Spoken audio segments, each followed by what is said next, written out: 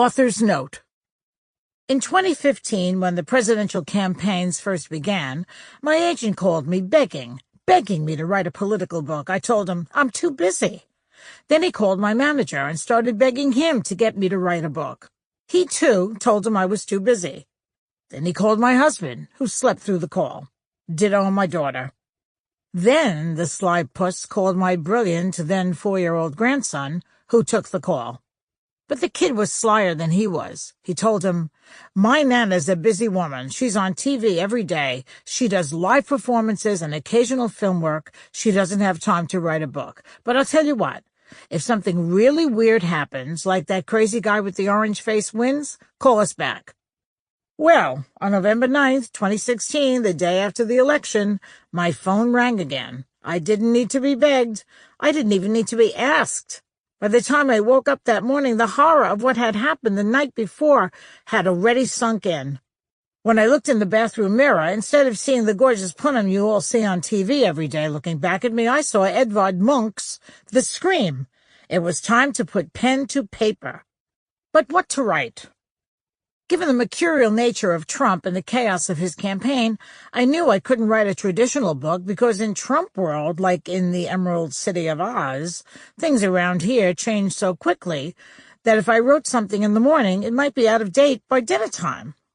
In fact, despite all due diligence and with an eye on timeliness, I'm pretty sure that by the time you hear this, some of the people I've written about will have been fired. Sean Spicer, been reassigned, Kellyanne Conway, left the country, Melania, been jailed, General Flynn, or moved to a kibbutz in Israel, the Kushners. What to write came to me quite by coincidence. I was sitting in a Starbucks across from the View studio one day on the Upper West Side of Manhattan when I overheard a man and a woman talking. And by overheard, I mean I was eavesdropping, okay? Since 83% of the people in that neighborhood are psychiatrists, psychologists, therapists, or social workers, I thought their conversation would be worth overhearing. The woman said, I saw an accident on 86th Street this morning. The man replied, you want to talk about accidents? Trump has the nuclear codes. He might accidentally set off a missile. So what happened on 86th Street? The woman answered, a taxi ran a red light and hit a pole. And the man said, you want to talk red? Trump's in bed with the Russians. How's that for red? It was like word association. Suddenly it dawned on me, Dr. Freud and the woman with the decaf latte gave me the concept for this book, an alphabetical guide to Trump world. It's perfect for me. I used to be a New York City public school teacher. I taught delinquents the difference between who and whom. So now that I knew what the book was about, I had to figure out what to call it. Choosing a title for the book is almost as important as the book itself, because if the 15 words on the cover don't work, nobody will read the 50,000 words inside. Think about it. If Uncle Tom's Cabin had been called Uncle Tom's Condo, do you think it would have become an American classic? Would Harriet Beecher Stowe have gotten a 3-book deal and a TV movie offer from Lifetime? No. Green Eggs and Ham made Dr. Seuss a literary giant. I don't think egg white omelet and chicken would have even put him on the map. Needless to say, a lot of thought went into choosing the title for this book. I knew it was going to be subtitled an A to Z study guide to surviving Trump world, but I wanted the main title to be both clever and on point. And since I'm a fan of the classics, that's where I started. Here are some other titles I considered before deciding on The Great Gasbag. Moby Dickhead, Con with the Wind, Pride and Very Prejudiced, Catcher in the Lie, Not Such Great Expectations, The Age of Ignorance, Gullible's Travels, A Farewell to the Constitution, The Son-in-Law Also Rises, War and Hairpiece. Maybe I'll use some of those titles for the follow-up book. We'll see. Anyway, I hope you have as much fun listening to this as I did writing it. And by fun, I mean the catharsis of writing saved me a fortune in therapy bills. Happy listening. Joy. Oh, P.S. My agent didn't actually beg me to write this book. That's an alternative fact, something you can hear about in the A's. Here's a disclaimer. Dear President Trump, no, I can't bring myself to do it. Dear Mr. President? Scratch that. Same thing. Ugh. Dear Donald. Even though I was at one of his weddings, it feels too informal. Dear Orange Devil? Too much, too soon. Dear Mr. Trump. Boring, but whatever. First, let me say that I don't imagine you'll read or listen to this book, because I know you're way too busy watching TV and tweeting, and also because it's not written in Russian. I also know that you have thin skin and don't react well to jokes made at your expense, so on the off chance that Kellyanne or Ivanka told you about it, please note that The Great Gasbag is satire, a protected literary genre, and that I, Joy Behar, am a satirist. If you don't believe me, ask my fifth-grade teacher, Mrs. Pellegra, who called me the Jonathan Swift of PS 168. I don't know where Mrs. Pellegra is these days, but Mount Carmel Cemetery might be a good place to start looking. Here is the definition of satire. A genre of literature in which vices, follies, abuses, and shortcomings are held up to ridicule, ideally with the intent of shaming individuals, corporations, government, or society itself into improvement. Although satire is usually meant to be humorous, its greater purpose is often constructive social criticism, using wit to draw attention to both particular and wider issues in society. Notice how it says satire is used as a tool to improve things. That's important, not just because it explains intent, but because it means that in addition to my being a comedian, talk show host, and satirist, I'm also a giver. And if you don't believe me, ask my old Girl Scout troop leader, Mrs. DeFazio. I don't know where she is these days, but you can probably get her number from Mrs. Pellegra. Happy listening, Joy. A. A is for acid reflux, which is what 65,853,216 Americans get every time Trump holds a televised pep rally or press conference. Last week I had some friends over to my house for supper. Just as we sat down, the Donald came on TV, and all of a sudden, 8 stomachs rumbled and roared simultaneously. It was like listening to the flatulence scene in Blazing Saddles. Within 2 seconds of Orange Face showing up on screen, my friends were yelling, "Gino, I'm gassy," and "Angie, the sausage and peppers are coming up," and they hadn't even eaten yet. A is for alimony.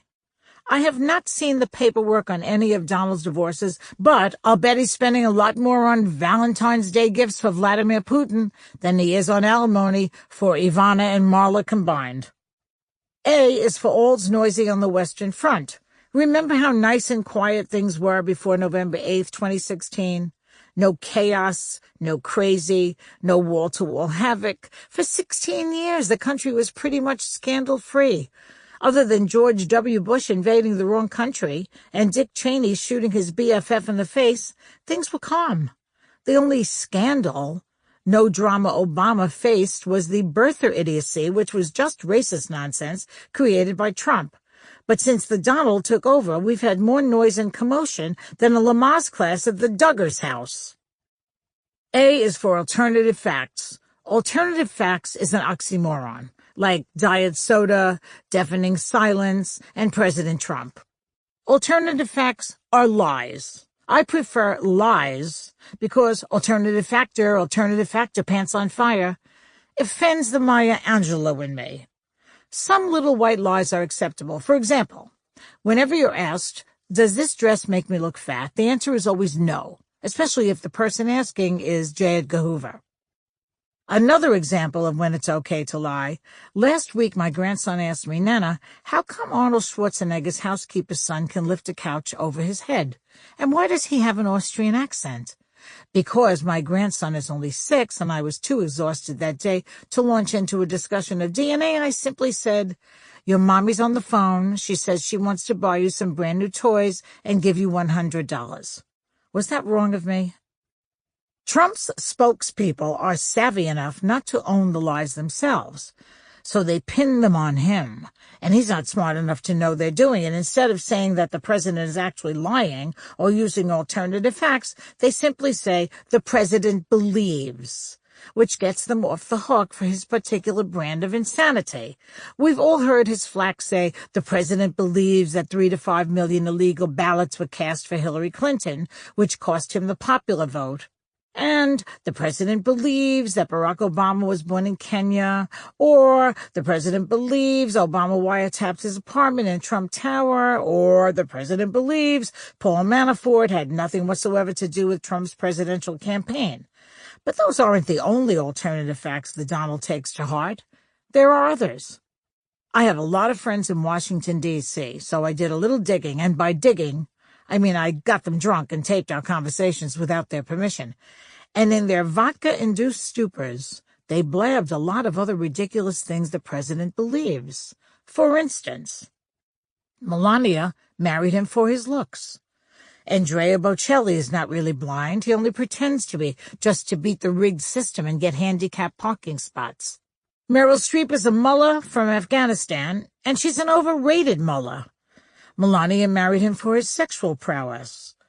Barbra Streisand, Madonna, Adele, Justin Bieber, Tony Bennett, Bruce Springsteen, Fleetwood Mac, Sam Cooke, Frank Sinatra, Dean Martin, and Billie Holiday sang great at his inauguration. Melania married him for his giant hands. Corinthians 2 was better than Corinthians 3, but not as good as the original Corinthians, or even the fine Corinthian leather in his Dodge convertible.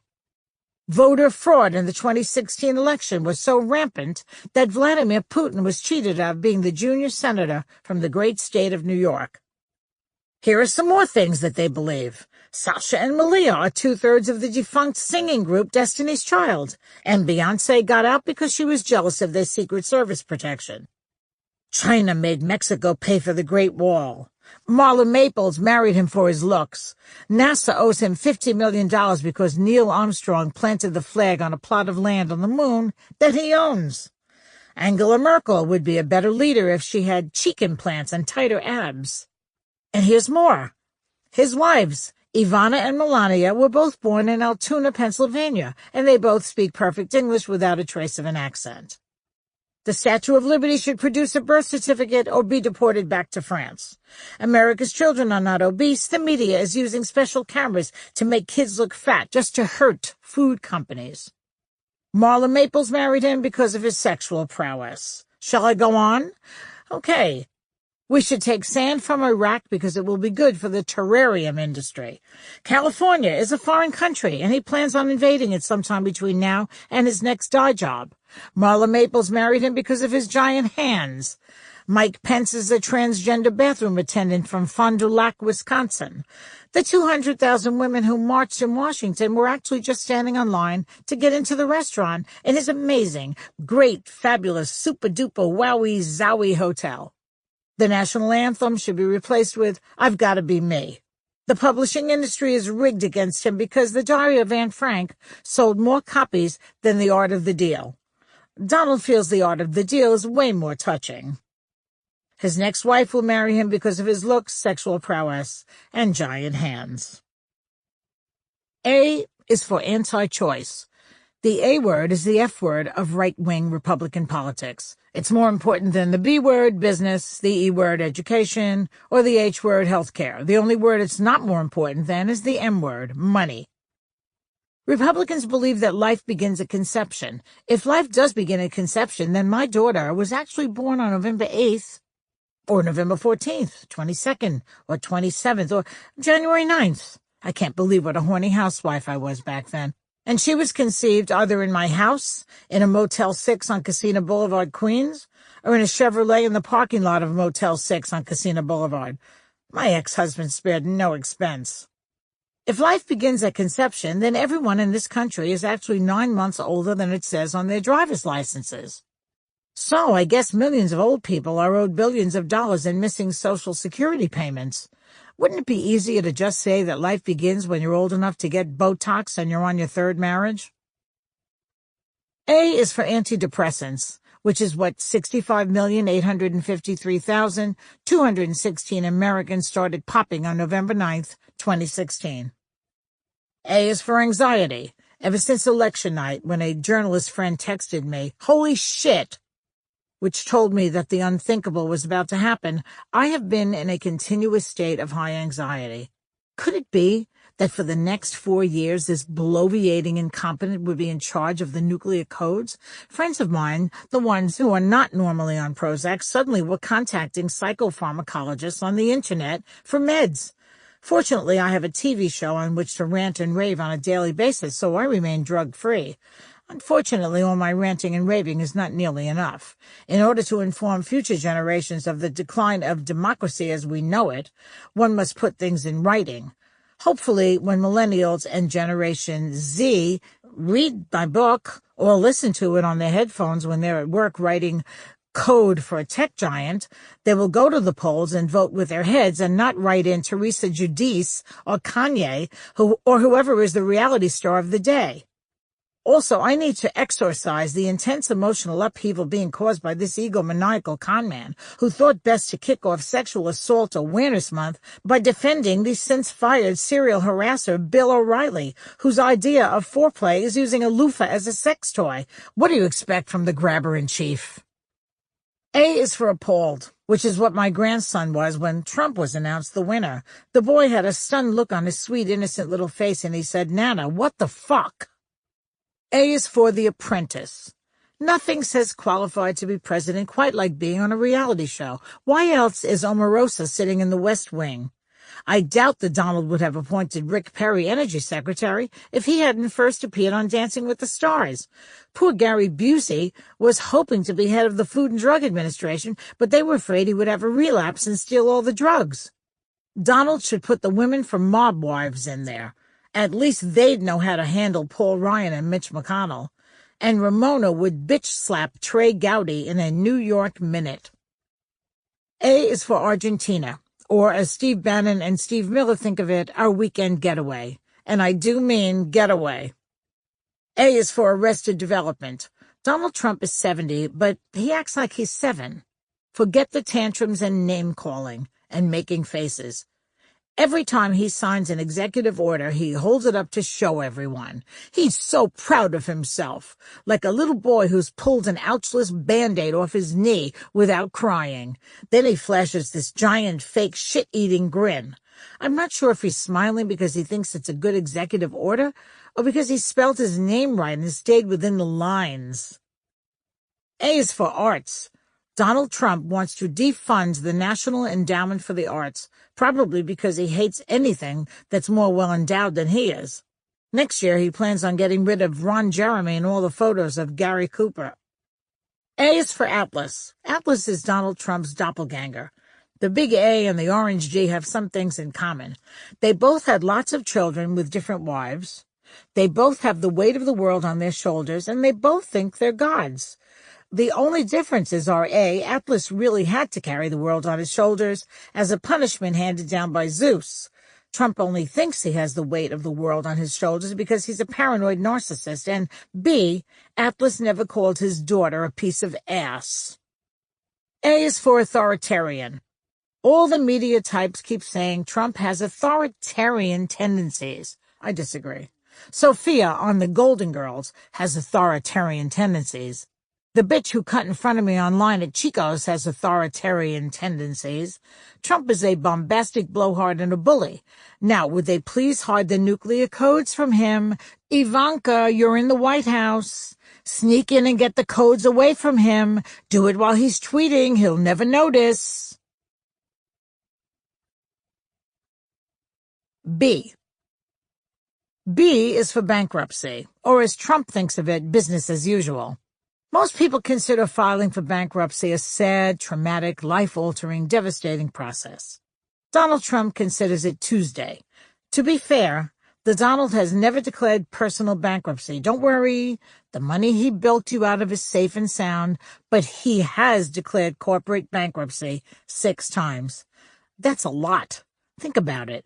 George W. Bush allowed half of Louisiana to drown only that one time. Strom Thurmond sired only one black child, and Howard Taft got stuck in the White House bathtub only once.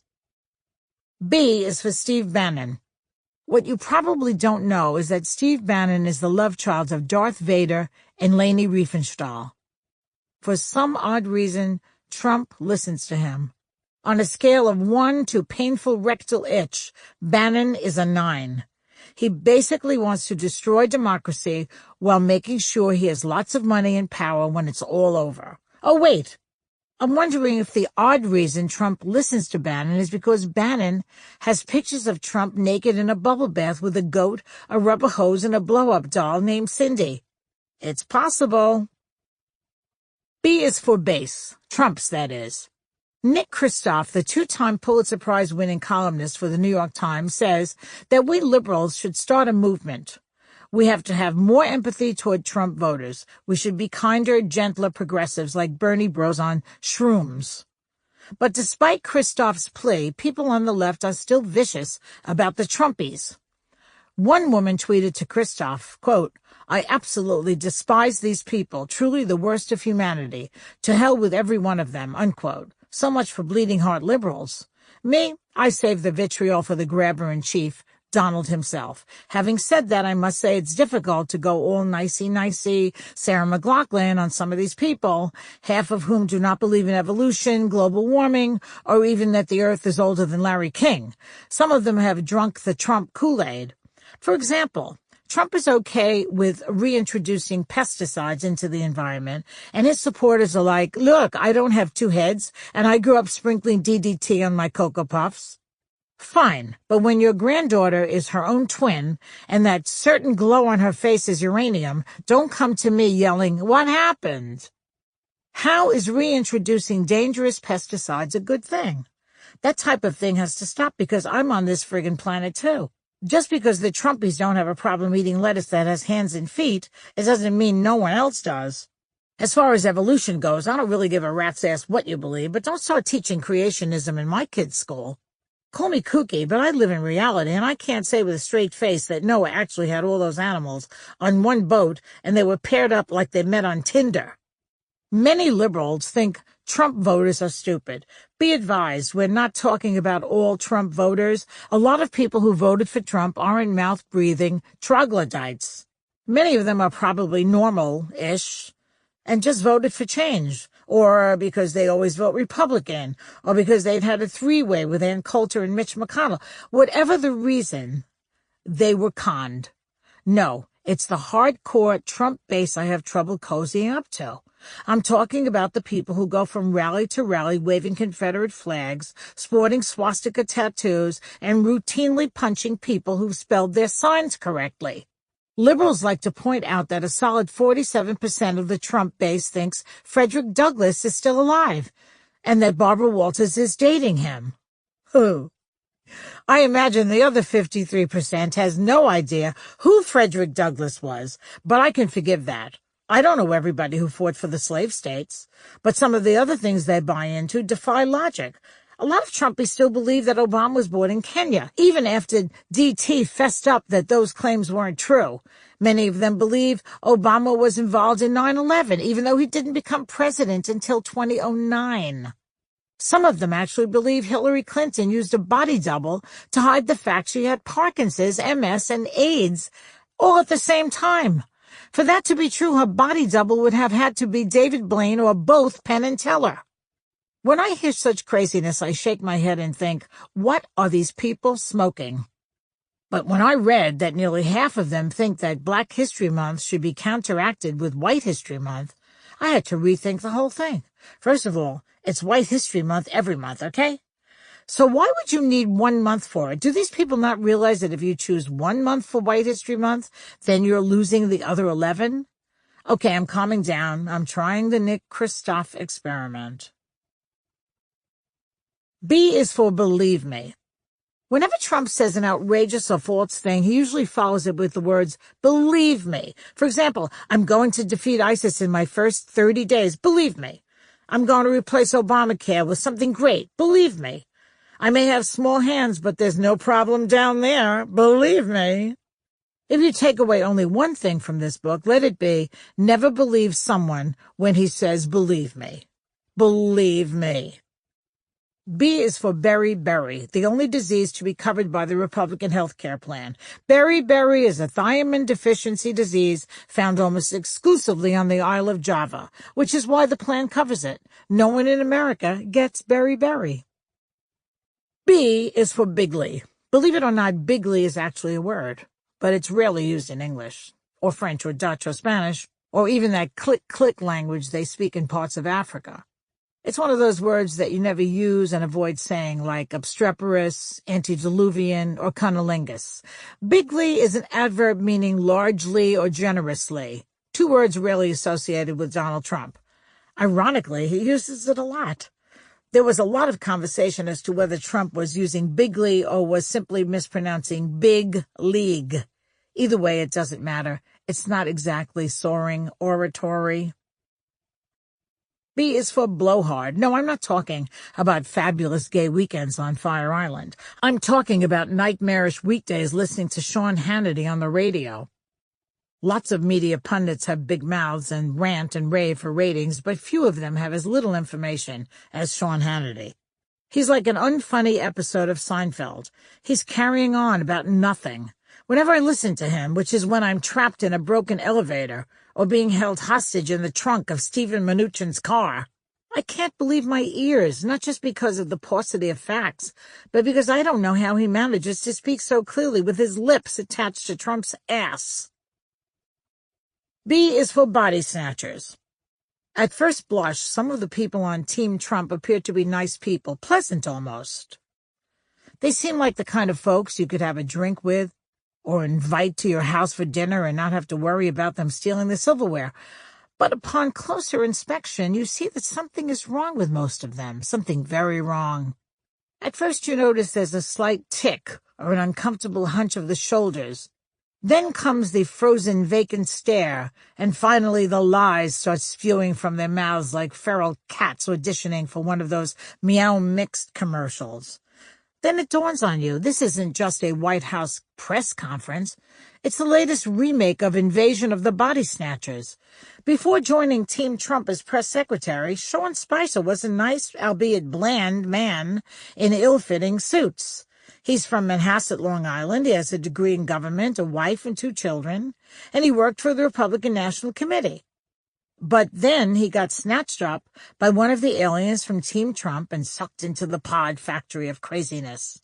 Shortly after being snatched, Spicer became a sweaty wreck, speaking in double talk and lies, backtracking and spinning, all the while staring blankly into space. Sean, sleep, and be born again into a world without fear and hate. Where's Donald Sutherland when you need him? B is for Breitbart News, another oxymoron. Breitbart has as much in common with news as Rush Limbaugh has with 24-Hour Fitness Center. Andrew Breitbart founded the conservative website in 2007 as a platform for anti-progressive views. After Breitbart had the decency to die of a heart attack in 2012, Steve Bannon took over and declared the website a platform for the alt-right movement. Although Breitbart News is presently available in English, it's much more fun to read it out loud in a German accent. The website is also known for its ridiculous conspiracy theories. 2 of the most famous ones are that President Obama killed Supreme Court Justice Antonin Scalia. His 2016 death was ruled to be from natural causes. He was 79 years old and obese. And that Obama orchestrated the murders of both Andrew Breitbart and, 60 days later, the doctor who performed his autopsy. I can't wait for their next round of nonsensical theories. Maybe they'll claim that JFK's assassination was a suicide, or that Oprah really is a white Swedish boy named Anders, or that Liberace was straight. B is for broke. Really, really rich people never talk about how rich they are. Not once has the Sultan of Brunei ever called me to brag about the gazillion camels he owns, which makes me think that the Donald doth proclaim too much. It's entirely possible that Trump may not be as rich as he says he is, which may be one of the reasons he won't release his tax returns. Maybe he is actually broke in billionaire terms. He may be leveraged to the hilt and in debt up to his eyes. If that's true, how long do you think Melania will remain Mrs. Trump? I can't decide which would be more delicious. Donald not having money for health insurance right after he repeals the Affordable Care Act, or Donald living in a refrigerator box on the sidewalk in front of Trump Tower. Ah, a girl can dream. C. C is for cabinet. One of Donald Trump's campaign slogans was Drain the Swamp, along with Build the Wall, Lock Her Up, Make America Great Again, and Obama's from Kenya. Turns out he did drain the swamp right into his cabinet. Most of his cabinet appointments were shockingly old, rich, well-connected white guys, although he made sure to appoint a rich, well-connected white woman and a minority or two, either as a personal favor, Elaine Chao, wife of Mitch McConnell, or as a sop to part of his base, Dr. Ben Carson, the love muffin of the evangelical Christians. With few exceptions, the one thing that his cabinet members have in common is a total lack of experience in or knowledge of the departments they're heading. Dr. Ben Carson was appointed the Secretary of Housing and Urban Development. Apparently, his qualification was that he lives in a house. When Ben Carson was running for the Republican nomination, he said some pretty wacky things. Quote, Obamacare is the worst thing since slavery, unquote. Quote, prison turns people gay. And, quote, Joseph built the pyramids to store grain. Republicans defended his kookiness by saying, he must be smart, he's a doctor. I don't see the connection, but next time my bursitis erupts, I'll make sure to call my plumber. I think Republicans love Ben Carson because he loves Jesus, which makes me think that by the end of his term, instead of housing projects, he'll have everyone living in mangers. Then there was Secretary of State Rex Tillerson, the Marcel Marceau of the cabinet. The man never speaks. Reporters ask him questions, and he says nothing. He just smiles at them, like a puppy who's being praised for peeing on the paper. All Rex needs is white face paint and a beret, and he could stand on a street corner in Paris and pretend he's walking in the wind.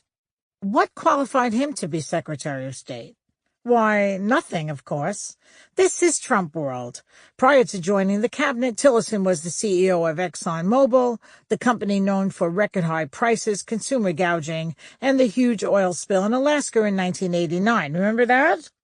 The Exxon Valdez was an oil tanker that ran aground in 1989 and spilled hundreds of thousands of gallons of oil into Prince William Sound. As CEO, ExxonMobil spent almost 20 years in litigation trying to minimize paying for his company's negligence. No wonder Tillerson's mute. He exhausted himself trying to explain all of ExxonMobil's fuck-ups. Finally, ethically challenged crony and former Georgia governor Sonny Perdue was appointed Secretary of Agriculture. It's hard for me to trust a grown man named Sonny, and if I wanted a Perdue in the cabinet, I'd have chosen Frank. At least he can get me a good price on fresh chicken. C is for cable TV.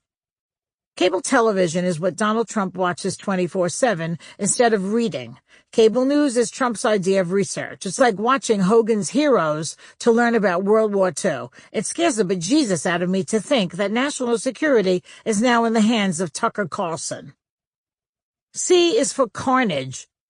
In his peppy little inauguration speech, Trump promised to stop the so-called American carnage. Does he even know what the word carnage means? On the very day he gave that speech, unemployment was 4.7%, gasoline was $2.29 a gallon, the inflation rate was 2.04%, and the stock market was booming. In addition, the crime rate was lower than Sarah Palin's IQ. So where is all this carnage he's talking about? My guess? It's coming out of Steve Bannon's mouth. C is for Casablanca.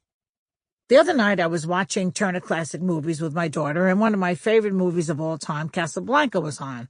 I said Humphrey Bogart was sexy. My daughter was horrified. She said, Ma, he's short, he lisps, he has buck teeth, and he spits when he talks. I said, he was good enough for Lauren Bacall. Who am I to say no? She said, Cary Grant was so much better looking. I said, a lot of good that did me. He was interested in Randolph Scott. Anyway, the movie ended and I turned on the news, and right away there was Donald Trump.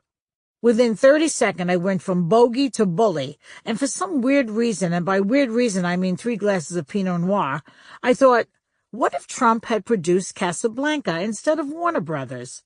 It would have been a completely different movie. Sam couldn't have played As Time Goes By because he would have quit and filed suit for not having been paid in 2 years. Rick's place would have gone bankrupt. Ingrid Bergman would have been alone at the airport because Trump Airlines had gone broke, and Claude Rains wouldn't have been able to walk into the fog with Bogey because all their LGBTQ rights would have been taken away. C is for Casino. Casino was the Sharon Stone movie where she doesn't flash her cooch.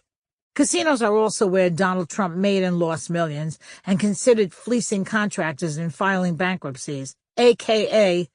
business as usual. It's hard for a casino to lose money, but somehow Trump managed to do it. Not personally, of course. He took investors' money and stockholders' money and shifted it from company to company, all the while paying himself a salary, leveraging and re-leveraging over and over, paying off his personal debts with corporate funds. He closed 3 casinos, killed thousands of jobs, and cost investors millions of dollars, all the while lining his own pockets. Turns out Trump's never been looking out for the little guy, as he says. He's been looking out for the big guy with little hands. What better person to be in charge of United States fiscal policy? Alexander Hamilton is rolling over in his grave. C is for caveat emptor. Caveat emptor is Latin for let the buyer beware. So to the people who recently bought Donald Trump the presidency, yes, I'm talking to you, Vladimir, and Fox and friends, don't be surprised that it's defective. It's your fault. Caveat emptor. You should have seen it coming. C is for Charlie Sheen. For years, Charlie Sheen was the undisputed most ridiculous human being in America. His diet consisted entirely of drugs, alcohol, cigarettes, and hookers. He spent more time in Betty Ford than Gerald did. But on Inauguration Day, Charlie lost the coveted title. That's the day Donald Trump put his hand on a book he'd never read and swore to uphold a document he'd also never read. Forget December 7th, 1941. January 20th, 2017 is the date which will live in infamy, because on that day, Charlie Sheen was no longer America's top hot mess. The Donald was. C is for choice. Republicans like to talk about how their health care plan gives Americans the freedom of choice. Yes, you can choose which way you want to die because under their plan, you can't afford insurance. Also, Republicans are a little inconsistent on the matter of choice. For example, they don't think women should be able to choose what to do with their own bodies, and they don't think people should be able to choose whom they marry, but they do think that churches should be able to choose which politicians they endorse, even though they don't pay taxes, and corporations should be able to choose which politicians they buy. Maybe politicians should be required to wear the logos of the corporations who've sponsored them. Like NASCAR drivers, Pence could wear a Marlboro patch on his sweater, and McConnell could wear an I Heart the Koch brothers on the back of his shell. The GOP also gives us really terrible choices in candidates to vote for. Dan Quayle, George W. Bush, Sarah Palin, Donald Trump. For a start, except for the pet goat, has any of them ever actually cracked a book? I once heard that Sarah Palin was in a library and a passerby said to her, "What's a nice girl like you doing in a place like this?" And she demurely responded, "A library? I thought this was Home Depot." The Democrats, on the other hand, have come up with Bill Clinton, Al Gore, Joe Biden, Barack Obama, and Hillary Clinton. They may not be everyone's political cup of tea, but none of them is ignorant, stupid, or batshit crazy. I don't imagine Donald Trump will be up for re-election in 2020. He'll be sharing a beach house in Vladivostok with you-know-who. So who will the Republicans run? Following their criteria for presidential contenders, I have a few choices for them. Ted Nugent, Gary Busey, Franklin Graham, David Hasselhoff, Paris Hilton, Heidi Montag, Scott Baio, and Brian Griffin, the dog from Family Guy. I have no idea if any of them is even a registered voter, but they are all perfect for the next GOP ticket. Silly, cartoonish, and free from the burden of facts. C is for Chris Christie. Chris Christie, the soon-to-be ex-governor of New Jersey, he has, as of this writing, the lowest approval rating of any governor in the history of governors. The one-man bridge blocker, the ass-kisser supreme, was named head of the Trump administration's Opioid and Drug Abuse Commission, because who knows better about conquering addictions than a man who orders lunch by the bale? When a waitress asks Christie what he wants from the menu, he says pages 2 through 5. His three-piece suit consists of a jacket, pants, and a crock pot. The local diner offers an all-anyone but Chris Christie can eat buffet. Chris Christie became a national figure, not unlike Yankee Stadium or Mount McKinley, when Hurricane Sandy hit the eastern seaboard. Although it's not clear that all the damage to the Jersey Shore was caused by Sandy, it's entirely possible that Christie jumped into the ocean to go swimming and contributed to the flooding of the 1,000-mile-long coastline. For all the science deniers who didn't get that joke, ask your reality-based friends about Archimedes. When the hurricane hit, Christie did what any governor would do. He ran through the streets of Asbury Park trying to save the pizzerias, hot dog stands, and ice cream parlors. He also met with President Obama, shook the president's hand, and accepted federal disaster aid, which is what he should have done. So 1 point for him. But afterward, Republicans across the country reacted with horror, I tell you, that he had not only met with a Democrat, but also thanked him and walked arm in arm with him on a beach. They were appalled. They would much rather have seen New Jersey turn into the Everglades. So much for the good news about Chris Christie. As a New Yorker, I got to know Governor Christie long before Hurricane Sandy introduced him to the rest of the country. In a 2011 town hall meeting, a New Jersey woman asked Christie why he was cutting the budget for public schools while sending his own kids to private schools. He graciously answered, "It's none of your business. I don't ask you where you send your kids to school. Don't bother me with where I send mine." Also in 2011, he got into a squabble with State Senator Loretta Weinberg over a pension matter. He asked the press, "Can you guys take the bat out on her for once?" At the time, Weinberg was 76. Nice. At another town hall meeting, when a law student and former Navy SEAL interrupted him, the bloviating bully told the SEAL, "After you graduate from law school, you conduct yourself like that in a courtroom, your rear end is going to be thrown in jail, idiot." What a charmer. Anyone who talks to a Navy SEAL like that is not only rude, but stupid. But the coup de grace, of course, was the infamous Bridgegate scandal. When I first heard that Chris Christie had blocked 4 lanes of traffic on the George Washington Bridge, I thought, what the hell did he do, stand in the middle of it? Eventually, 2 of the Bridgegate conspirators and Christie associates were convicted of crimes and went to jail. But not Christie. He didn't go to jail. He went to Denny's. For most of 2015 and 2016, Christie served as the world's biggest lapdog, standing behind candidate Trump at every rally and event, smiling and sweating as though he'd just run the New York City Marathon. Yeah, right. Why? Because he knew that Trump rewards loyalty, and he assumed that if Trump were elected, he'd be a part of the main White House team. He assumed wrong. One of the few things Trump values more than loyalty is optics. And faster than you can say, "I'd like another pizza, please," Corpulent Christie was gone. He didn't rate high enough on the Teutonic tyrant's pretty meter and was soon off the team and out of sight. This was a big mistake on Donald's part. Having Christie in the picture standing next to him would only have made him appear slimmer. I personally love to go to the Metropolitan Museum and stand next to Rubens' nudes. Much easier than joining Weight Watchers. Then, in 2017, like a cyborg returning from the dead, Christie resurfaced when the Donald made him opioids czar. Chris Christie is now the face of opioids. One thing I know about opioids is that they make you very constipated, which is apt, since Christie is full of shit. C is for chutzpah. Donald Trump declared April 2017 National Sexual Assault Awareness and Prevention Month. I'm not sure if that meant he intended to bubble wrap his tiny hands and lock himself in a windowless room until May, or that for the other 11 months he's free to grab, fondle, and kiss women against their will. What I am sure of is that Donald Trump announcing a Sexual Assault Prevention Month is like Bill Cosby announcing a week without roofies. C is for climate change deniers. There are 2 types of Republican leaders who deny climate change, the craven and the crazies. The craven, which is most of them, know full well that climate change is a problem, but they've been bought and paid for by the Koch brothers and the fossil fuel industry, so they have to pretend it doesn't exist. Otherwise, their owners might have to spend $1 or $2 fixing it. You know the old rule, you break it, you buy it. The other group, the crazies, is far more worrisome. This is the James Inhofe, Pat Robertson zealot wing of the party. They seem to believe that climate change, along with every other disaster in the history of the country, including 9/11, is really just God's punishment for homosexuality. You wake up in the morning and instead of finding the newspaper on your front porch, you find the Sea of Japan, and these wackos believe God is doing this because a couple of lesbians in Provincetown exchanged commitment rings. C is for cojones, chutzpah for my Hispanic friends.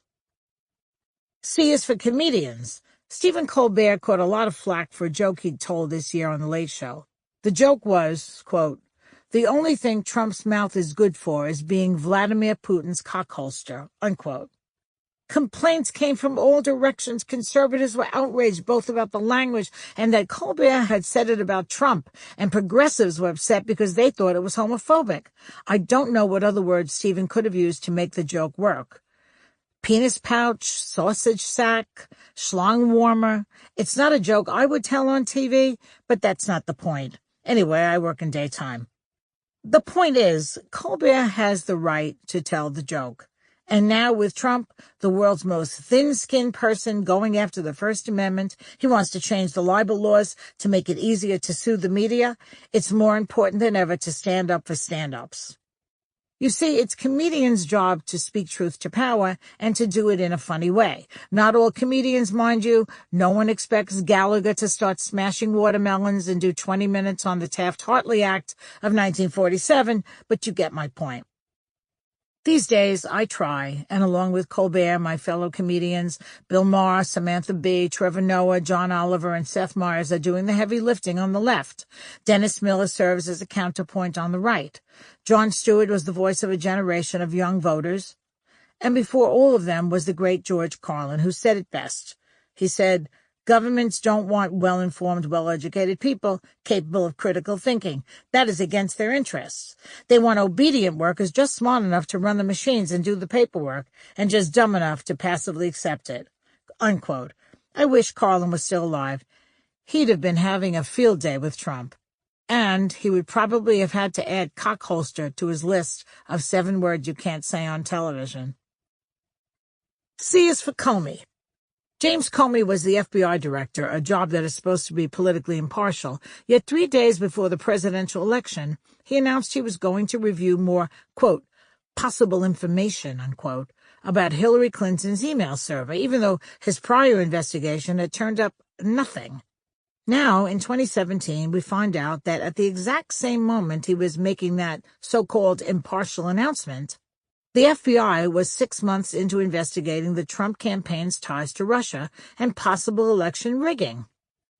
When asked why he hadn't mentioned that, Comey said he wasn't allowed to comment on ongoing investigations, as he did with Hillary.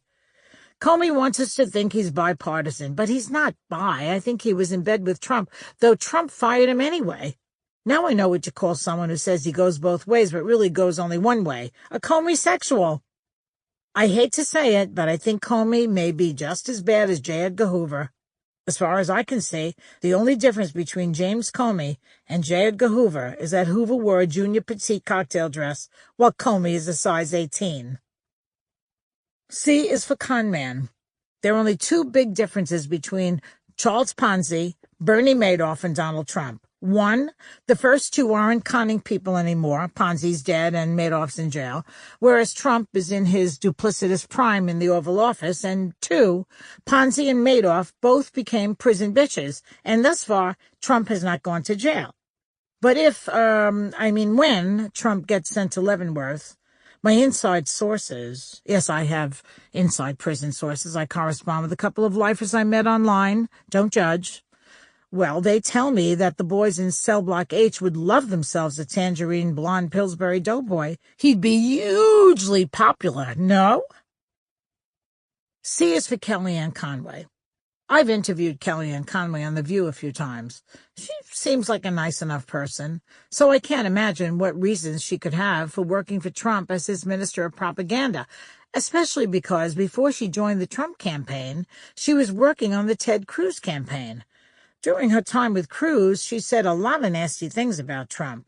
She said he was vulgar, unpresidential, and that he had built his businesses on the backs of the little guy. Then, when Cruz dropped out, she immediately joined Team Trump. I guess every person has her price.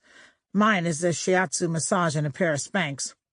What I find interesting, though, is that when she was working for Cruz, she was telling the truth about Trump.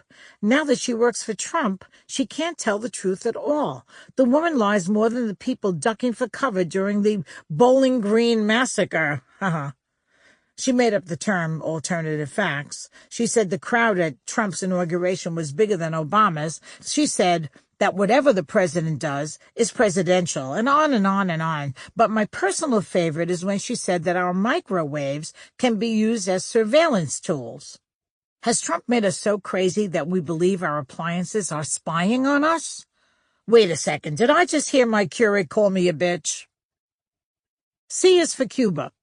I don't want to say Trump is ignorant or ill-informed, but when he was asked what he thought about Cuba, he said, I loved him and Jerry Maguire. D. D is for damage. I remember when George W. Bush became president. I thought, how much damage could he do in 4 years? Surprise! First of all, it wound up being 8 years, and we're still trying to undo the damage he did. Little things like lying about WMD, starting 2 wars, and not paying for them, turning a surplus into a $1 trillion deficit, causing a housing crisis, and breaking the wall between church and state.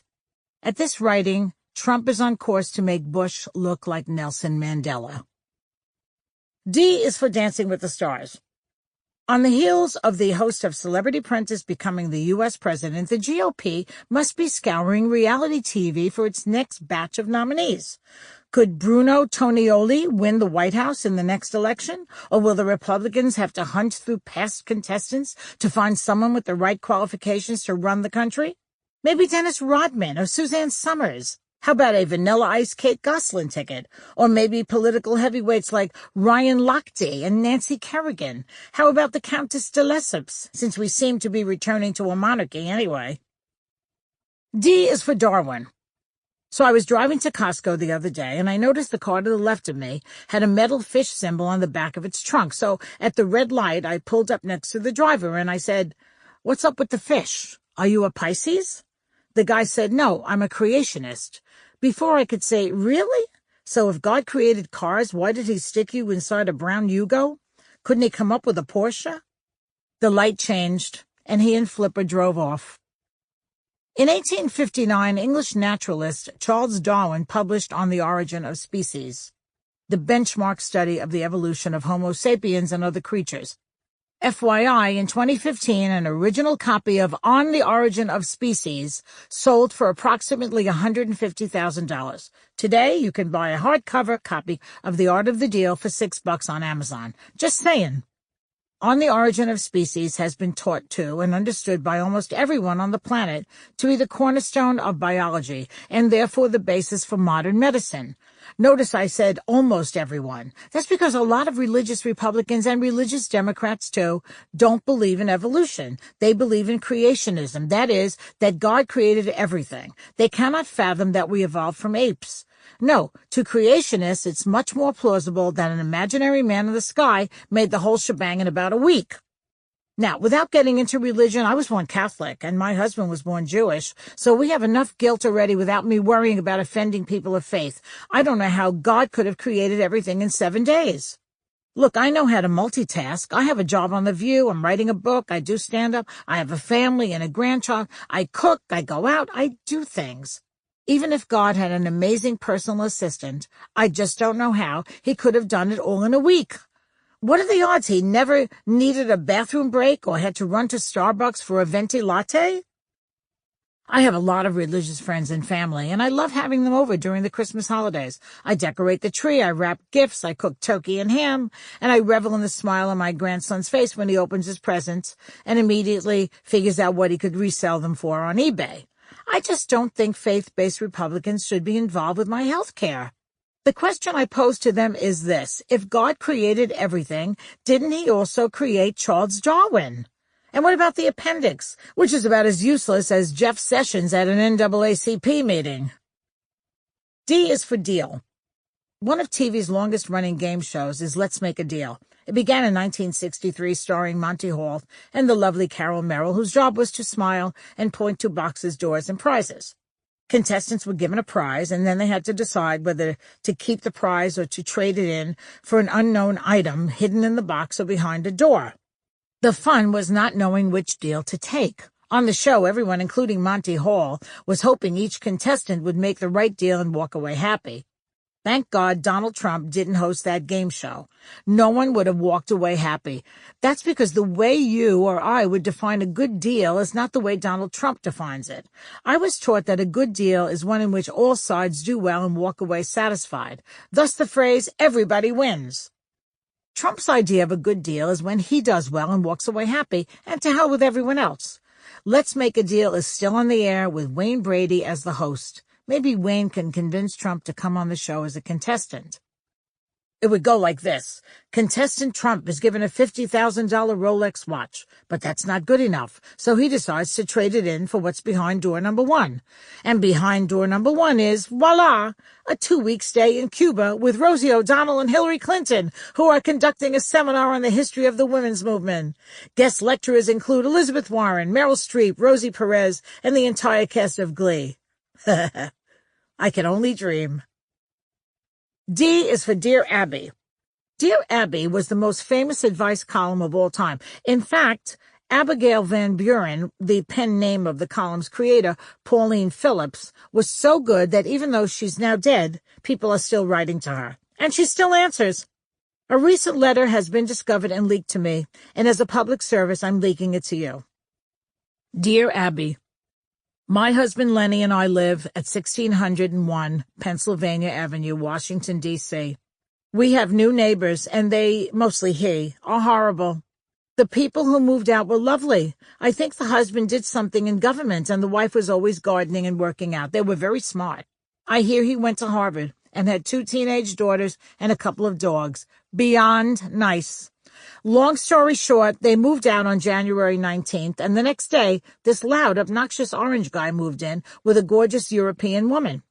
I don't know if she's the nanny or the housekeeper because she was here for only a day, and I haven't seen her since. Might have been a date. Then a pretty blonde girl moved in. She kept calling him Daddy. Since then, a parade of creepy people keeps coming and going. This one oily guy, Steve something or other, comes by every single day, and within minutes it's complete chaos with FBI and the NSA and CIA teams all over the neighborhood. Lenny and I don't know what to do. We love our house, but we can't live like this. Should we sell? Should we move?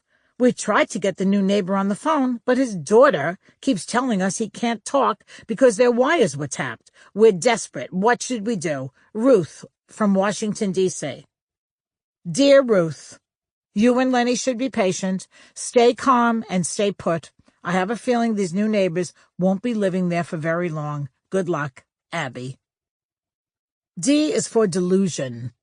According to dictionary.com, delusion is defined as a false belief held despite strong evidence against it. For example, Donald Trump saying that there were 3 million illegal votes cast for Hillary Clinton. A delusion. Or that President Obama wiretapped Trump Tower. Delusion. Or that thousands of Muslims in New Jersey were cheering when the towers fell on 9/11. Delusion. Or that Trump's inaugural crowd was larger than Obama's. You guessed it. Being delusional is classified as a form of mental illness. When I said on TV that Trump is mentally ill, Bill O'Reilly called me disrespectful. Now, if anybody knows how to be respectful, it's Bill O'Reilly. Is it respectful to say that all Muslims are terrorists like he did on The View the day Whoopi Goldberg and I walked off our own show? Is it respectful to say that Maxine Waters' hair looks like a James Brown wig? And is it respectful, as Trump himself said, to grab them by the pussy? In the words of the great Aretha Franklin, RESPECT, find out what it means to me. D is for dementia. Donald Trump says so many outrageous things and contradicts himself so often, I'm beginning to worry he might have some sort of dementia. He says one thing at 2 o'clock, something else at 3, a completely different thing at 4, and at 6 he denies having said anything at all. Quote, I met Putin once a long time ago. We got along great. I've never met Putin. Putin and I have a very good relationship. I don't think I've ever spoken to Putin. If I've met him, I don't remember. How could he not remember meeting Vladimir Putin? If Trump were asked, do you remember meeting Saul Fishman, the president of the Boca Raton B'nai B'rith, and he couldn't remember, fine, I'd understand. But Vladimir Putin? There's one Russian dictator in the entire world, and it's him. And Trump can't remember if they met? When Donald went to staff his White House, he somehow remembered Omarosa, and she was nothing more than a contestant on The Apprentice, and she's not even 1/3 as bad as Putin, although she was a pain in the ass the last time she was on The View. If Donald Trump does have dementia and can't remember what he's saying, then for both his sake and ours, we should get him some help. If he doesn't have dementia and he's just lying all the time, fuck him. P.S. Twice I think I heard him call Melania Mr. Watkins. Just saying. D is for denial. This is the state where most of my blue state friends are moving to. It's cheaper than moving to Canada or Europe. It's also the state where many Trump supporters live. It's located right between Xanadu and Fantasyland. D is for Betsy DeVos. Now, I'm a feminist and I want women to do well. Just not this woman. FYI, when I say I'm a feminist, I mean I believe in equal pay, equal opportunity, paid maternity leave, etc., etc. It also means that I've had lunch with Gloria Steinem and gone hat shopping with Bella Abzug. Betsy DeVos is, in my opinion, the Antichrist of education. If I went through the entire United States phone book, it would be hard to find anyone less qualified or more wildly inappropriate for this position. The Department of Education is all about public schools. Betsy DeVos is all about private schools, charter schools, Christian schools, and school voucher programs. She cares less about public schools than I care about mixed martial arts. Truth be told, I don't even know what they are. One night my husband was channel surfing, and he stopped on a channel with 2 men kicking the shit out of each other. He told me it was a mixed martial arts fight. I thought it was the Jerry Springer Show. I still don't understand how kicking, punching, and biting are considered arts.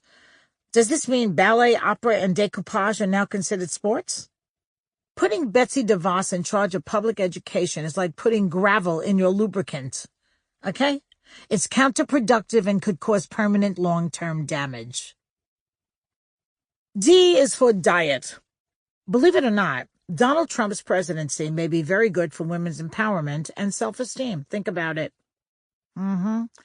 Trump admits he judges women on their appearance and weight and ogles only women who are supermodels or skinny bitches. So unless you want to be ogled, or worse yet, groped by Donald J. Trump, it's time to start packing on the pounds.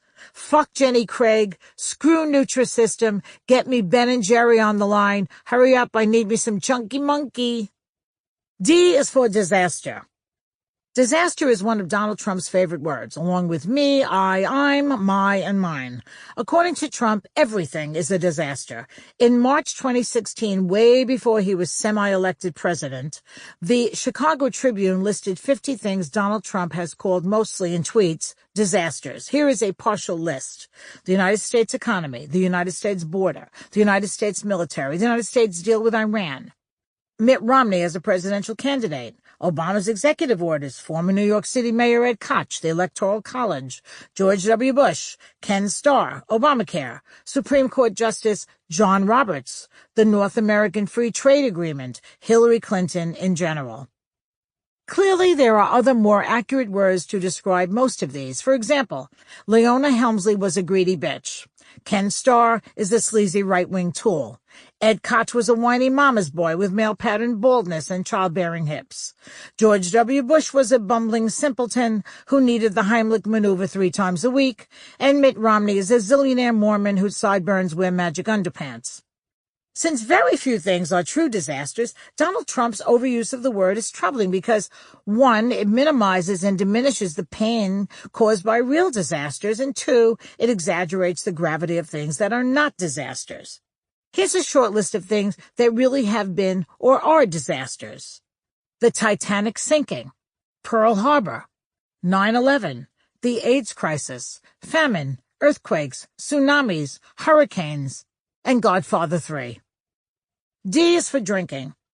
There's an old adage that when people get drunk, they lose their inhibitions and say what they really mean. I'm betting this is why Trump doesn't drink. I know this adage is true because I always had a glass or 2 or 6 of white wine before I sat down to work on this book. Pence doesn't drink either, apparently worried he might find himself in a Bloomingdale's window wearing a teddy and 6-inch heels and singing I Will Survive.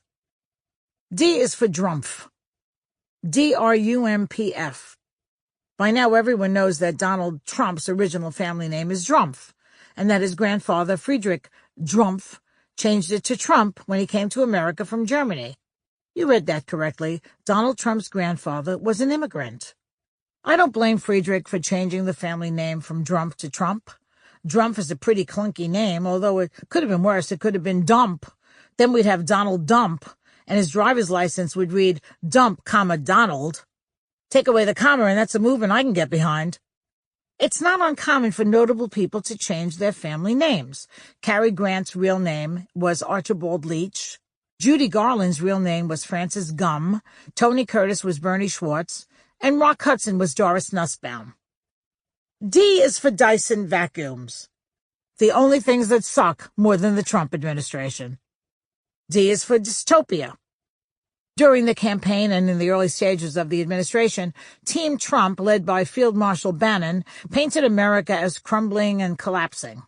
Liberals know that that's not true, that we are not living in a dystopia.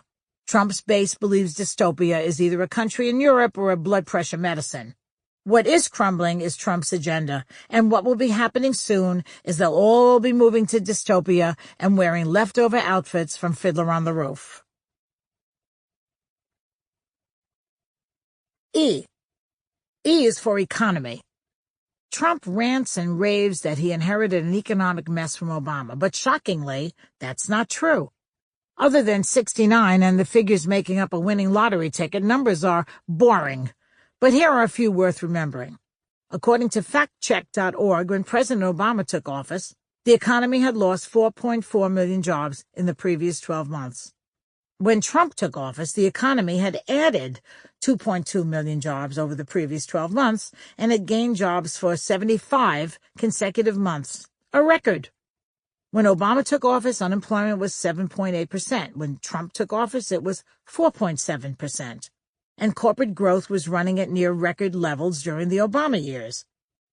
There are negatives, to be sure, such as a slow growth rate and stagnating wages, but overall, Obama left Trump a much better hand than the one W left Obama. The one negative I'm having the most trouble with is that when Obama took office, a Starbucks venti cappuccino cost $3.75. Now it's $287,000. What's up with that? Just kidding, Howard Schultz. You are one of the good guys. E is for education. During the 2016 campaign, Donald Trump said, "I love the poorly educated." Of course he does. They're easier to dupe, and he can fool them into helping him get what he wants, which is more money for him, basically. If Trump loves the poorly educated so much, how come he didn't appoint any of them to his cabinet? As noted in the C's, his cabinet may be filled with terrible, awful, and possibly mendacious people, but at least they all went to college. When he appoints CEOs and executives to head up the gazillion companies he claims he owns, do you think he hires any 8th-grade dropouts to run them? Every civilized country in the world that calls itself a democracy has free higher education. Not us. Why? It's because every chance they get, Republicans cut the education budget, making it harder for kids to go to college and way harder to pay for it. Why? Because they don't want their voters to go to college. You see, the less info voters have, the less likely they are to ask questions. Questions like, how come our tax dollars pay for your health insurance, but not ours? Or, do you really want my Nana to eat cat food? Or, does Congressman Louis Gohmert have to wear a helmet just to eat soup? The mind is a muscle. Use it or lose it. I may not do sit-ups or bench presses, but I exercise my brain as often as I can. I don't mean I lay my head on the treadmill for 20 minutes. My hair would look terrible. But every morning, I read the papers, watch the news, do crossword puzzles, and write letters and emails to people who post annoying cat videos. E is for ew. Yeah, she's really something, and what a beauty, that one. If I weren't happily married and, her father.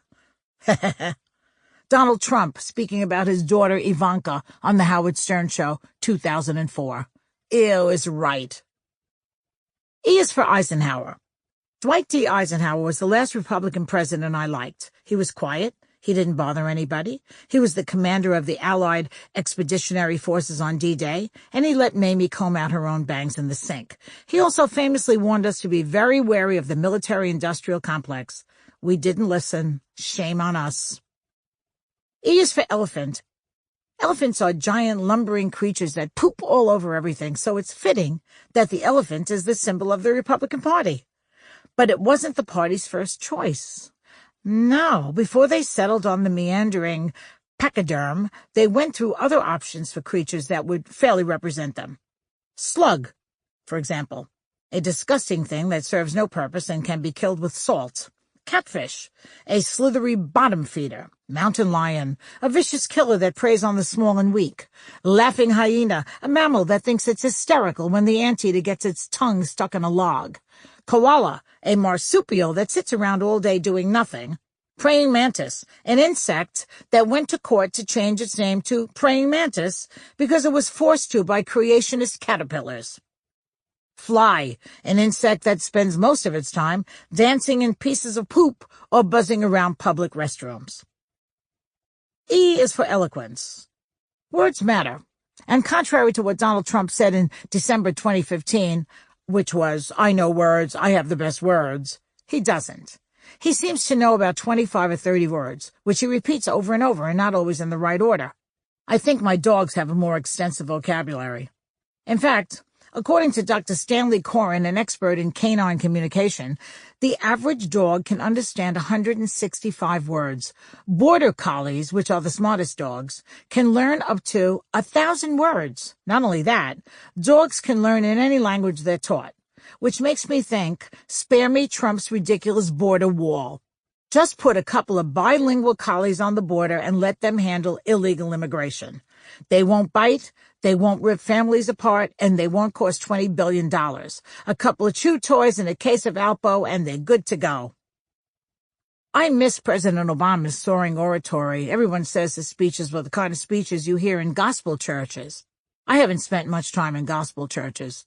I was raised to listen to priests telling me not to go to Queens College because there were commies there. Presidents should be able to give good speeches. They're supposed to be statesmen.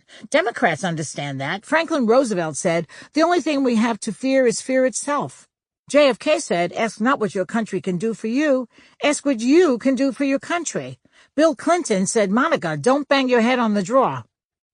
What do we get from Donald Trump? I have big words.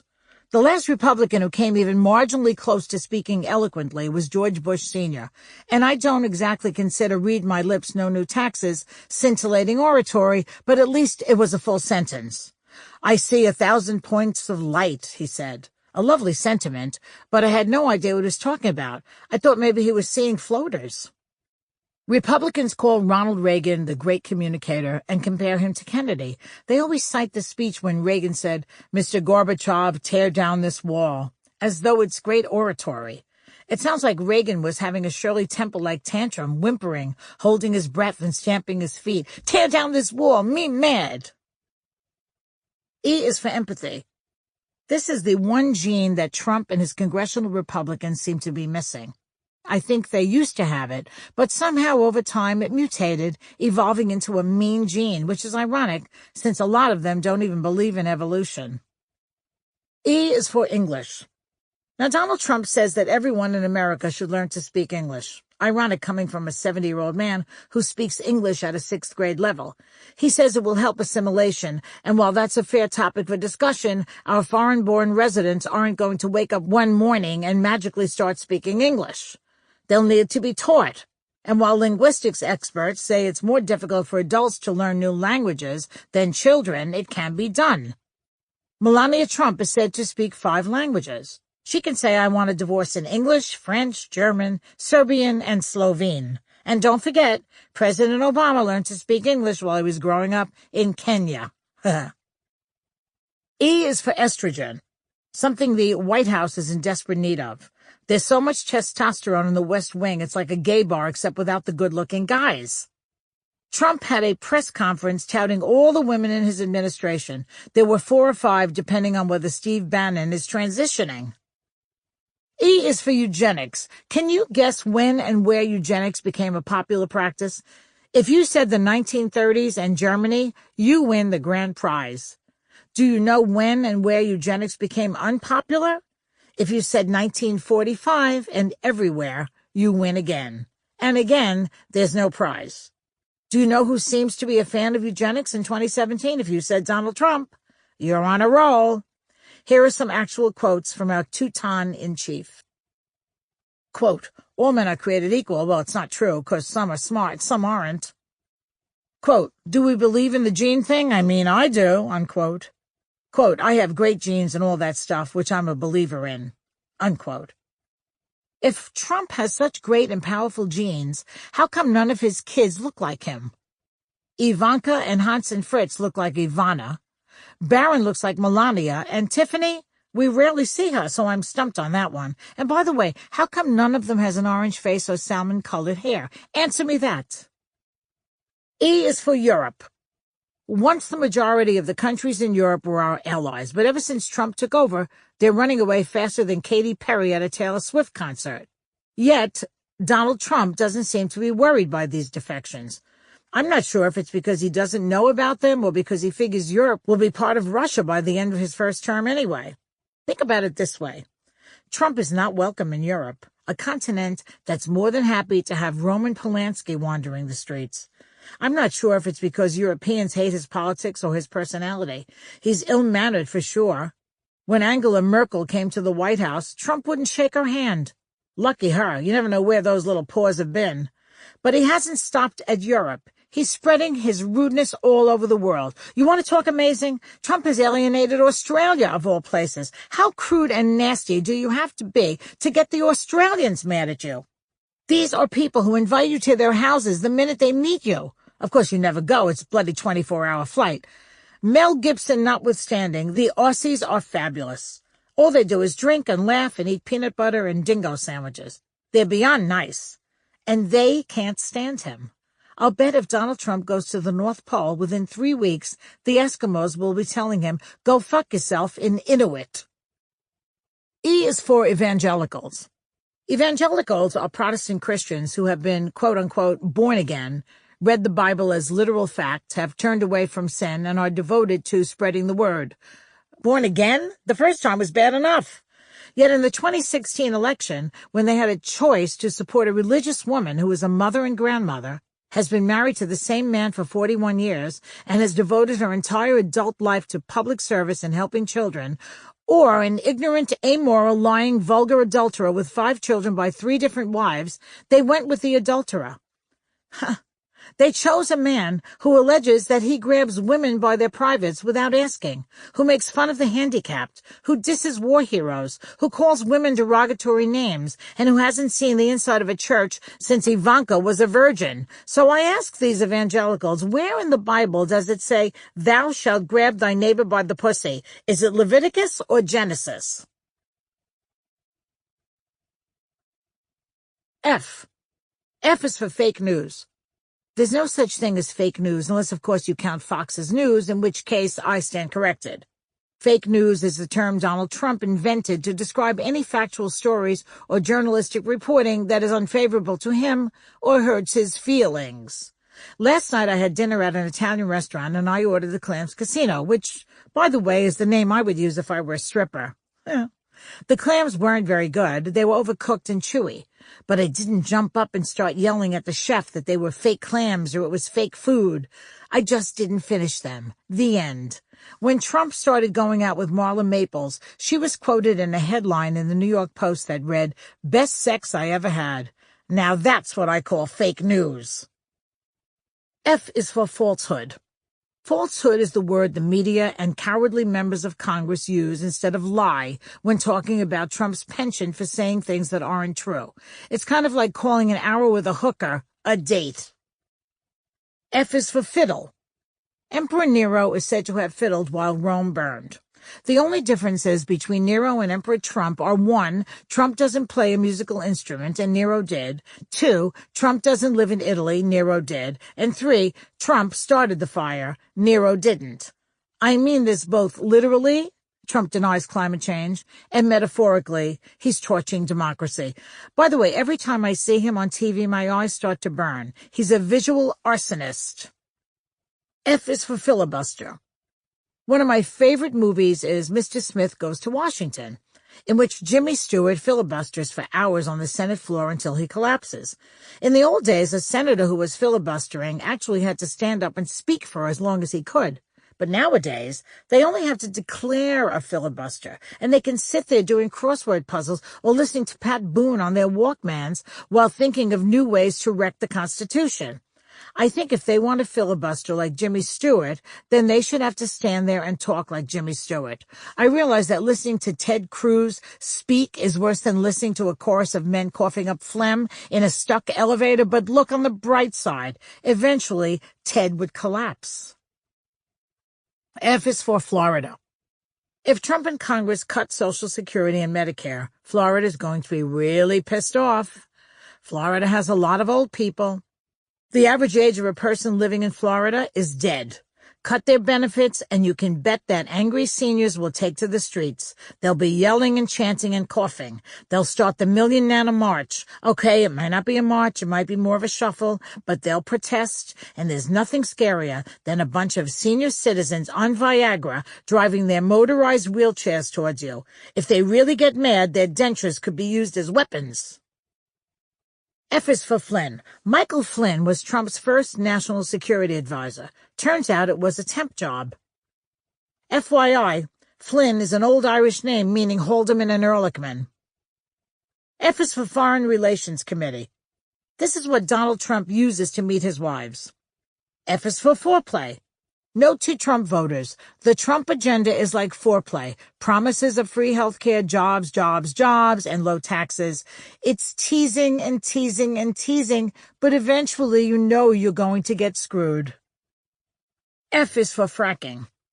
Fracking, the process of injecting liquid into subterranean rock at high pressure to force out oil or gas, is one of the resource extraction methods our real presidents, the Koch brothers, are in favor of, not because it's good for the country, but because it's good for them. They have lots of money invested in fracking, and after buying Congress, they'd like some return on their investment. If fracking was safe and regulated, it might be a good stopgap measure until we transferred our energy resources from fossil fuel to wind and solar. But right now, fracking is tied to water contamination and earthquakes. Yes, you heard that right. Oklahoma is known as the Sooner State, but since they began fracking there, you'd sooner get caught in an earthquake than a tornado. According to 60 Minutes, in 2015, there were 907 earthquakes in Oklahoma. 907. Tulsa shakes more than the ground under Chris Christie's feet. F is for fraud. Donald, I never settle lawsuits, Trump, recently settled a $25 million lawsuit for fraud against Trump University. $25 million. That's a lot of diplomas. Apparently, Trump University wasn't actually a university, and a number of students sued for fraud. How the students didn't know it was a scam is beyond me. The courses included Snake Oil 101, the basics of bilking and fleecing for dummies. Not only that, but Bernie Madoff was a professor emeritus. Anyway, Trump had to pay out $25 million, and the university is no more. Trump U, F you is more like it. Here are some Trump University course offerings. Making your mark. How to pick a sucker in less than 15 minutes. The telltale signs that a person is a patsy. 10 easy steps to turn a dope into a dupe. Stakes and stakes. From rustling cattle to bankrupting the butcher, this class teaches all you need to know about opening and closing a beef business in a bull market. Fly me to the ground. Starting an airline is easy. Running one into the ground takes talent. This crash course teaches you how to turn a loss leader into a massive tax write-off. Advanced pandering. How to make everyone you deal with think they're happy. Learn how to tell them what they want to hear. Turn brown-nosing into a shit-eaten grin. Tweet your way to the top. Build your brand by saying outrageous and crazy things in fewer than 140 characters. A must-take class for students with limited vocabularies. You are your greater good. Find out why altruism, charity, and ethics are bad for business, and learn how to make selfishness an asset. The art of the feel. This course offers the ins and outs of pussy grabbing. Find out how even you, a non-famous commoner, can sexually assault women and brag about it later. And how to make John Maynard Keynes your bitch. The British economist's theories spawned the rise of modern liberalism in the West. Sad. Keynes bad. Milton Friedman, economic advisor to Reagan and Thatcher, good. Guest speakers include the 4 people who did well in the United States as a result of Reaganomics. The dean of Trump University, Donald Trump, will make a, of course, paid appearance. 10 cents on the dollar. Why pay 100% of what you owe employees, contractors, or business partners when there are semi-legal ways to pay 10 cents on the dollar? Preparing a prenup. Find out how to protect your investment. Learn how to buy silence at a fraction of the market value. Get helpful tips on how to convince your exes to say nice things about you. And just say no. Learn how to put the old adage, rules are for losers, into practice. This course will teach you how to hide assets, open shell companies, and bury funds overseas. As a bonus, it offers free lessons in conversational Russian. F is for freedom. Republicans are obsessed with the word freedom, individual freedom, personal freedom, financial freedom, religious freedom. They can't get enough. They yell it all the time. Freedom, freedom, freedom. It's like they have Tourette syndrome. They could be at a funeral and they jump on top of the deceased and start yelling, freedom, freedom, freedom, trying to round up a few more votes. F is for Freedom Caucus. The Freedom Caucus is a group of very conservative House Republicans who get together to vote against anything that might extend freedoms to American people they don't happen to like. For example, freedom to get a doctor to remove your brain tumor without sending your entire family to a homeless shelter, or freedom to repair bridges and tunnels that are about to collapse. The members of the Freedom Caucus want the freedom to know who's peeing in the stall next to them, and if they don't approve of that person, she'll have to hold it in. They want the freedom to carry guns everywhere, and they want insurance companies to have the freedom to deny coverage because a bullet hole is a pre-existing condition. They shut down the Republican health care plan because it gave too much help to poor people and the elderly. Who's in the Freedom Caucus? There are about 36 members, too many to list here, but 3 prominent names are the Congressman Andy Biggs, Dave Bratt, and Ted Yoho. That's right, Biggs, Bratt, and Yoho. Sounds like a law firm in Toyland. F is for Freedom Fries.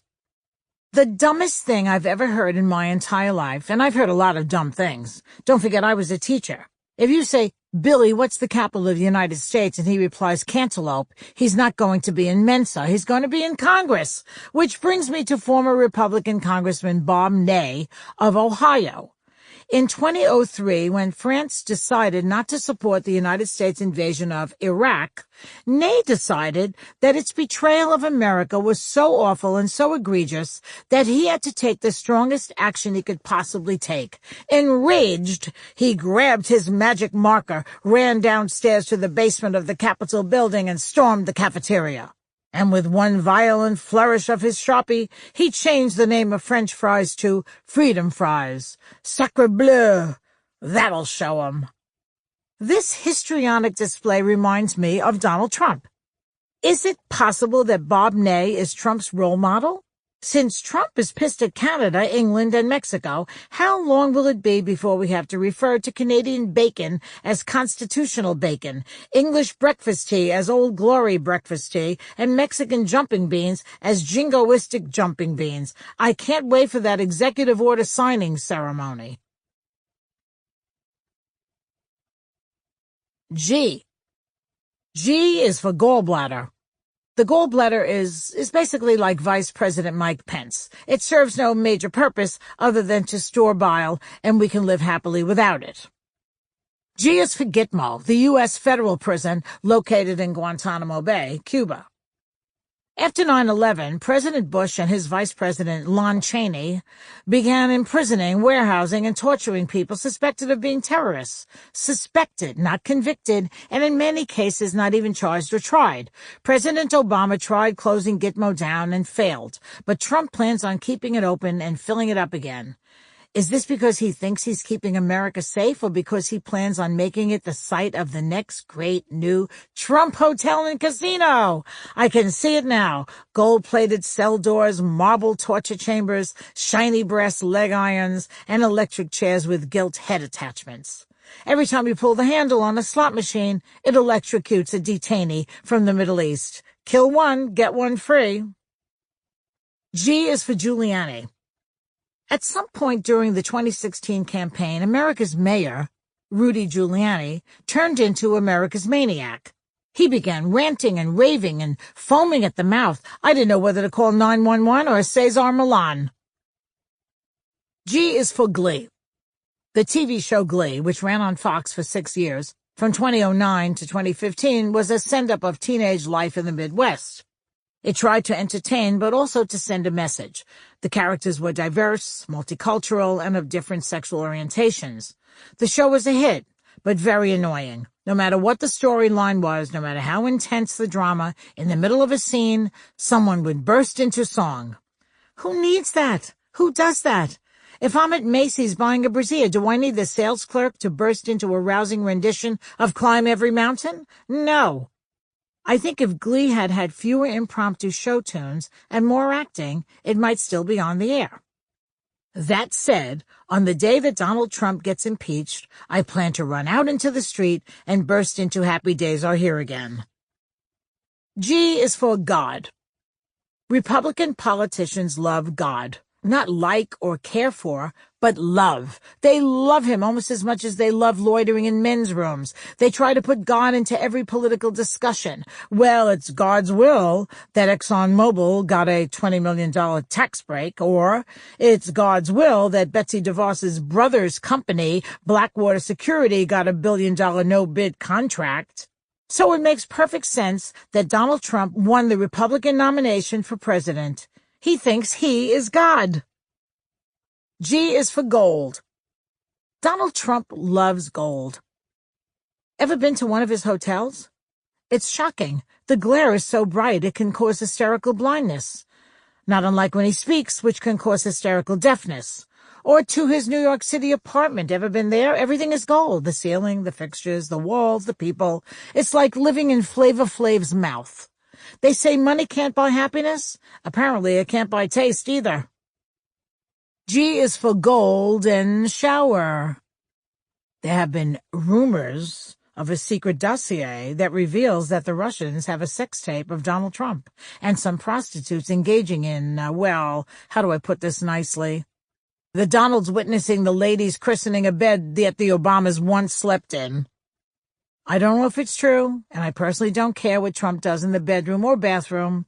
It's none of my business. If he enjoys using Svetlana as a showerhead, who am I to judge? There are plenty of fetishes that are a lot weirder than that. For instance, actorasty, becoming aroused by the sun's rays. Not worried too much about this one. Trump's already orange. FYI, Icarus wasn't an adventurer. He was just horny. Agalmatophilia, becoming aroused by statues. Better keep Donald away from the Lincoln Memorial and from Martha Stewart. Climacophilia, becoming aroused by falling downstairs. Yes, now we know why Betty Ford stayed with Jerry all those years. Gerontophilia, being aroused by old people. I didn't know this was a fetish. I just think Larry King is really hot. Grr. Nebulophilia, being aroused by fog. Now that would explain Prince Charles's attraction to Camilla. Given all Trump's alleged ties to Russia, his getting Siberian hookers to pish on command is the least of my concerns. G is for golf. On at least 26 occasions, Donald Trump tweeted petty complaints and nasty comments about President Obama playing too much golf. Yet, as president, Trump himself has spent pretty much every weekend on a golf course. Forget the hypocrisy. Why was Trump so annoyed that Obama played golf? Is it because Obama is a better golfer? Or maybe it's that Obama isn't playing on Trump's courses? Or, well, whatever. G is for government. Ronald Reagan used to say, government is the problem. The way he ran it, yes. The way Bill Clinton and Obama ran it, no. It's hard for me to take anything Reagan said seriously. The man called his wife mommy. That is not a sign of astute wisdom or critical thinking. It's a sign of Oedipal issues and bedwetting. In an effort to save money on school lunches, Reagan considered ketchup a vegetable. Even worse, he privately said that he considered Kleenex a dessert and spackle a salad dressing. And this, ladies and gentlemen, is the man Republicans hold up as the beacon of leadership. Oh, wait, I forgot to mention government cheese. G is for government cheese. In 1981, Reagan decided to help poor people, not by giving them jobs or education or opportunities, but by giving them cheese. As part of the recently passed Farm Bill, he decided to give poor people government surplus cheese, because nothing says I care like a block of Limburger. And not for nothing, cheese is binding. Those poor people were not only down on their luck and struggling, but now they're constipated too. This may be why people say the Republicans don't give a shit. G is for Grandma and Grandpa. Who doesn't love Nana and Pop? Trump and his friends, that's who, since they are not counted as close relatives in his travel ban if they come from the wrong countries. They don't seem to care much about the grandparents who were born here either. In every budget proposal they put forth, they try to cut Medicare and privatize Social Security. This is not going to work. When animals in the wild get old and sick, they go off into the woods to die. Old people don't do that. They go to Florida and play cards and undertip the waitstaff. As for privatizing, that means letting private businessmen take care of your grandparents, businessmen like Donald Trump. If that's the plan, we all might as well just give up the card games and go wandering into the woods with the other animals. Rudy became America's mayor after 9/11, a nickname he milked like a dairy cow in the heat. To this day, Giuliani references 9/11 every couple of minutes. If you ask him what time it is, he'll say 16 years, 83 days, 4 hours, and 26 minutes since 9/11. In bed, his safe word is Osama. He refers to his penis as the Freedom Tower. Must I go on? Listen, on September 11, 2001, Giuliani did what any mayor of a city under attack would have done. Nothing more, nothing less. Do Giuliani supporters think that if David Dinkins still had been mayor on that day, he would have played tennis at the asphalt green instead? If all this isn't enough to explain why Trump liked Rudy, here's the coup de graceless. Women.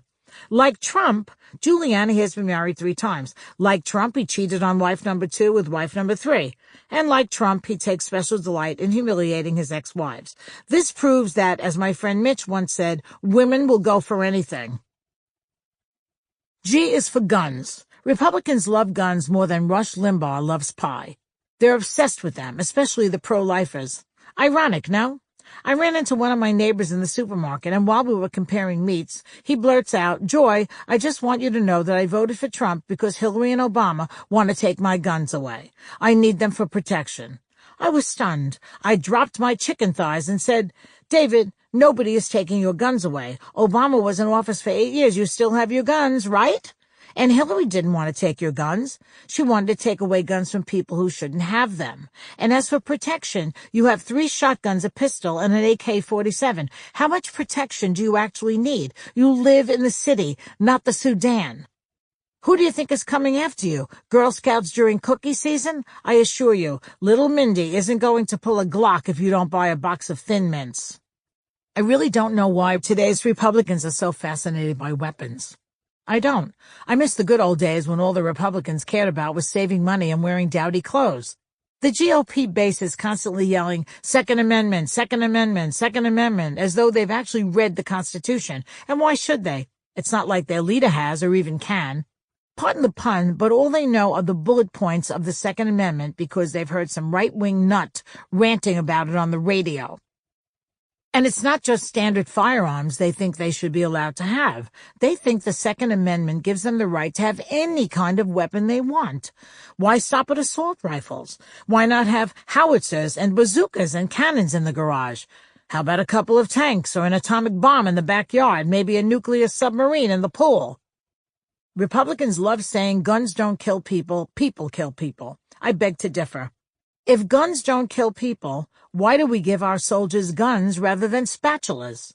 After the horrible school shootings in Newtown, Connecticut, at first the pro-gun contingent suggested that the teachers should be armed. Really? Really? I was once a teacher. Forget about giving me a handgun. I had trouble working a staple gun. Terrible idea. So then the Republicans said we should just keep the guns out of the hands of the mentally ill and everything will be okay. This assumes that just because you haven't been diagnosed means that you're not mentally ill. Look around you. Does that sound reasonable to assume?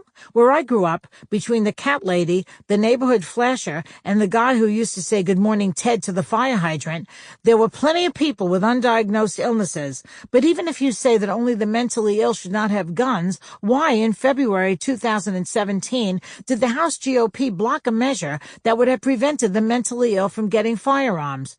You tell me who's crazy. P.S. If we didn't have guns, when Trump's sons went hunting, they'd have to strangle the lions. Now that's a fight I'd pay to watch. H. H is for hair. I was born with naturally frizzy hair. For me to look the way I look on television requires curlers, straighteners, blow dryers, keratin, and a SWAT team. But when the cameras roll, say magnifique, which is why I have trouble reconciling the situation on top of Donald Trump's head. He clearly spends a lot of time getting it organized, and the process appears to involve tape, glue, pins, gel, spray, staples, nails, and industrial-grade rivets. Yet when the cameras roll, mucho ridiculoso. As we learned on The Apprentice, Trump loves firing people. My suggestion? He should fire not only whoever does his hair, but whoever he has on payroll telling him it looks good. To be fair, it's not a Trump family problem. The problem is his hair. The others have terrific tresses. His wives, all have great hair. Ivana, Marla, and Melania. Not a split end in sight. The daughters, Ivanka and Tiffany, silky and smooth. And underneath the gel and mousse, Hans and Fritz have normal heads of hair. Even the little one, Barron, comes out of supercuts looking good. The hair horror belongs solely to Hair Trump. FYI, I'm not a big fan of making fun of people's looks, but since Trump and his acolytes have no problem mocking the disabled, denigrating women, and their alleged plastic surgery, I'm making an exception. H is for Hans and Fritz. Hans and Fritz are my nicknames for Trump's two eldest sons, Donald Jr. and Eric.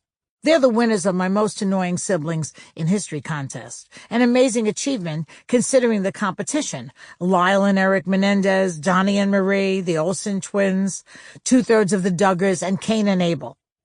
I know what you're thinking. Seriously, Joy, Cain and Abel? Yes. To me, those two are less annoying than Hans and Fritz, if for no other reason that they supported themselves and didn't mooch off their parents. Adam and Eve's parenting skills are a conversation for another book. I could handle Hans and Fritz's smugness and hair gel, but when I saw the photos of them hunting wild animals, I lost it. There they were in Africa, smiling from ear to ear, proudly displaying the body of a defenseless leopard they had gunned down. I was disgusted but not surprised. Why wouldn't those two go after big cats? It's a family tradition. Their father grabs pussies, doesn't he? H is for Harvard, the school that President Obama attended and Donald Trump didn't. Nah, nah, nah, nah, nah. H is for Hawaii, or as Donald Trump thinks of it, Kenya adjacent. H is for healthcare. Until recently, whenever a politician used the word healthcare, I'd fall asleep.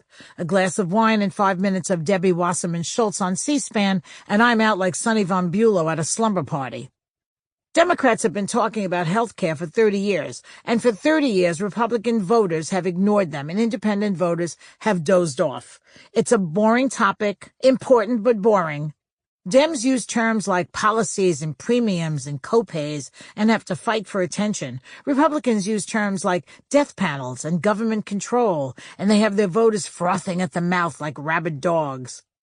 So how, you ask, did President Obama get the Affordable Care Act passed? Easy. Just like in comedy, the answer is timing. Right place, right time. When Obama took office, the baby boomers had just started hitting retirement age, and suddenly every politician had constituents with pre-existing conditions or with 20-something kids who needed to stay on their parents' insurance plans. For Democrats, it was a boon. For Republicans, it was a perfect storm. The Affordable Care Act was exactly that, an Affordable Care Act. But since that sounded good, the Republicans referred to it as Obamacare, so it would sound bad, because they had decided that anything that Kenyan socialists did was bad. But now that the Kenyan socialist has been replaced by a rich sociopath, it's safe for Republicans to repeal and replace the Affordable Care Act with a plan of their own, a plan that will offer less help to fewer people and give more money to more companies and huge tax breaks to the rich. They can't decide if they should call their plan Trump Care or Ryan Care.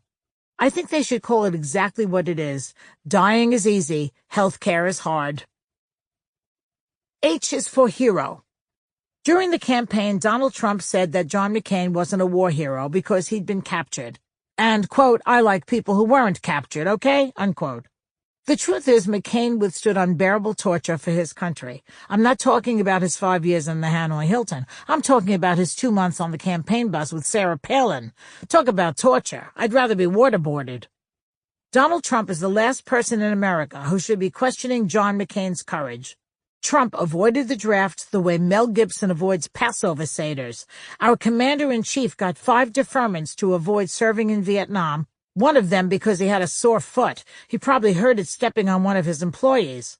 Trump also said that when he was younger, he had such a busy sex life that, quote, avoiding STDs was his Vietnam, unquote. Wow. Maybe one of our wounded warriors could point out that there's a big difference between getting blown up and getting blown. H is for Hillary hypocrisy. Nowhere was Trump's hypocrisy on display more than on the campaign trail. Trump dumped more crap on the trail than Seabiscuit at Belmont. He kept accusing Hillary of things he himself was actually doing.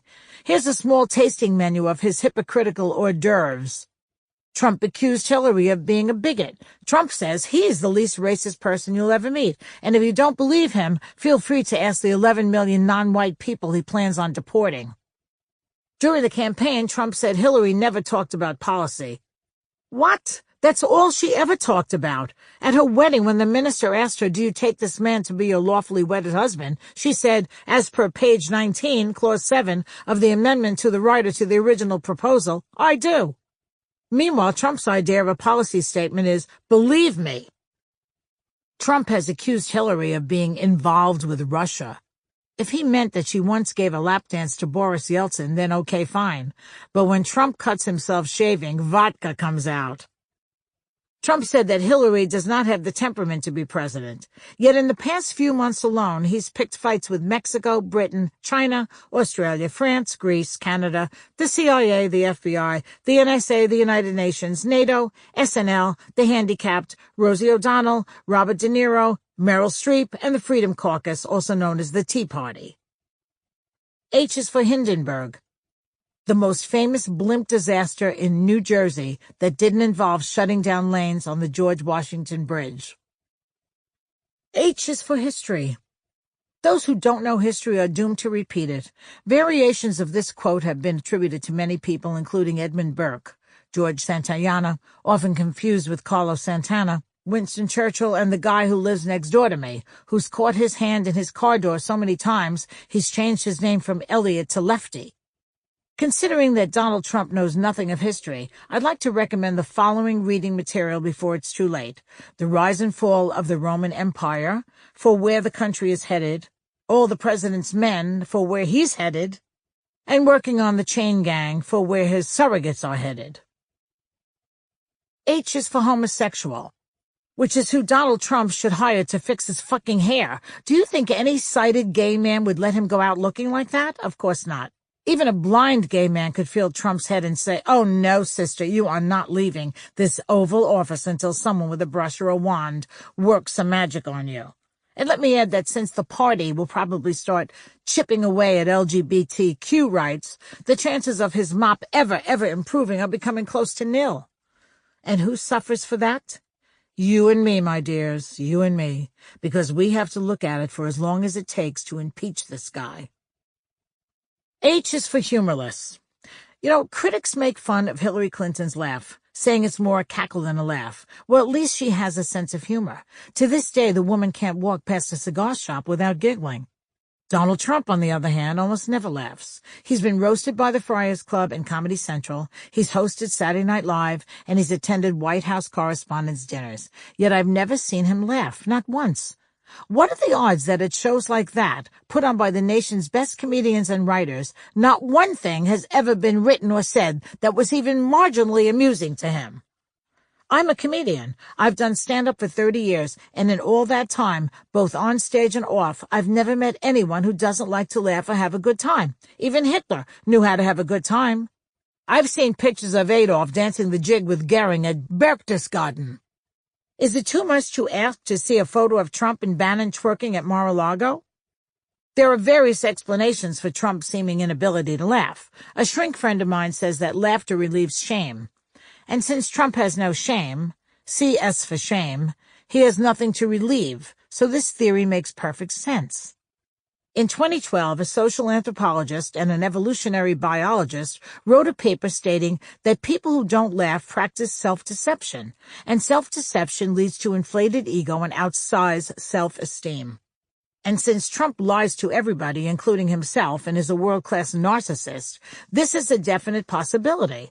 If Trump laughed, he would be responding to something funny someone else did or said, and that would make the laughter about them, not him. So he's unable to do it. I'm not a shrink, but I have my own theory on the highly important subject of why POTUS is such a sourpuss. I believe that the Donald A. might be too dumb to get the jokes. B, he's afraid he won't get the jokes, and he'd rather look like a scowling menace than a feckless dunce. Or C, won't admit that someone else is getting attention and applause. H is for hyperbole. In a previous entry, I put Trump's sons in the same category as Donnie and Marie. Clearly, that's hyperbolic exaggeration. Donnie and Marie actually smiled. Boy, did they smile. I don't think Hans and Fritz have ever smiled. I think they got the anti-smiling gene from their humorless father. But I'm a comedian writing a satirical book, not the leader of the free world. If I grossly exaggerate something, it's just a joke. My words won't make Syrian refugees turn around and head back to Damascus or make dumb Jong-un in North Korea fire off nuclear missiles. The worst that'll happen is that someone won't laugh and someone else will go online and say Joy Behar's a moron. Oh, like I haven't heard that before. Okay, I hear it every day, but usually it's from people who actually know me. The point is, Donald Trump always speaks in hyperbole. Everything is a disaster or carnage or a failure, rhetoric that can be dangerous because he's the president. When he speaks like that, it paints a false picture of reality. It helped him get elected, of course, but it could also lead to serious international trouble. I don't want Iceland invading Bermuda because of some 5 a.m. tweet in which Trump claimed that thousands of Bermudans were laughing about exploding lava fields near Reykjavik. H is for hypocrisy. Other than acid reflux, mimes, and people whose dentures click when they chew, nothing bothers me more than hypocrisy, or as I like to think of it, the Republican way of life. Okay, class, let's start at the top of the recent hypocrisy list and work our way down. In 2012, Citizen Trump criticized presidential candidate Mitt Romney for not releasing his tax returns. President Trump still refuses to release his tax returns. In 2016, candidate Trump said hedge fund guys are getting away with murder. President Trump appointed a hedge fund guy to be Treasury Secretary. President Trump, who didn't go to public schools, nominates a woman, Betsy DeVos, who didn't go to public schools and who doesn't believe in public schools, to be the Secretary of Education. Professional Christian and all-around homophobe Mike Pence accused mothers who put their kids in daycare of having stunted emotional growth. He then voted against paid family leave. In 2012, Mitch McConnell, the concubine of coal, wrote a bill about the debt ceiling. As soon as President Obama agreed to sign it, Murky Mitch decided to filibuster his own bill. And what of the GOP it boy, Paul Ryan. I've never seen Paul Ryan's balls, and I don't want to, but I'll bet they're huge. The smarmy speaker once announced publicly that repealing Obamacare was an act of mercy. Really? Is there anything less merciful than letting poor, sick families suffer? Ryan doesn't think so. He probably believes that if, God forbid, the Goslings, the Duggars, and Octomom all lost their health insurance, got sick, and died at the exact same time, such acts of mercy might get him nominated for sainthood. It could happen. Paul has already performed at least 2 miracles. 1, he's convinced voters that his destructive policies are good for them. And 2, he's managed to spend time alone with Donald Trump without drinking, throwing up, or jumping off the roof of the South Portico. One more highly unlikely achievement, and Ryan will end up either being canonized by the Pope or joining the R&B group Smokey Robinson and the Miracles. H is for hysteria. Conservative pundits and the right-wing media keep saying that liberals like me are engaged in hysteria over Trump's election. They're wrong. I'm not hysterical. I'm horrified. Hysterical is what I am when the woman in front of me at Saks gets the last pair of Junior Petite Spanx. Horrified is what I am when crazy people take charge of the country. Big difference. I is for ignorance. The old saying, ignorance is bliss, is absolutely true. For the person who's ignorant. Everybody else is screwed, and if the ignorant person is in charge of everyone else, it's not bliss, it's bedlam. Now, Donald Trump isn't just ignorant, he's aggressively ignorant, proudly ignorant. He wears his ignorance like a merit badge. But he's not alone. Ignorance is a Republican tradition, like flag-waving and wearing cotton poly blends. James Inhofe, Stephen King, Louis Gohmert, Sarah Palin. Shall I go on? Sarah Palin thinks dinosaurs roamed the earth in 1957. Unless she's referring to Strom Thurmond, she'd better check with a paleontologist. I is for immigrant. The following people were immigrants to the United States. Donald Trump's grandfather, Donald Trump's grandmother, Donald Trump's first wife, Donald Trump's third wife, Jared Kushner's grandmother, Albert Einstein, Madeleine Albright, Joseph Pulitzer, Enrico Fermi, Irving Berlin, Alex Trebek, 8 of the signers of the Constitution, William Penn, Alexander Hamilton, the Pilgrims, Christopher Columbus, and the most important of all, Dr. Ruth. Can you imagine how much crankier Republicans would be if they weren't having good sex? I is for incidental contact. I think of incidental contact the same way I think of diabetes. There are 2 types. Type 1, you're getting ready to cross the street and you break a heel of your shoe on the handicapped ramp and bump into the person in the wheelchair in front of you. This is what you call incidental contact, unless you knock the person into oncoming traffic, in which case it's no longer incidental contact, it's involuntary manslaughter. Type 2, you brush up against somebody and you like it so much that 20 minutes later, you need a cigarette and a shower. When this type of incidental contact happens on New York City subways, it's called frottage, which comes from the French word frotter, which means to rub against a stranger. To some people, it may be a prelude to pussy grabbing. I've been on crowded subways a million times, and not once have I ever been groped, grabbed, or fondled. Then again, I've never been on the subway with Donald Trump or Bill O'Reilly. I is for incomprehensible demoralization. One of my 12-step friends, I work in television, okay? It's a union rule that everyone who works in show business has to have at least 3 friends in rehab, 2 in AA, and 1 with an electronic ankle bracelet, and live-in sobriety coach. Anyway, they tell me that when addicts and alcoholics reach their bottom, one of the things they deal with is the feeling of incomprehensible demoralization. I've had that feeling since the 2016 election. Does this mean that in order to get over it, I have to start drinking like an alcoholic? If so, I'd better stop writing and run to 7-Eleven for a 6-pack of Schlitz. I is for India. Trump keeps saying he's going to bring jobs back to America from foreign countries. Manufacturing? Technology? Not likely. Call centers? Perhaps. That would be a huge gain. When is the last time you called a customer service department or an airline and spoke to someone who wasn't living in Mumbai? So, is Donald #Immigrants Trump planning on bringing 3.2 million Indian workers here? And if so, would he have to lift his own travel ban to do so? Slightly off point, but why do the call centers make the operators take on American names? You call to make a flight reservation and you hear a man say in a very thick Hindi accent, "Hello, this is Kevin. Can I help you?" It's ridiculous. I know his name's not Kevin, and he knows I know his name's not Kevin, and I know he knows I know his name's not Kevin. So what's the point? I'm perfectly happy speaking with Vijay or Lakshmi or Subramanian. Just get me a friggin' aisle seat on American Airlines, okay? If Trump really wants to bring American jobs back home, maybe he should stop making his ties and suits in China. And Ivanka could stop making her clothes in Hong Kong and Vietnam and open factories here. And maybe Hans and Fritz should stop killing elephants in Africa and go on safaris in New York City and shoot the rats in the basement of Trump Tower.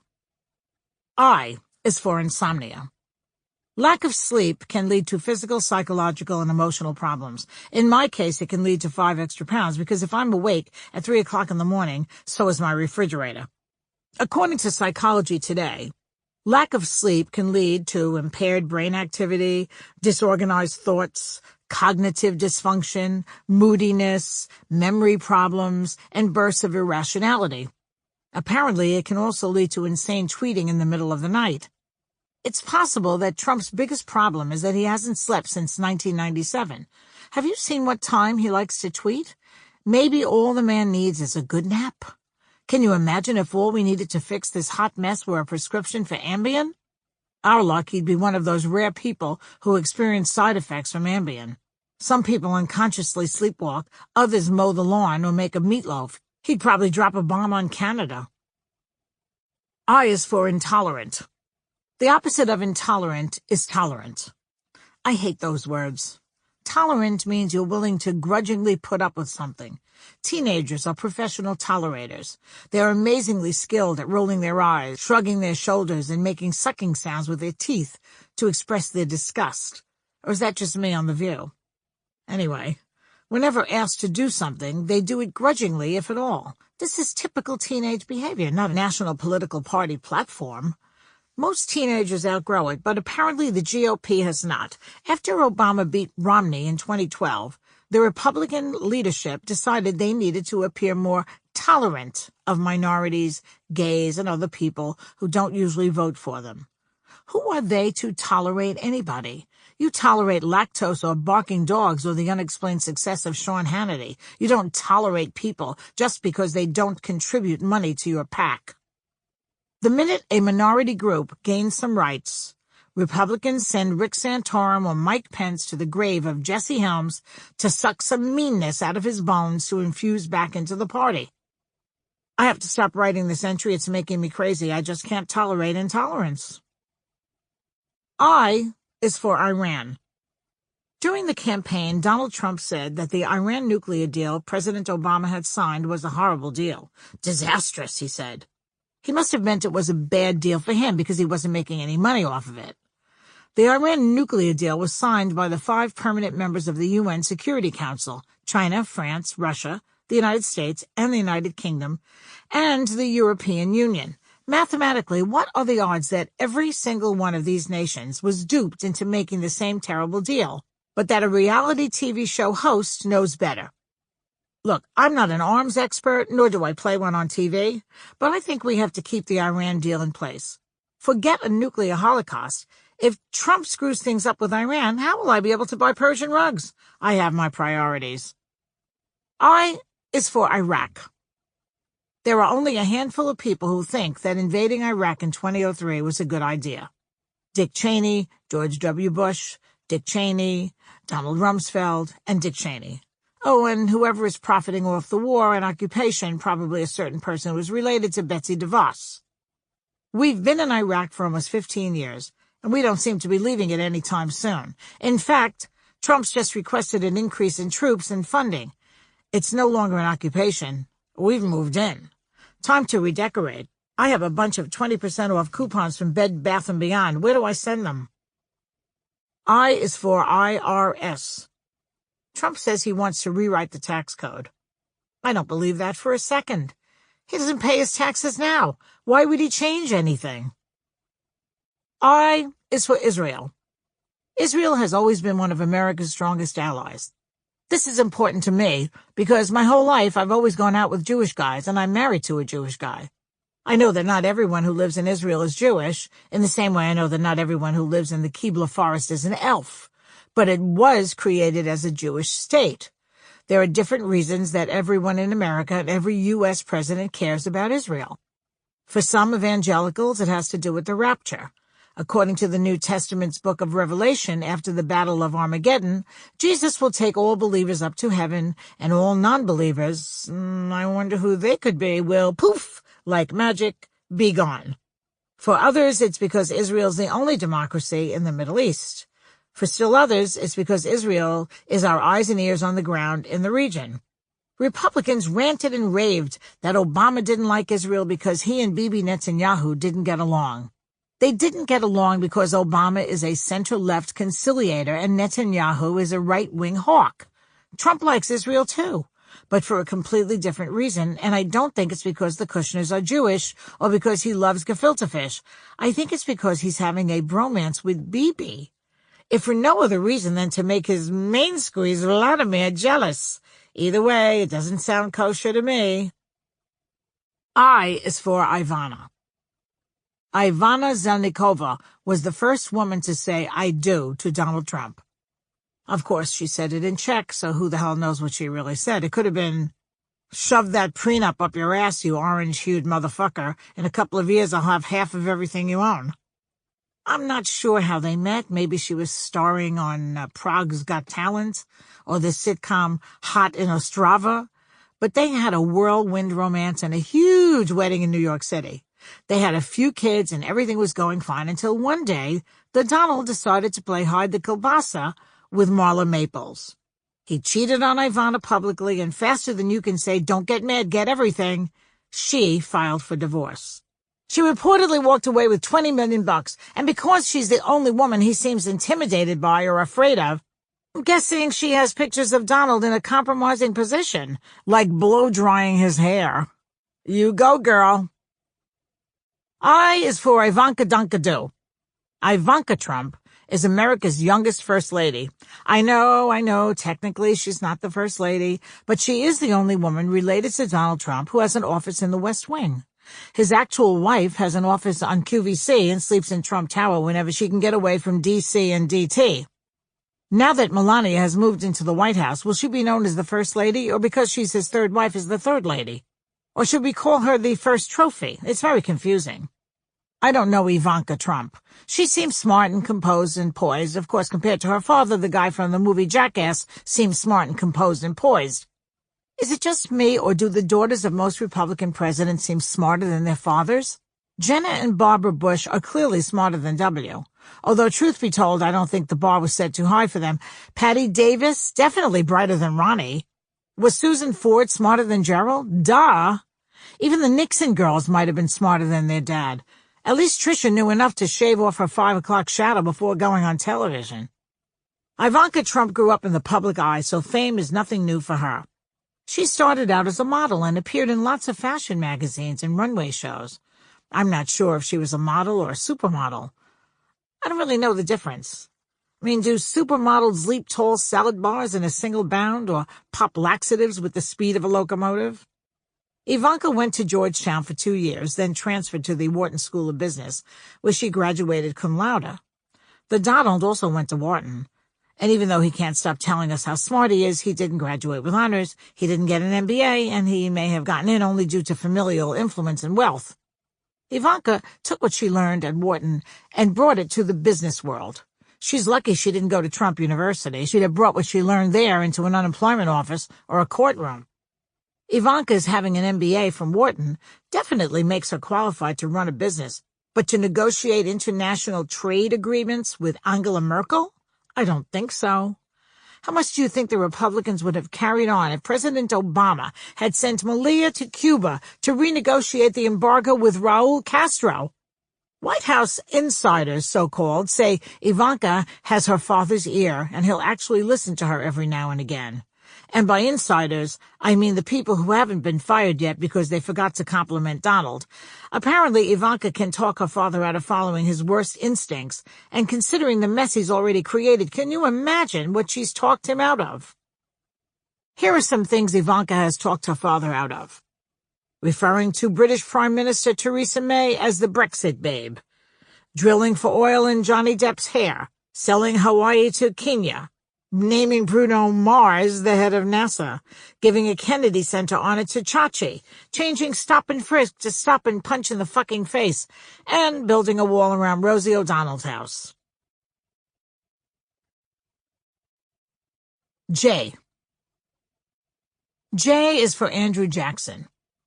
Steve Bannon, Newt Gingrich, and Rudy Giuliani, and they wonder why women want to become lesbians, have all compared Donald Trump to Andrew Jackson. The Donald must be so proud. While there are some similarities, like they both ran as outsiders and as populists, but Jackson was a statesman, while Trump is actually, I don't know what the fuck Donald Trump is, but he's definitely not a statesman. Trump has more in common with Michael Jackson than Andrew Jackson. Michael Jackson had clingy, leechy adult siblings. Donald Trump has clingy, leechy adult children. Michael's hair caught fire. Donald has a warning sign on his comb-over that reads, "Danger, highly flammable." Want a fabulous irony? Andrew Jackson's nickname was Stonewall, which is also the name of the New York City bar where the gay rights movement started, a bar where I'll bet some of today's most homophobic Republican lawmakers would love to loiter. J is for Jared of all trades. When speaking about his son-in-law, Jared Kushner, Donald Trump turns into a reverse Sally Fields. I like him. I really, really like him. And I say like, not love. Because the only person, place, or thing that Donald Trump truly loves, you guessed it, is Donald Trump. I'm not sure if the Donald likes the Jared because he is the scion of a rich New York City family, because he went to a good school, or because he's sleeping with Ivanka, and we all know how much Daddy loves Ivanka. Regardless, Kushner has enormous power in the White House. Jared's White House duties, none of which he's qualified to perform, include the following. Negotiating peace in the Middle East, heading the White House Office of American Innovation, modernizing the Department of Veterans Affairs, assisting Chris Christie in solving the opioid crisis, reforming the criminal justice system, serving as a liaison to Mexico, serving as a liaison to China, and serving as a liaison to the Muslim community, because who better to smooth over Trump's xenophobic, anti-Muslim rhetoric than an Orthodox Jew? That's like sending Sean Hannity to run Al Franken's campaign. You must be thinking, is there anything Jared Kushner cannot do? The answer is he can do anything and everything. The man wears more hats than conjoined septuplets. My sources tell me that Daddy-in-law Dearest has quietly given Jared lots of other responsibilities in addition to the ones I've just listed. Here are a few of them. Recovering lost gold from the Titanic and the Lusitania. Taking over as lead male dancer for the American Ballet Theater. Chairing a new Republican activist group, Black Lives Sorta Matter. Explaining to his father-in-law why the Holocaust was bad. Playing shortstop for the New York Yankees. Serving as head of cardiology at Mount Sinai Hospital. Locking up Hillary Clinton with James Comey. Getting Ivanka's handbags and belts back into Nordstrom. And changing the name of the White House to Don-a-Lago. J is for Jazz. I feel about Jazz the way I feel about moderate, normal Republicans who voted for Donald Trump. I want to understand and I want to like them more than I do, but I'm completely baffled by the whole thing. At least with Jazz, you're usually listening to it in a hip club with a cocktail in your hand. How do you sit down and drink with people who agree with Ben Carson that the pyramids were used to store grain? Did King Tut know this? Or that dinosaurs roamed the earth along with people, maybe just Strom Thurmond, and that Satan walks among us. Dick Cheney is still alive?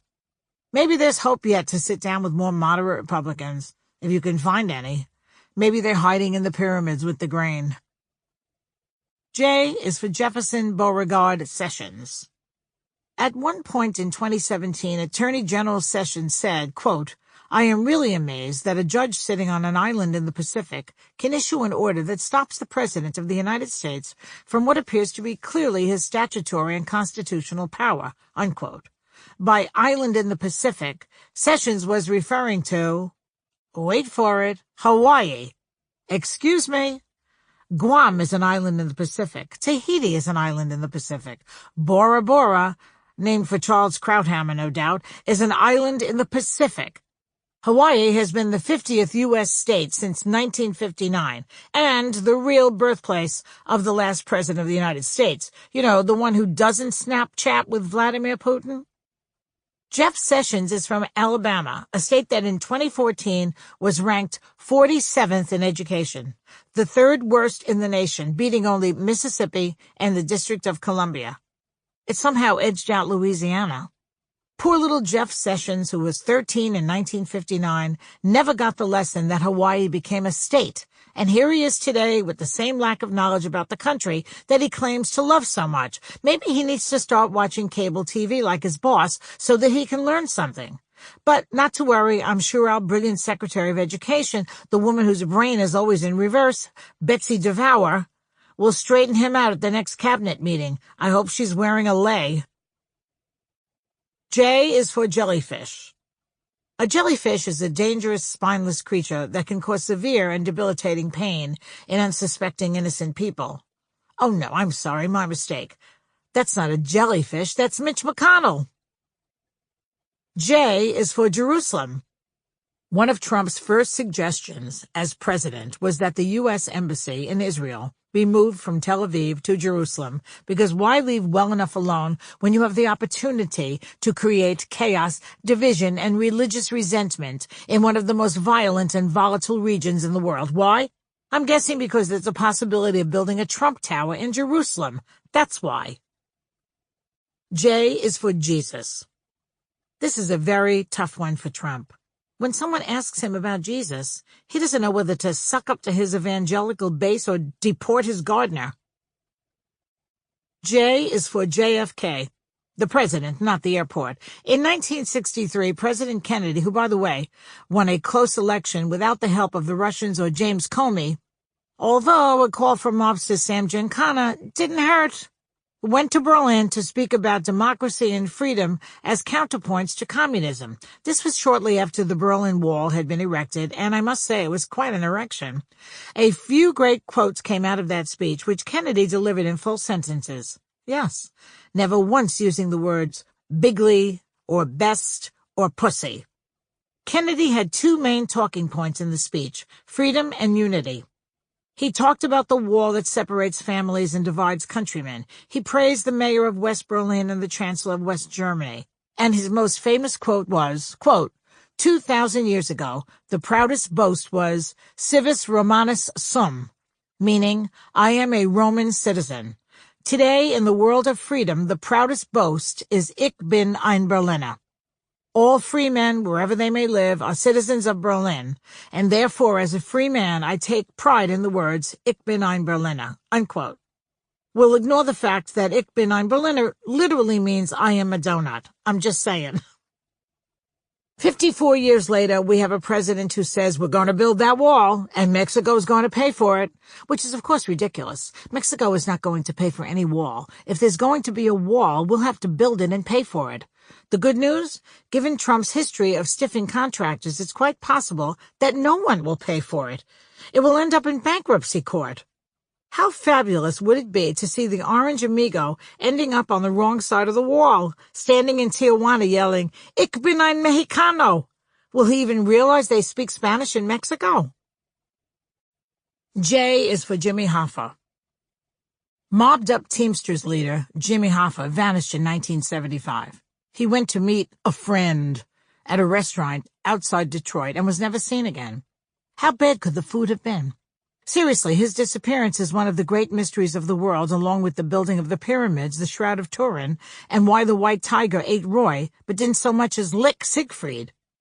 Every few years, someone comes up with a new theory as to where Jimmy Hoffa is buried. One theory is that he was under the end zone in the old Giants Stadium in the swamps of New Jersey's Meadowlands. My husband says if that's true, he would have been found years ago if only the Giants had scored more often. Another story goes that his body was thrown into the Florida Everglades, where it was probably eaten by alligators. My theory is that it doesn't matter. We'll never ever find Jimmy Hoffa's body because he was buried in a coffin alongside Donald Trump's tax returns. J is for Job. These days, the poor thing is a total wreck. Even he can't take the constant drama. He's had to stop watching Rachel Maddow and Keith Olbermann. He's canceled his New York Times subscription, and he's deleted the Huffington Post app from his iPhone. Since November 8th, Job has been living on Xanax and vodka. If Job, the most patient guy in history besides Wolf Blitzer, can't take it, how do you think the rest of us feel? J is for job application. We've all filled out job applications, and we've all fudged a little bit. For example, years ago, before I got into show business, I applied for a job as a receptionist at ABC. I fudged my resume a little. Where it asked for previous experience, I put down translator at the UN. That wasn't exactly true. What was true was that I once yelled at a Croatian cab driver for slamming on the brakes and almost knocking my teeth out. I thought he didn't speak English, so I gave him the finger, which he clearly understood. And he told me to fuck off. Voila, international translator. Anyway, I got the job at ABC. It didn't last long. They fired me. Something about my having a bad attitude. Who, moi? But if you want a job in the Trump administration, is lying on your application a bad thing or a requirement? J is for Joe Biden. In a 2017 New York Times interview, one of the few not totally insane Republican senators, Ben Sasse of Nebraska, who loathes Trump, by the way, he said Joe Biden would have clobbered Trump in the general election. We'll never know, but he might be right. Joe Biden is like Sarah Lee. Nobody doesn't like him.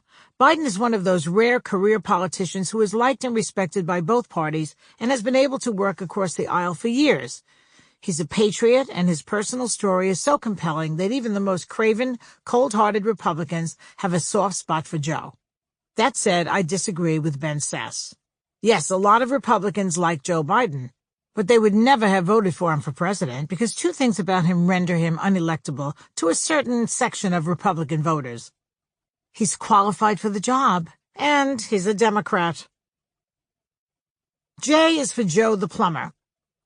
The Republicans began their formal drive for the undereducated, bigoted, disenfranchised white voter in 2008 when they made Joe the plumber their cartoonish mascot. Turns out he was the perfect choice. For starters, he's a liar. A, he was not a licensed plumber in the state of Ohio, and B, his name isn't Joe, it's Sam. His full name is Samuel Joseph Roselbacher.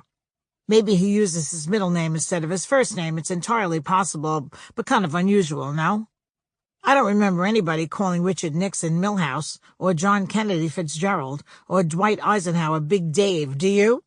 Secondly, he's a gun nut. After the horrible 2014 shootings in Isla Vista, California, Sam/Joe wrote an open letter to the parents of the kids who were killed in which he said, quote, "Your dead kids don't trump my constitutional rights. We still have the right to bear arms," unquote. Nice, huh? He's also made some unusual Holocaust references.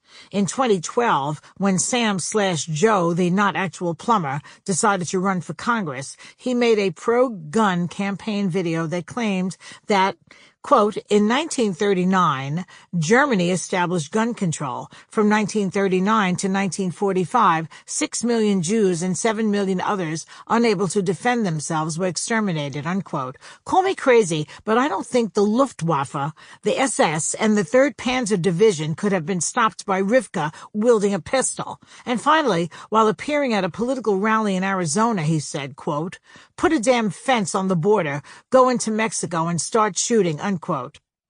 Sam/Joe is not the kind of person Republicans want running for Congress. He's the kind of person they want running for president. He's a total crackpot, but he might actually be able to drain the swamp. Don't forget, he's a plumber, not. J is for John Gotti. Donald Trump made his fortune, at least the part of it his daddy didn't give him, in the real estate development business, building primarily hotels and casinos. Given the nature of the construction business, what are the odds Donald Trump never dealt with, worked with, associated with, or paid off any members of an organized crime family? Although, truth be told, if Trump were seriously involved with organized crime, it would no longer be organized. I wouldn't be surprised if one morning he wakes up with a horse's head in his bed. And why not? Melania wakes up every morning with a horse's ass in hers. J is for the Joker. an evil, erratic, cartoonish villain with crazy hair and bizarre makeup, recently moved from Gotham City to the White House. K. K is for Kansas. In 2005, journalist Thomas Frank wrote the best-selling book, What's the Matter with Kansas?, which takes a look at why the people of Kansas and other states lurch to the political right and vote against their own self-interest. For example, why vote against universal health care? Why vote against public education? Why vote against clean air and water? Why vote for tax cuts for the one-percenters? And why identify with a rich orange guy from Queens? I'd rather look at what's great about Kansas. First on my list, wheat. Kansas is the #1 state in wheat production, and I love bread. Without bread, I'd have to eat corned beef and pastrami on tofu, and I don't see that happening in this lifetime, or the next, or the next, or the next one after that. I put that in just in case Shirley MacLaine is listening to this book. Second, aviation manufacturing is a big industry in Kansas. Without it, we wouldn't have planes. And as much as I hate flying, it's much better than other kinds of schlepping. I get carsick just going the 20 blocks from my apartment to work. I can't imagine spending 18 hours on a Greyhound from New York to Miami sitting next to Ratso Rizzo, who wasn't exactly known for good hygiene. And third, and most important, the Wizard of Oz.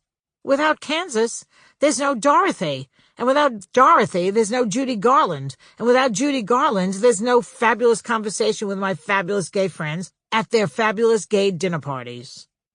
Yes, we could talk about Betty versus Joan, or who was the best Dolly Levi on Broadway, and how it's possible that anyone could still think John Travolta is straight.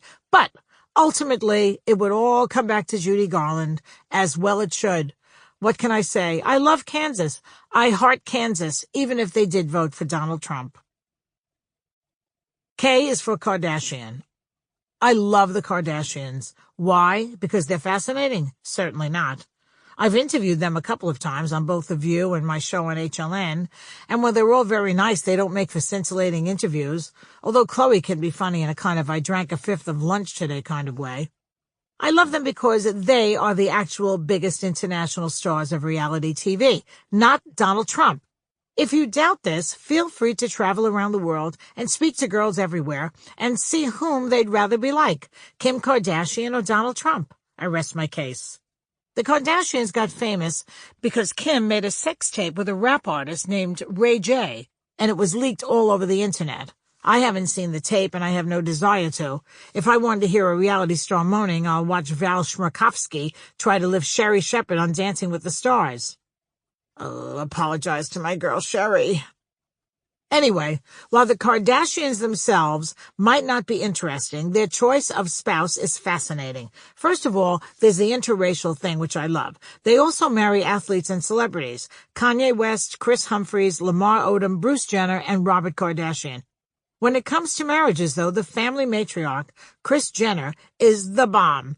Donald Trump may have married a few European beauty queens, but Kris married a lawyer who defended the world's most famous accused murderer, O.J. Simpson, and a famous athlete who became the world's most famous woman.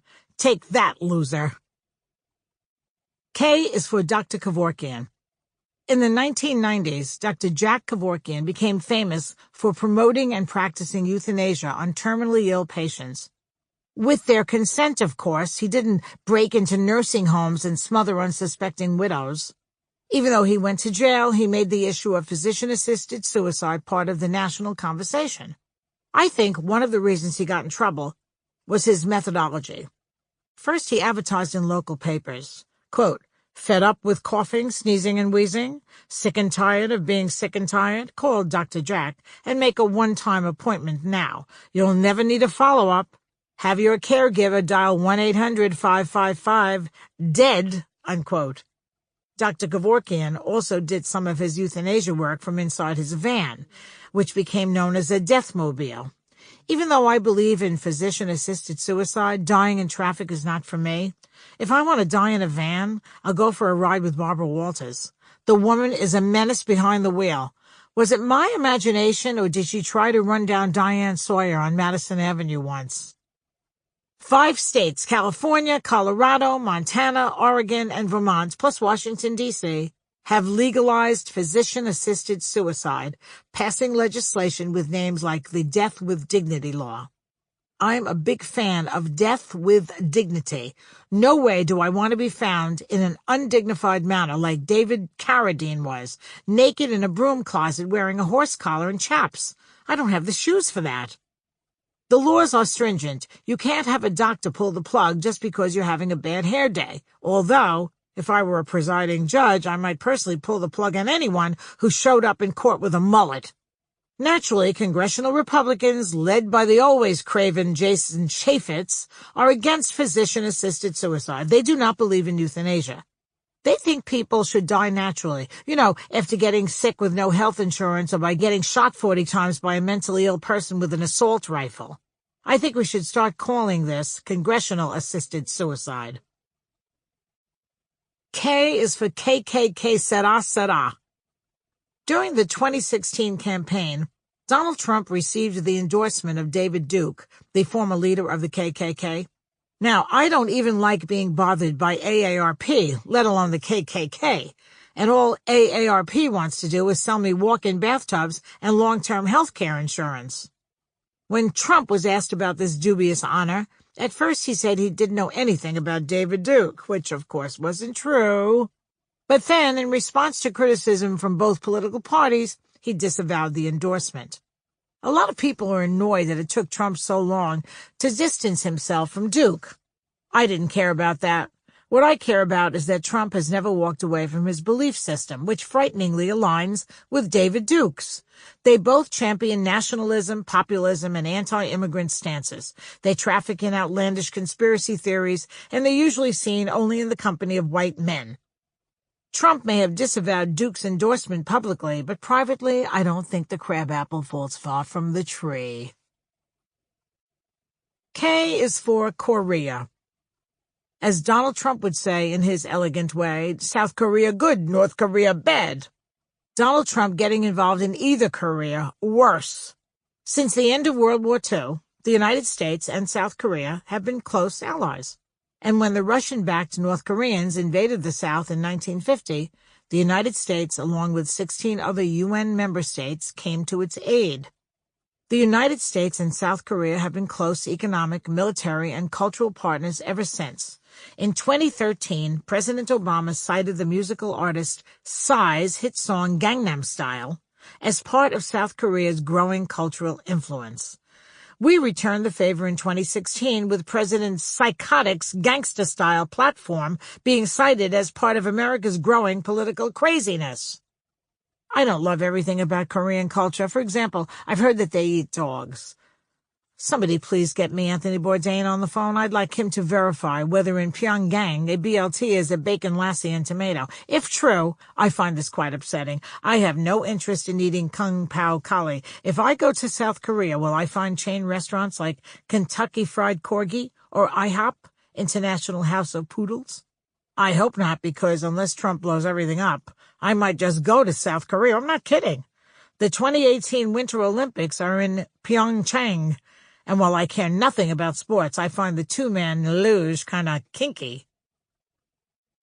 K is for Krispy Kreme. I rarely see a very thin person walking out of a Krispy Kreme donut shop. I'm not saying that only overweight people go there. It's entirely possible that Chabettes volunteered to go to the store for the whole family because they consider donut shopping exercise. Who am I to say? But to me, the consumption of Krispy Kremes is a metaphor for Donald Trump's hardcore base voters. They know they're buying something that in the long run may not be good for them, but they can't help themselves, so they buy it anyway. The big difference is if they gorge themselves on sugar and glaze and gain 80 pounds, it doesn't ruin my life, but their voting for Donald Trump does. L. L is for liar. There are at least 34 different types of lies, apparently. I won't list them all here because I don't have the time. I'm due at Mount Sinai Hospital in 10 minutes to start my shift as head of cardiology. Okay, you caught me, I'm lying. And that would be a lie of fabrication. For example, just making shit up. Some of the most common lies are lies of disinformation, omission, fraud, dissembling, defamation, cover-up, and my favorite, the bald-faced lie. Why is that my favorite? Because of its etymology. An 18th century British term, it was originally bare-faced lie, because it was believed that men without beards were more transparent. It eventually morphed into bald-faced lie, and then into bold-faced lie, which is when a man has no beard but has covered his face with laundry detergent. Okay, that's silly, but so what, who cares? There are a few types of people who routinely lie, especially children and politicians. Young children don't usually lie very effectively, as lying is an acquired skill. For better or worse, little kids are painfully honest. If you ask a 6-year-old, "Isn't Aunt Immaculata pretty?" and she's not, she'll say, "No, she's ugly." FYI, not all 6-year-olds would be so crass. I'm bragging here, but my grandson is far too brilliant to say something like that. If I asked him, "Isn't Aunt Immaculata pretty?" he'd say, "Not particularly, Nana. She has heavy-lidded eyes, a protruding brow, and a weak chin, to say nothing of her upper lip, which is in desperate need of a cream depilatory, and don't forget her provolone legs." As children get older, they learn to lie to protect themselves from getting caught doing something wrong. For example, my neighbors, Paul and Amy Nussbaum, have a 9-year-old daughter named, let's call her Bella. They named her Bella because they think she's beautiful. Don't ask my grandson if he thinks she's beautiful. I stopped over there one night to watch Celebrity Jeopardy. I love that they dumb down the questions for the stars so they don't look like idiots. Right before they started Final Jeopardy, the category was Celebrities Appearing on Jeopardy Tonight. Bella came out of the kitchen with pistachio ice cream all over her face. Amy said, "Did you eat the ice cream I told you not to eat?" Bella looked her right in the eye and said, "No, the cat ate it." It was clear Bella was lying, not because of the evidence all over her face, but because the Nussbaums don't have a cat. By now, Bella has probably grown out of making stuff up because for most children, lying is a phase, and with time, maturity, and proper parenting, assuming the parents aren't the Madoffs, most children outgrow it. Not so much with politicians. All politicians bend the truth, tell people what they want to hear, and offer promises they know they can't fulfill. During the 1928 presidential campaign, Herbert Hoover promised a chicken in every pot and a car in every garage. How did he see that happening? For starters, in 1928, the United States population was 120,500,000 people. Assuming an average of 2 people per household, where was Hoover going to find 60 million chickens? On a Mormon chicken farm? And how did he plan to deliver them to every home, pink and fresh and ready for eating? A flying coop the size of Noah's Ark? And as for a car in every garage, well, I grew up in Brooklyn. We lived in a tenement building. What was Hoover going to do, park a Buick on the stoop? Well, technically Hoover was lying. I'm assuming he said the chicken pot car garage thing is a metaphor for American prosperity, not an actual promise he couldn't keep. In 1992, George Bush Sr. famously said, "Read my lips, no new taxes." And then he raised taxes. That lie famously cost him the election. In 1997, Bill Clinton said, "I did not have sex with that woman," which of course was a lie. What he should have said was, "I did not provide dry cleaning services for that woman." Perhaps the most famous or infamous lie of all time came in 2003, when George W. Bush started the war in Iraq because, quote, "there were weapons of mass destruction," unquote, there.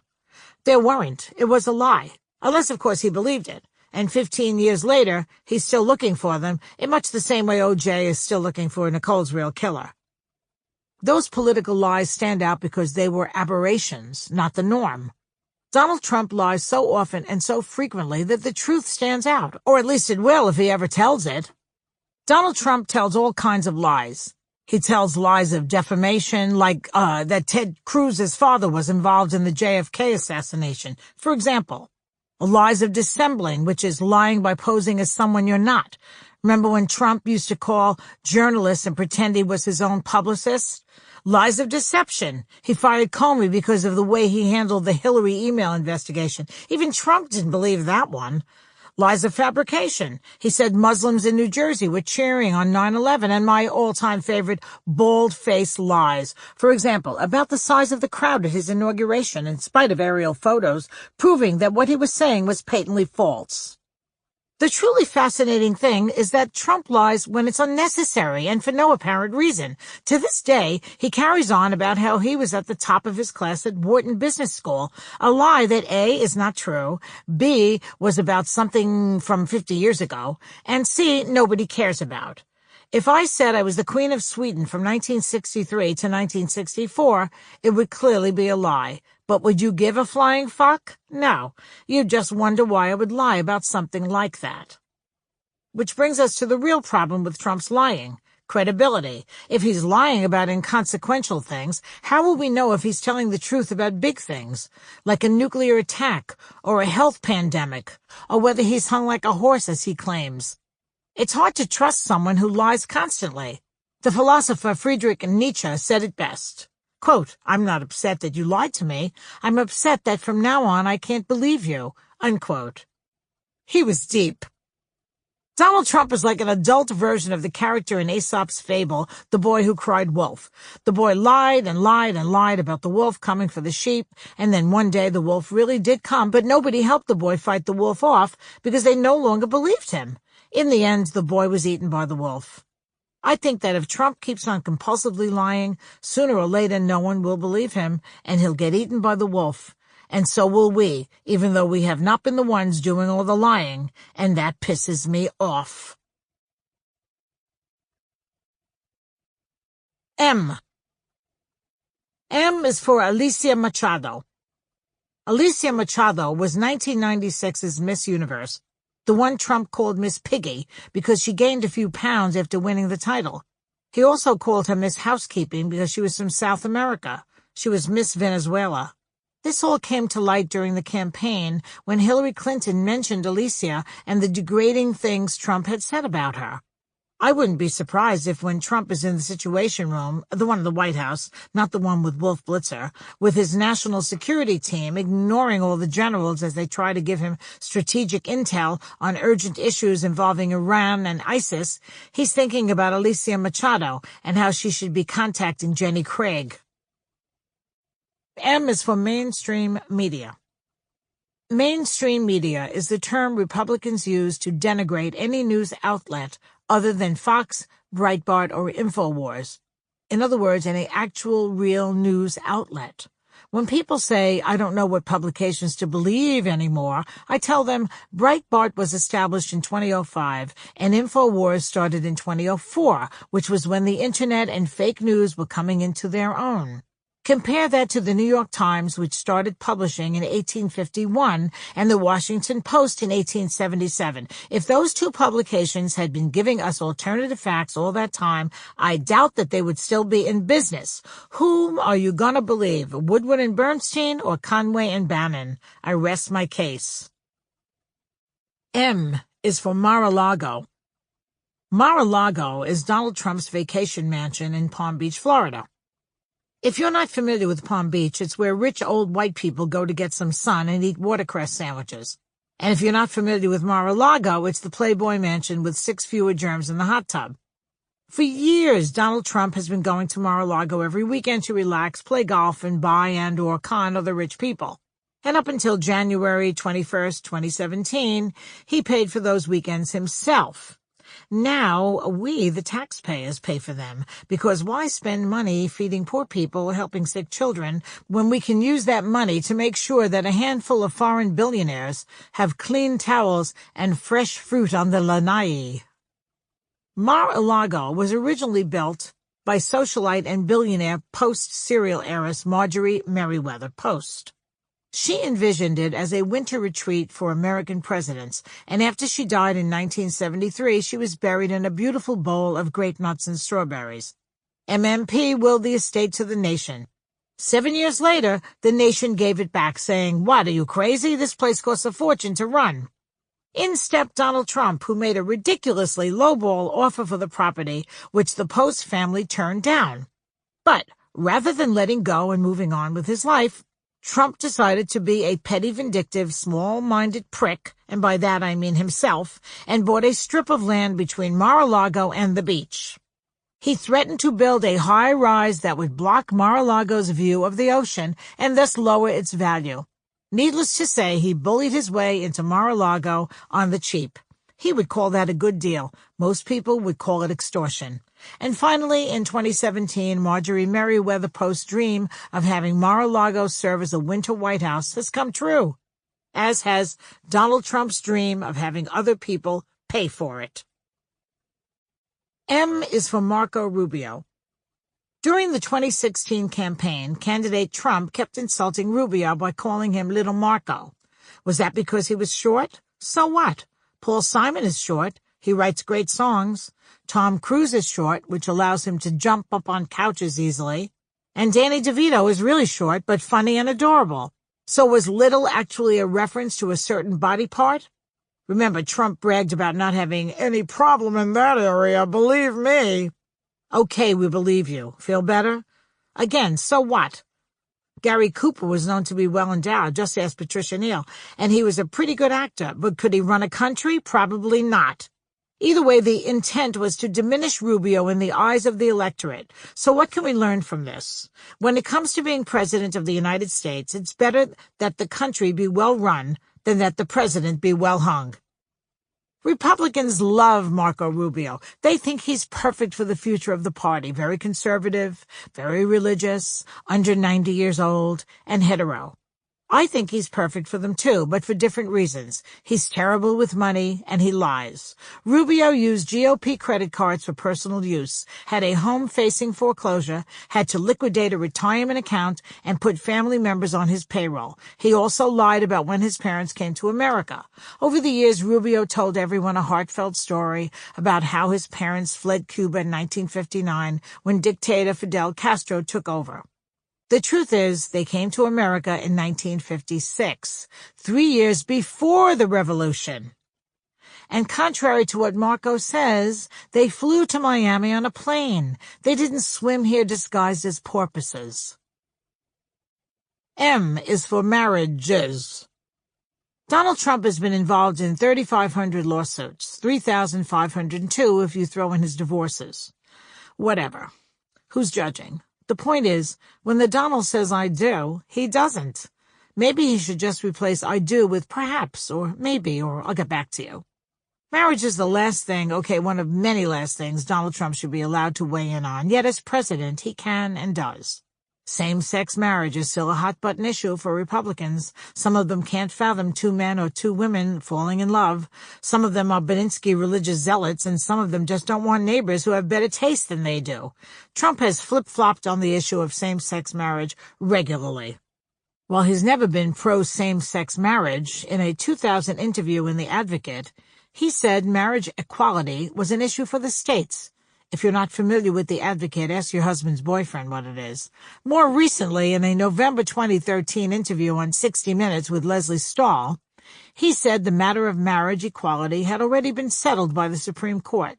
Yet shortly after taking office, he overturned a transgender rights bill and said he would appoint very conservative Supreme Court justices. His first turned out to be Neil Gorsuch, who would likely overturn the same-sex marriage laws if a case came before the court. I don't know what Trump actually believes, but then no one does. He's like the offspring of the Sphinx and the Riddler. But standing right behind him is the anti-gay whisperer, Mike, the top Pence. This guy wants to use conversion therapy to turn gays straight. Interestingly, no one ever wants to use conversion therapy to turn straights gay. Why is that?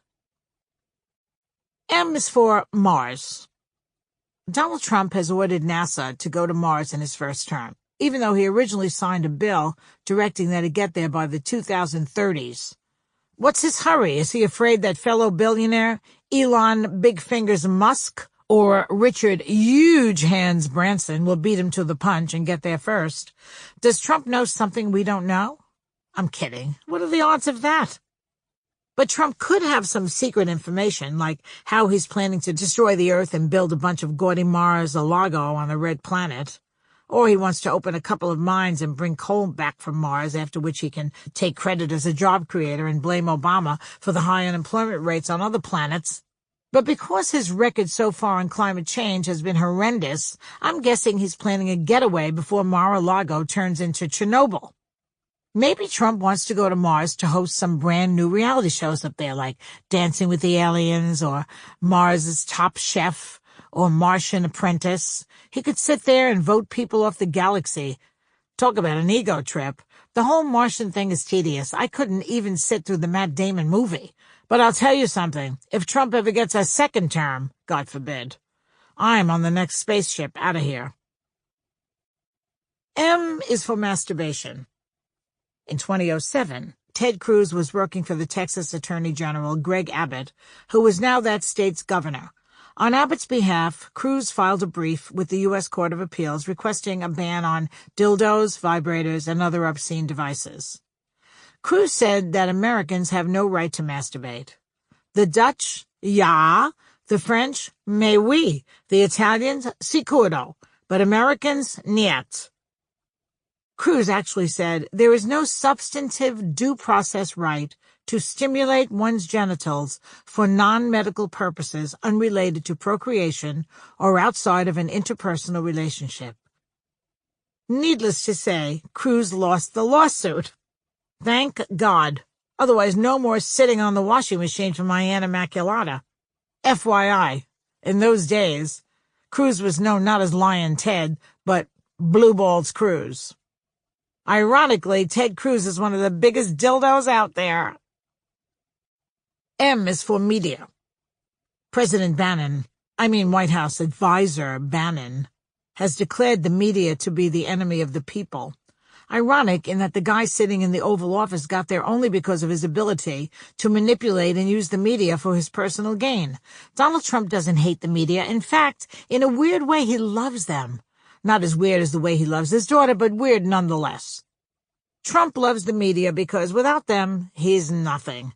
Take away the TV coverage, newspaper headlines, and magazine covers, and he's just another invisible rich guy who made a career off his daddy's money, kind of like Hans and Fritz are doing now. What Trump wants is for his base to hate the media. The media are the friends of the people. If it weren't for the media, Nixon might still be in the White House. He'd be dead, but he'd be there. The Vietnam War might still be going on, and the Kardashians would just be Armenian-American girls with generous derrieres and thick eyebrows. M is for Melania. Melania Trump is not only beautiful, but she is also a lot of firsts. She is the First Lady. She is the First Lady from Slovenia. She is the First Lady who has a jewelry line. She is the First Lady who is actually the President's third lady. And she is the First Lady to tell her husband, do whatever the fuck you want in 5 different languages. M is for Meryl Streep. When Meryl Streep made an impassioned anti-Trump political speech at the 2017 Golden Globes, although she never mentioned his name, the president-elect did what any president-elect would do. He made nasty, petty, childish remarks about her on Twitter. At least that's what any president-elect of a middle school class would do. Any other president-elect of the United States would have done something entirely different, most likely nothing. But no, the Tangerine Tornado took his phone out of his Miley Cyrus backpack and tweeted, Meryl Streep, one of the most overrated actresses in Hollywood, doesn't know me, but attacked me last night at the Golden Globes. She's a Hillary flunky who lost big. Meryl Streep is a lot of things, but overrated isn't one of them. She has won 156 awards for her work in film, television, and music. In 2011, she received a Kennedy Center honor, and in 2014, she was awarded the Presidential Medal of Freedom. I also hear she'll be up for the most valuable player in the National Hockey League in 2018. But Meryl's got these serious character flaws. She hates bullies. She tells the truth, and she speaks her mind. The tweeting tyrant can't tolerate such horrific attributes. Knowing Meryl as well as I do, every other Wednesday, Meryl and I go to the local Y, swim a couple of laps, shoot some hoops, and wax our legs. Trump's tweets didn't bother her at all. Not because they were petulant and inane, but because they weren't really personal. Sure, they were about her, but he sends out nasty tweets about anybody who hurts his feelings. I think all those UV rays from the tanning booth have penetrated his thin skin. There are other high-achieving famous people whom Donald Trump may have called overrated. Here are a few of them. Noah. Overrated. No taste. He thinks that's a boat? Ha! No casino, no lounge. No wonder only animals would book this cruise. Sir Edmund Hillary, climb a mountain on foot? No way. I'd take my private helicopter to the top of Everest. I have money. Climbing overrated. #sad. Nelson Mandela, a black John McCain. He got jailed. I like people who don't get jailed. #Black Lives Overrated. Winston Churchill, bigly overrated. Would have lost wars if not for Patton. Fatties can't lead a charge. Gandhi, skinny loser, wears white after Labor Day, but not at Mar-a-Lago. He'll never be invited. The Pope stole my first name, I've been the Donald way longer than he's been the Pope. And Francis is a girl's name. #nice dress. Albert Einstein, genius? I don't think so. Didn't speak English good. I have better brain. #Jews not that smart except Jared. #overrated. M is for Miranda warning. I watch a lot of crime and police procedural shows on Discovery ID. I first got hooked in the 90s watching NYPD Blue. Remember Dennis Francis Tush? I sure do. Hot. Anyway, one of the most important rights we have as citizens is that if we ever get arrested, the police have to read us our Miranda rights. Quote, you have the right to remain silent. You have the right to counsel, unquote. But in 2016, the Supreme Court weakened the Miranda rights, making it okay for police to use evidence obtained in an illegal search, and it created loopholes for police to get into your house without a formal warrant, among other things. I know, you're thinking, but Joy, if you didn't do anything wrong, why would you care about the police coming into your house? My answer is because what if I haven't vacuumed? Or there are dishes in the sink? Or my Spanx are hanging over the shower curtain rod to dry? Or worse, I'm wearing Spanx and nothing else. That's why. No one should see that. We need to keep the Miranda warning in place. If they want to change it, how about they change it just for Donald Trump? Every morning a police officer goes into the Oval Office and tells him, we have a right for you to remain silent. I just pray they don't take away the common Miranda warning. You have the right to wear bananas on your head no matter how crazy everyone thinks you are. M is for Mishpucha. Mishpucha is Yiddish. It means extended family.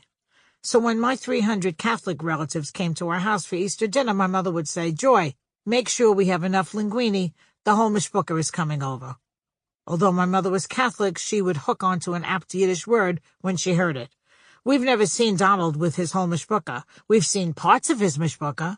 We've seen him with his wives, Ivana, Marla, and Melania. We've seen him with his kids, especially the 2.5 that he likes. And we've even seen him with Mr. Ivanka, Jared Kushner. Yet, we've hardly ever seen Hans's and Fritz's wives.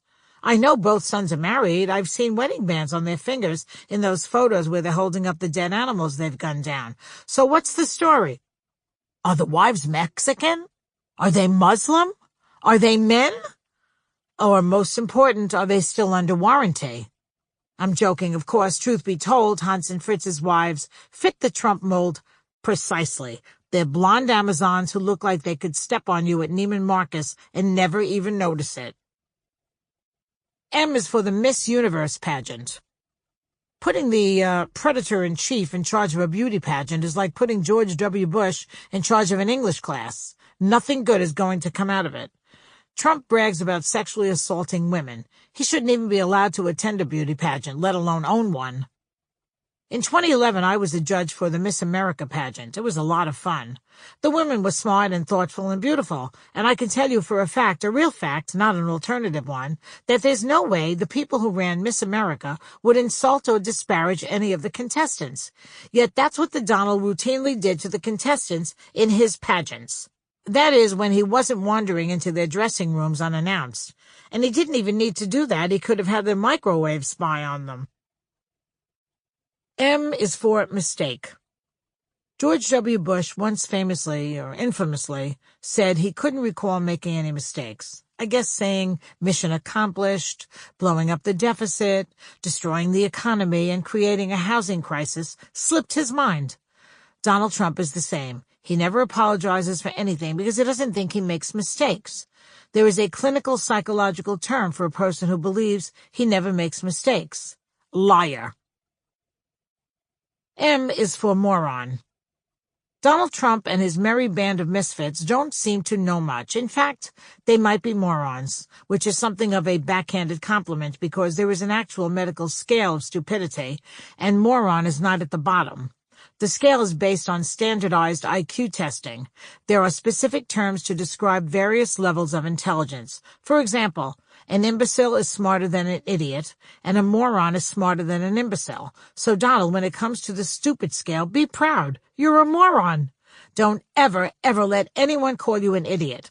That word is saved for Rick Perry and Dan Quayle and Michelle Bachmann and that crazy ex-governor Annie Oakley from Alaska. M is for Mr. Magoo. When I was a little girl, Mr. Magoo was one of my favorite Saturday morning cartoons. Magoo was a little old man who wore glasses with triple-thick Coke bottle lenses, but was basically blind. Every week, he would drive all over town, almost crashing his car or driving off a cliff. Even though he couldn't see anything, he always came away unscathed. Everyone around him, however, was scared to death and in constant peril. Yet Magoo kept right on driving, knocking things over everywhere he went. Now, with Trump, I think life is imitating art, if you replace the glasses with bad hair and tiny hands. M is for Mussolini. It's become very trendy to compare Donald Trump to Benito Mussolini. They have a similar scowl. Neither one of them is ever seen laughing. Neither speaks English, and both walk like they're carrying a Genoa salami in their pants. There is one big difference, however. Mussolini made the trains run on time. Trump shredded the Amtrak budget, so the trains may not run at all. N. N is for Nancy Reagan. When Nancy Reagan started out as First Lady, she was not very popular. People saw her as a cold, calculating, entitled Hollywood diva. Kind of the same way Republicans see me, except that I live in New York, and I don't gaze at my husband like a dog looking at a pork chop. More on that in a minute. At the same time that President Reagan was declaring, let them eat ketchup as a vegetable, Nancy was playing Marie Antoinette of Washington, spending a fortune on new china for the White House. She had 2 sets of dishes at all times, which begs the question, was Nancy Reagan kosher? She also used to give Ronnie policy advice, but only after she'd consulted astrologists instead of experts.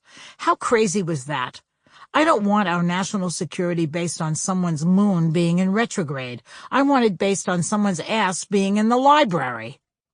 But then John Hinckley Jr. shot Reagan because he wanted to impress Jodie Foster so she'd go out with him.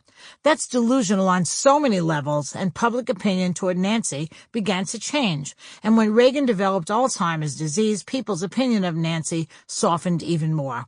I felt bad for her. I wouldn't wish that on anyone. But I also know that she didn't go up against Republican dogma and speak out in favor of stem cell research until after it affected her personally. But at least she finally did get it. Unlike Mitch McConnell, who had polio as a child and was treated in Warm Springs for free, but now wants to cut medical benefits for the indigent. Some people never learn. Let's just say he's an ingrate with a short memory. And as for the gazing thing, I've never gotten over that. Nancy would look at Ronnie with this creepy glazed stare, like she'd just gotten off the bus from Stepford. Look, I love my husband, but if I ever sit there and stare at him for hours on end without blinking or moving, it won't be because I'm wildly in love, but because I'm dead. N is for neo-Nazis. Not to be confused with the old original Nazis. No, these are new and improved Nazis. The old Nazis were subtler than the new ones. For starters, the neo-Nazis have lots and lots of tattoos. The old Nazis rarely had tattoos. And if they had, they would have been small, maybe a petite I Heart Adolf on one ankle. The neos have tattoos all over the place, on their hands, on their heads, their necks, their faces. If you see a guy with a swastika on his lips, you're not going to have to think, geez, I wonder what that's about. Old Nazis, though, would discreetly try to find out if you were in their corner. A Nazi official would walk up to a woman on the street and say, hello, Fräulein, what are your plans for Hanukkah? And she'd say, what's a Hanukkah? And then they'd both laugh and march down the street to an Oktoberfest party, even though it was only April. The Trump administration only semi-tries to distance itself from the alt-right neo-Nazis. And I say semi-try because they never really come out and say, we don't want your crazy-ass, hateful, racist, anti-Semitic votes, because they do want those votes. Team Trump needs that part of the base to come out and vote. So they say just enough to appear not okay with neo-Nazis to appease their non-racist constituents, but not enough to alienate the neo-Nazis themselves. My question is this: why are the hate groups and neo-Nazis drawn to the Republican Party? Do they prefer elephants over donkeys? Do they look better in red than blue? You don't see an army of skinheads and neo-Nazis at Democratic Party events, do you? Why is that, I wonder? N is for nepotism. It's not unusual for presidents to have trusted family members give them advice in the West Wing. Bill Clinton put Hillary in charge of health care, and George W. Bush used to call on Jeb all the time, primarily to ask him how to pronounce the big words. And of course, JFK appointed his brother Robert to be Attorney General, which caused Congress to write the anti-nepotism law in 1967 in reaction. There is some debate over whether the law applies as high up as the White House. This has prompted Trump to appoint his son-in-law, Jared Kushner, to be a senior advisor. He also named his daughter Ivanka special assistant to the president without a salary to skirt the law. No matter, it's been reported that the Kushners are worth 740 million buckaroos in any case. Ivanka will have an office in the White House near the Oval Office so that Daddy can check her out when she's not looking. They're waiting for Barron to hit puberty so they can make him Secretary of Energy. In that case, I don't mind. The kid is probably smarter than Rick Oops Perry. N is for New Mexico. The country Trump plans to wall off as soon as he builds his big, beautiful wall across Old Mexico, and he's going to make New Mexico pay for it. N is for Newt Gingrich. Has there ever been a sleazier human being? I think not. Oh, sure, he's mean-spirited and hypocritical, but like they say on infomercials, wait, there's more. Newt has also been married 3 times and served his second wife with divorce papers while she was being treated for cancer. At least he eventually acknowledged that he was cheating with a congressional aide during the time he was leading the impeachment proceedings against President Clinton. Enough said. N is for Nikki Haley. The former governor of South Carolina was named the U.S. ambassador to the United Nations. Compared to other Republicans, she's a breath of fresh air we're running out of, meaning she's relatively bright and appears to be sane. Unless the Republicans skew even farther to the right, in which case they'll fall off the end of the earth. You know, at least a handful of them still believe the earth is flat. She may be the future of the Republican Party. Her parents were immigrants from India, and even though she's tough on illegal immigration, she doesn't want to build a wall across the Atlantic and Indian Oceans. She was against the anti-transgender bathroom bill, which is good for the LGBTQ community. On the downside, she's rabidly anti-abortion, which is not good for women, but she also has more balls than the Republican men in Congress in that she stood up to Donald Trump. She said that Trump should release his taxes and that his ban on Muslims was, quote, un-American and unconstitutional, unquote. And when the child-in-chief began tweeting nasty things about her, she sweetly and condescendingly replied, bless his heart. But I'll bet under her breath she was mumbling, what an asshole. N is for Richard Nixon. I never saw anyone sweat like Richard Nixon did, and I've been line dancing with Louis Anderson. Every State of the Union speech, there Nixon was behind the desk, sweating like a pack animal carrying a load across the Andes. For 3 years, I thought the Oval Office was located in a sauna. Nixon could schwitz in an igloo in January. Check out the Kennedy-Nixon debates. You won't believe your eyes. There was Kennedy, happy, smiling, handsome, looking like he didn't have a care in the world, and there was Nixon, sweating so much it looked like he'd swum to the studio. The most irritating thing is that Nixon had these beads of sweat on his upper lip. I wanted to grab a Kleenex and put my hand through the TV screen and wipe him off. Why was he sweating so much? Was it because he knew he was a liar and a crook? We can't call Nixon a sociopath. At least he had a clue about himself. I've never seen Trump sweat. Seems like lying comes so easily to him, it's almost like breathing. That ad that says never let them see you sweat? Wrong. When they see you sweat, they know that you know you're a liar. N is for no one knew. Shortly after taking office, Trump said nobody knew health care could be so complicated. Everyone knew, only he didn't. A few months later, after meeting with Chinese leaders to discuss the North Korean situation, he said, I realized it's not so easy. Again, everyone knew, he didn't know. Look, no one expects the president to know everything. But how did he not even know these things were complex?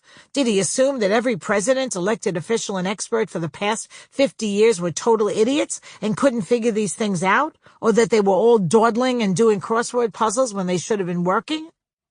One would think that over the course of an 18-month campaign season, Donald Trump would have learned something about the issues at hand, or at least the complexity of them.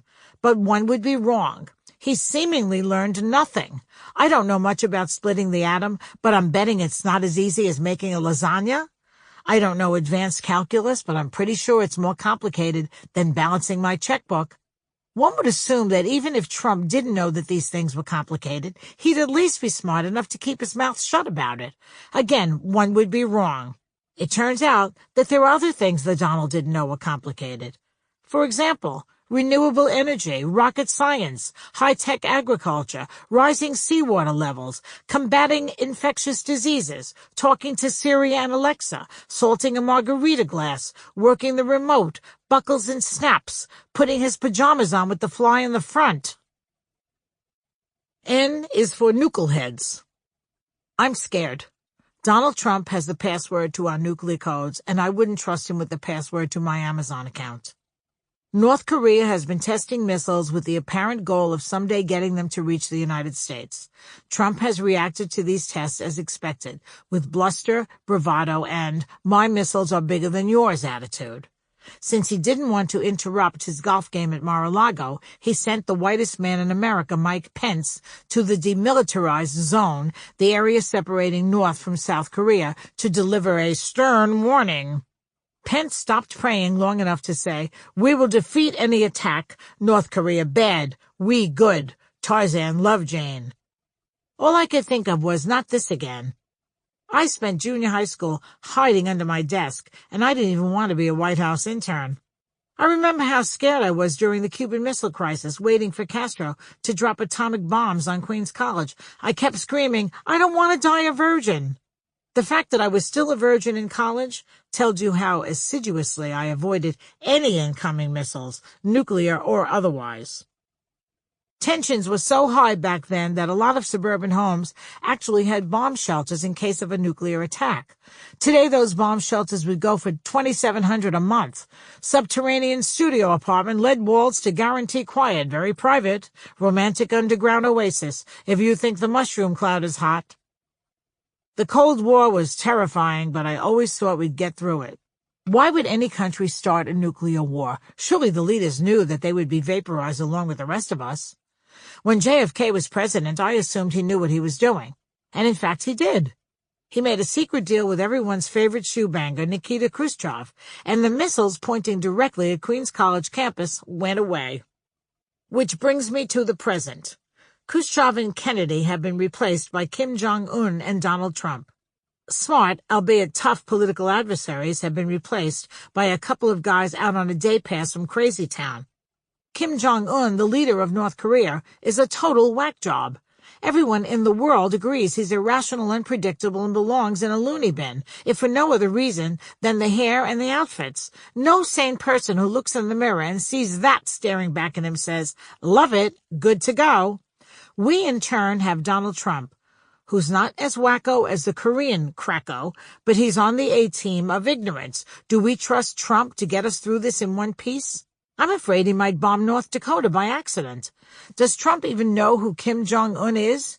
He seems to get him mixed up with his father, Kim Jong-il, who's been dead for 6 years.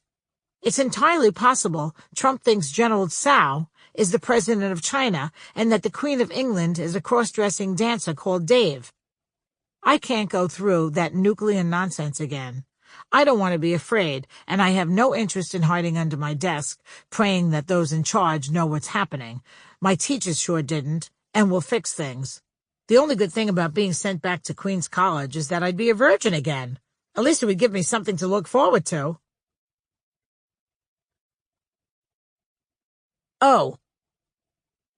O is for Ohio. As John King and Steve Kornacki and Wolf Blitzer and every other news hound manning the map on election night will tell us over and over again, no Republican has ever won the White House without winning Ohio. And as Ohio goes, so goes the country. Does this mean I have to be mad at Ohio for the next 4 years? I hope not.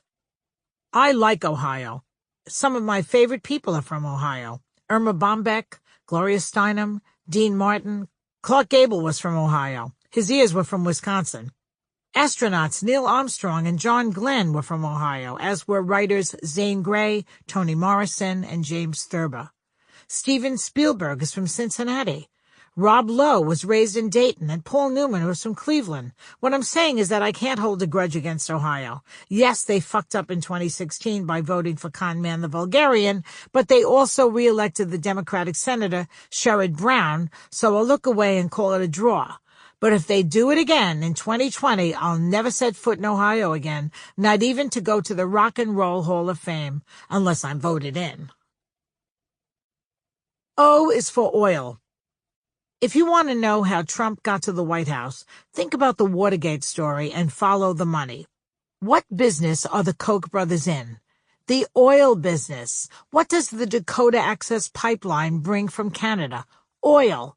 Who will make money off the Dakota Access Pipeline? The Koch brothers. Who will make money having Trump in the White House? The Koch brothers. Whom should we never see nude oil wrestling? The Koch brothers.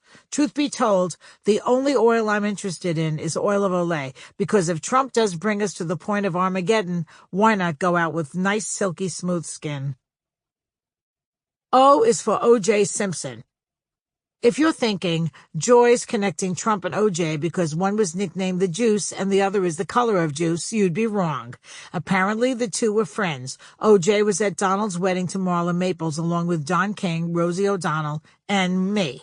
I don't know what I'm more creeped out about, that I met O.J. or that I was at one of Trump's weddings. All I know is there wasn't a wet eye in the house. O is for olfactory senses, or Donald Trump sniffing. During the presidential debates, Donald Trump kept sniffing and making these creepy snorting sounds. At first I thought he was doing cocaine, but then I remembered that he didn't even drink, so that couldn't have been it. Then I thought maybe he had allergies, maybe he was allergic to Hillary's pantsuits, or more likely her impressive resume, but that didn't seem likely. He's spent his whole life being around people much smarter than he, and this sniffing thing seems new.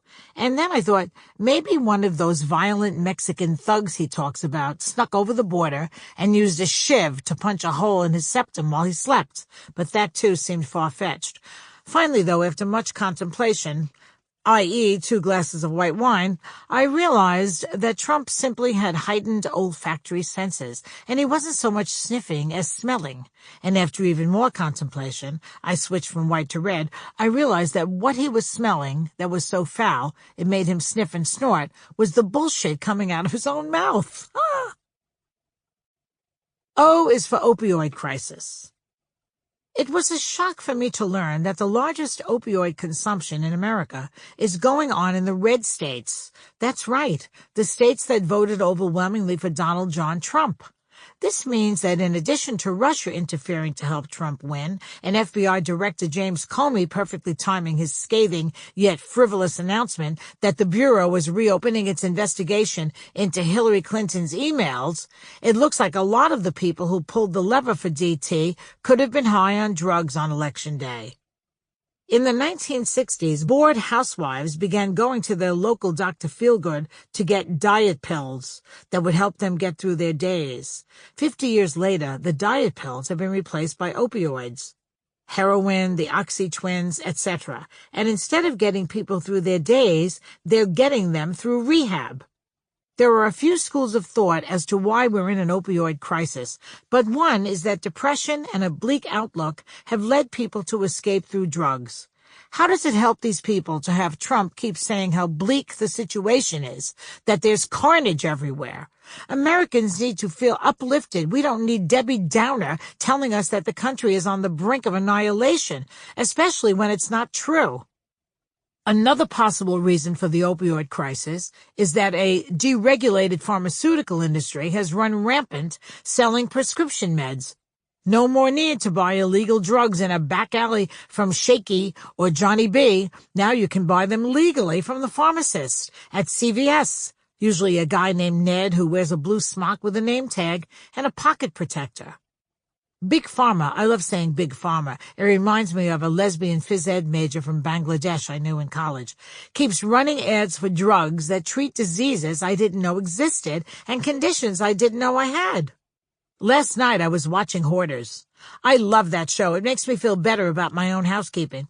And at the dramatic turn in the episode, how was I supposed to know Mama had 3 dead cats, a compost heap, and a 67 Buick LeSabre in the bathroom? They naturally went to a commercial break. And what I got were back-to-back 60-second ads asking me if I had restless legs or a dry vagina. Well, I don't have restless legs or a dry vagina. I have dry legs and a restless vagina. Do they have drugs for that? O is for Oprah. There has been talk of Oprah Winfrey running for president. That would be great. She'd win in a landslide. Everyone would vote for her.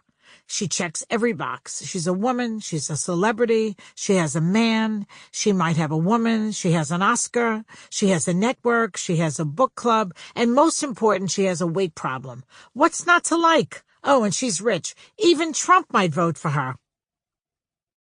O is for orange. In 2011, Melania Trump was a guest on my show on HLN. As we know, she's beautiful, and even more important, she has style. Her hair and makeup are perfect, not a split end or a splotch in sight, which makes me wonder, how can she be married to a man who looks like he passed out in a bag of Doritos? Does she not notice that his face is as orange as the great pumpkin from the Charlie Brown Halloween special?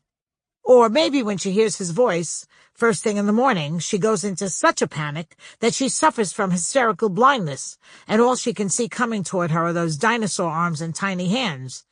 He needs a makeover. Maybe Tiffany can start a national Take Your Father shopping day, and she can drag him to her favorite makeup counter at Bloomingdale's. Even better, she should take him to Nordstrom just to piss off Ivanka. Talk about a win-win. Or maybe Hans or Fritz could mention in passing that Dada needs to stop buying his makeup at Sherwin-Williams. Glossy latex enamel is for suburban houses, not human skin. His face clashes with itself. But worse than the color is the premise. Why does Donald Trump even wear makeup? He's not on The Apprentice anymore, so that can't be the reason. In fact, since he took office, he almost never appears in public, and when he does, everyone holds their breath, praying he hasn't started World War III. The straight men I know wear makeup only if they're on television or on stage. I have a gay friend who wears makeup only to provide contour, because he lives with the delusion that if he appears 2 pounds thinner, George Clooney will leave a mall and go out with him. I can relate.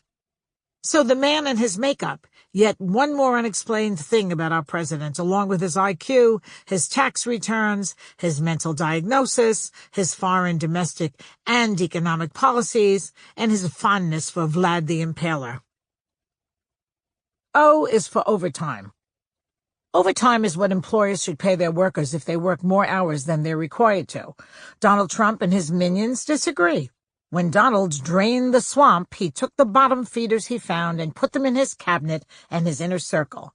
Now those soulless, bloodthirsty vultures, I'm sorry, I meant business-friendly corporate executives, are looking for ways to allow employers not to have to pay overtime to their employees, usually by cutting hours or changing their employment status.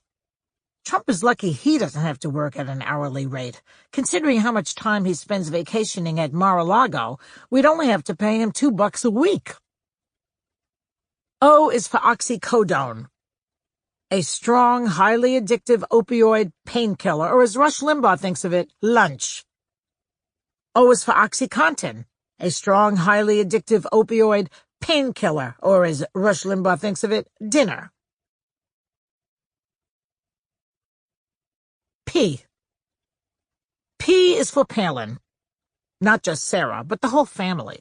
Todd and Bristol and Willow and Azalea and Crabgrass and Trig and Trip and Track and Trick or Treat. I love Sarah Palin, not as a human being, of course, but as a punchline. She's a comedic jackpot, a modern-day version of slipping on a banana peel or drinking from a dribble cup. The humor keeps flowing like a urinary tract infection. FYI, I think Tract will be the name for Bristol's next kid. Speaking of Bristol, how great was it that after constantly getting pregnant out of wedlock, she became the spokesperson for abstinence? Bristol has spent so much time in the back seat of pickup trucks, she should have a Confederate bumper sticker tattooed on her ass. Spokesperson for abstinence? If she were any more unqualified for a job, she'd be a member of Trump's cabinet. P.S. I think Truck will be the name for Track's twin brother. P is for paranoia. Republican politicians like to traffic in fear, creating a sense of paranoia among their faithful, and if we're not careful, the rest of us. Quote, Obama is coming for your guns, unquote. Quote, the Chinese are taking your jobs, unquote, etc.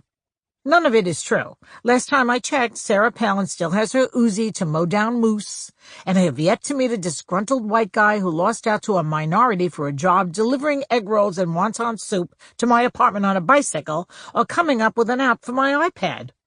Team Trump has convinced his base to be afraid of Mexicans, African Americans, lesbians, gays, transgender people, Muslims, liberals, Jews, intellectuals, brown people, all sorts of foreigners, CNN, MSNBC, The Washington Post, and of course, the New York Times. Truth be told, I'm more afraid of Team Trump than of any of those. Especially Mike Pence. She scares the hell out of me. P is for Pence. Creepy VP has more issues than Life magazine's back catalog. Mike Pence is fooling no one with all the hateful anti-gay rhetoric. Pence spends more time obsessing about gay sex than all the members of the Village People combined. Pence's anti-LGBTQ record is so bad that when he went to see the Broadway show Hamilton, at the end of the play, the cast called him out from the stage. Most of the cast members were black and Hispanic, and some were definitely gay.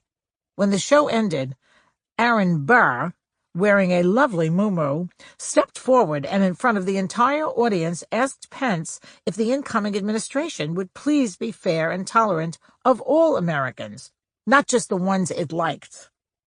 It was a stunning moment. I only wish Pence had gone to see Avenue Q. It would have been fun to see a hand puppet tell him to go fuck himself. Pence also says he won't have lunch or dinner alone with a woman other than his wife. Notice he doesn't say anything about brunch. I'm not sure if this is out of some misguided fake Christian respect for his wife or because he is so darned heterosexual. He's afraid he wouldn't be able to control himself and he might leap across the booth at the Olive Garden and grab him a piece of puss like his boss man brags about. What if he were having the never-ending pasta bowl and Mother Teresa, exhausted from washing the feet of the poor, walked in and plopped herself down at his table? Would he spit out his linguine and make a handsy lunge at the Saint of Calcutta? But in spite of, or maybe because of, his flaming homophobia, mainstream Republicans seem to like Pence. I think it's because compared to Trump, Pence seems reasonable and normal. Of course, compared to Trump, Mad Money's Jim Cramer seems reasonable and normal. Mike Pence presents well. He's like a pit bull at the Westminster Kennel Club dog show. When he's being paraded in front of cameras and judges, he looks pretty and acts nice. But the minute he's backstage, he's harassing poodles and humping dachshunds. And he's the perfect VP choice for Trump. Here's why. He has normal hair. It's a silver, close-cropped, welcome to 1953 style. Makes him look like a drill sergeant in the army. He provides cover for Trump with the evangelical base. In their heart of hearts, the evangelicals must know that Trump is a malevolent, cheating, womanizing heathen. They're much more comfortable with a malevolent, faithful homophobe as long as he's against abortion. He knows how to defend Trump when he lies. For example, in a December 2016 interview, George Stephanopoulos asked Pence about Trump's penchant for lying. Pence said that Trump speaking his mind was, quote, refreshing, unquote, to the American people. Really? I'm an American people, and I don't find it refreshing. The only kind of lying I find refreshing is lying by the pool on a lounge chair with a glass of white wine while John Hamm fetches me grapes and gives me a pedicure. P is for pets. Nearly every president in modern history has had a first dog. You know, one that runs around the White House playing in the Rose Garden and poops in the Blue Room. The Obamas had Bo, the Bushes had Miss Beasley, the Nixons had Checkers, the Clintons had Bill. Donald Trump is such a narcissist, I don't know if he's capable of caring for a dog. But if he is, he'd probably get a Chihuahua. Not because they're small or cute, but because when he gets bored, he could just deport it back to the shelter it tunneled out of in search of a job at Taco Bell. P is for plagiarism, or as Melania calls it, writing. When I watched Melania's speech at the Republican National Convention, I was quite impressed. It was well written, on point, and beautifully delivered. And familiar. Duh. Truth be told, Melania has a better command of the English language than Donald does, which is surprising, given that she's from Slovenia and he's from Queens, but I digress. The day after the speech, we all discovered that part of it had been lifted directly from Michelle Obama's 2012 speech at the Democratic National Convention. Melania plagiarized a Democrat, meaning they're not just stealing our money, they're also stealing our words. To be fair, it's not like Melania had written the speech herself. All high-end political figures have speechwriters, but shouldn't they also have fact-checkers? Or at least alternative fact-checkers, if that's what they're more comfortable with? Instead, they let the poor woman go out and hang herself in front of the whole country.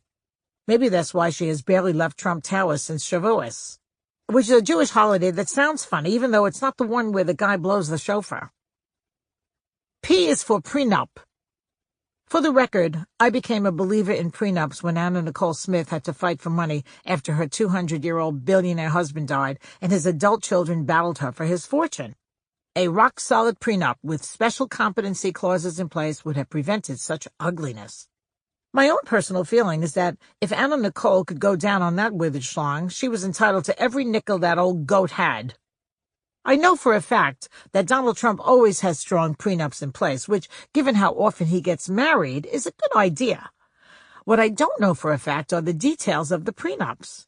But given the public statements his ex-wives have made, they must include things like, she'll only say how wonderful I am, or she'll say I'm great in bed, and I get full custody of the bobby pins and White Rain hair products. P is for Purell.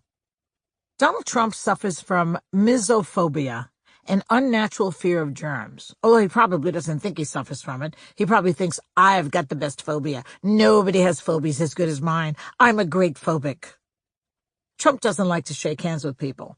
But to be fair, neither does another famous germaphobe, Howie Mandel, which explains why when Howie and the Donald met, instead of shaking hands, they engaged in a deep, slow tongue kiss, complete with moaning and tingly feelings in their stomachs.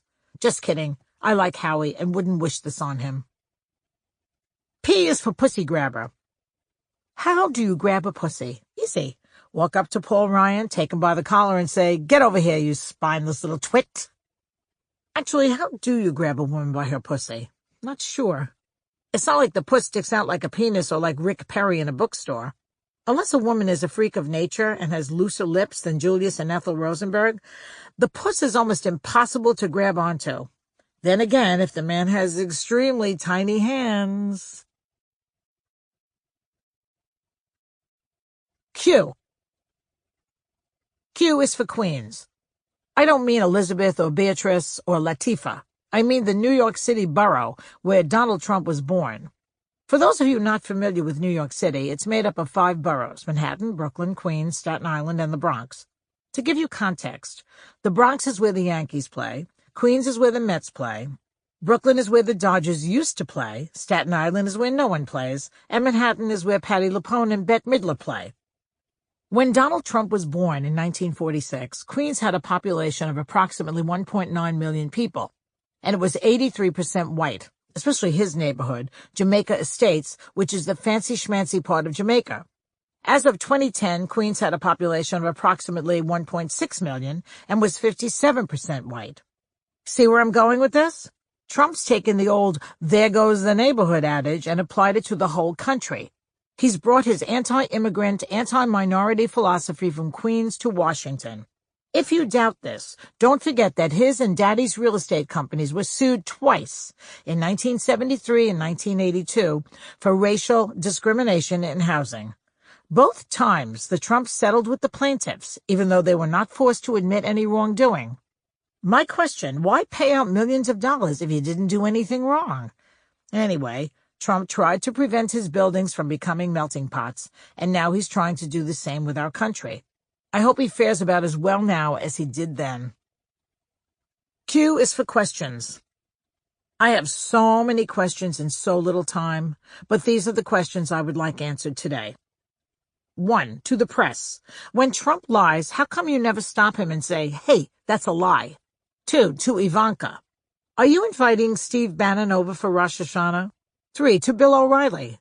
What's your obsession with killing famous historical figures, and who told you falafel is a lubricant? 4. To Reince Priebus. Is that collagen in your lips, or are they swollen from kissing Trump's butt? 5. To Sean Spicer. Are you physically afraid of April Ryan? Q is for quiche. Remember that book, Real Men Don't Eat Quiche? It's not true. My husband loves quiche, and he's a real man. And to prove it, he eats his quiche with a side of concrete. In my opinion, real men don't insult women, don't make vulgar remarks about their own daughters, don't spend 9 hours constructing their hair or wearing orange makeup. And now I have to go dig up the driveway. I'm making quiche for lunch. Q is for quickie. In the past, the word quickie was usually used to describe a short sexual escapade. Now it's used to describe the length of Donald Trump's attention span and probably the longest sexual escapade he's ever had. Q is for QVC. For those of you who were heartbroken when Nordstrom, Bloomingdale's, and Neiman Marcus stopped carrying a lot of Ivanka Trump's clothing, jewelry, and accessories because they were appalled by the administration's divisive policies and language, cry no more. In fact, perk the fuck up. The Ivanka brand is on the QVC TV network. Now you never have to leave your house. You can get any kind of schmata, handbag, or belt you want. You can buy the earrings, necklaces, and bracelets of your choice. And someday, in the not-too-distant future, you may even be able to buy handcuffs and leg irons that are exact replicas of the ones Ivanka's husband will be wearing in Leavenworth. Talk about Jared the jeweler. R. R is for Raging Bull. Robert De Niro is a tough interview. He's not a big talker. He gives mainly monosyllabic answers. But Donald Trump has transformed De Niro into Patrick Henry on steroids.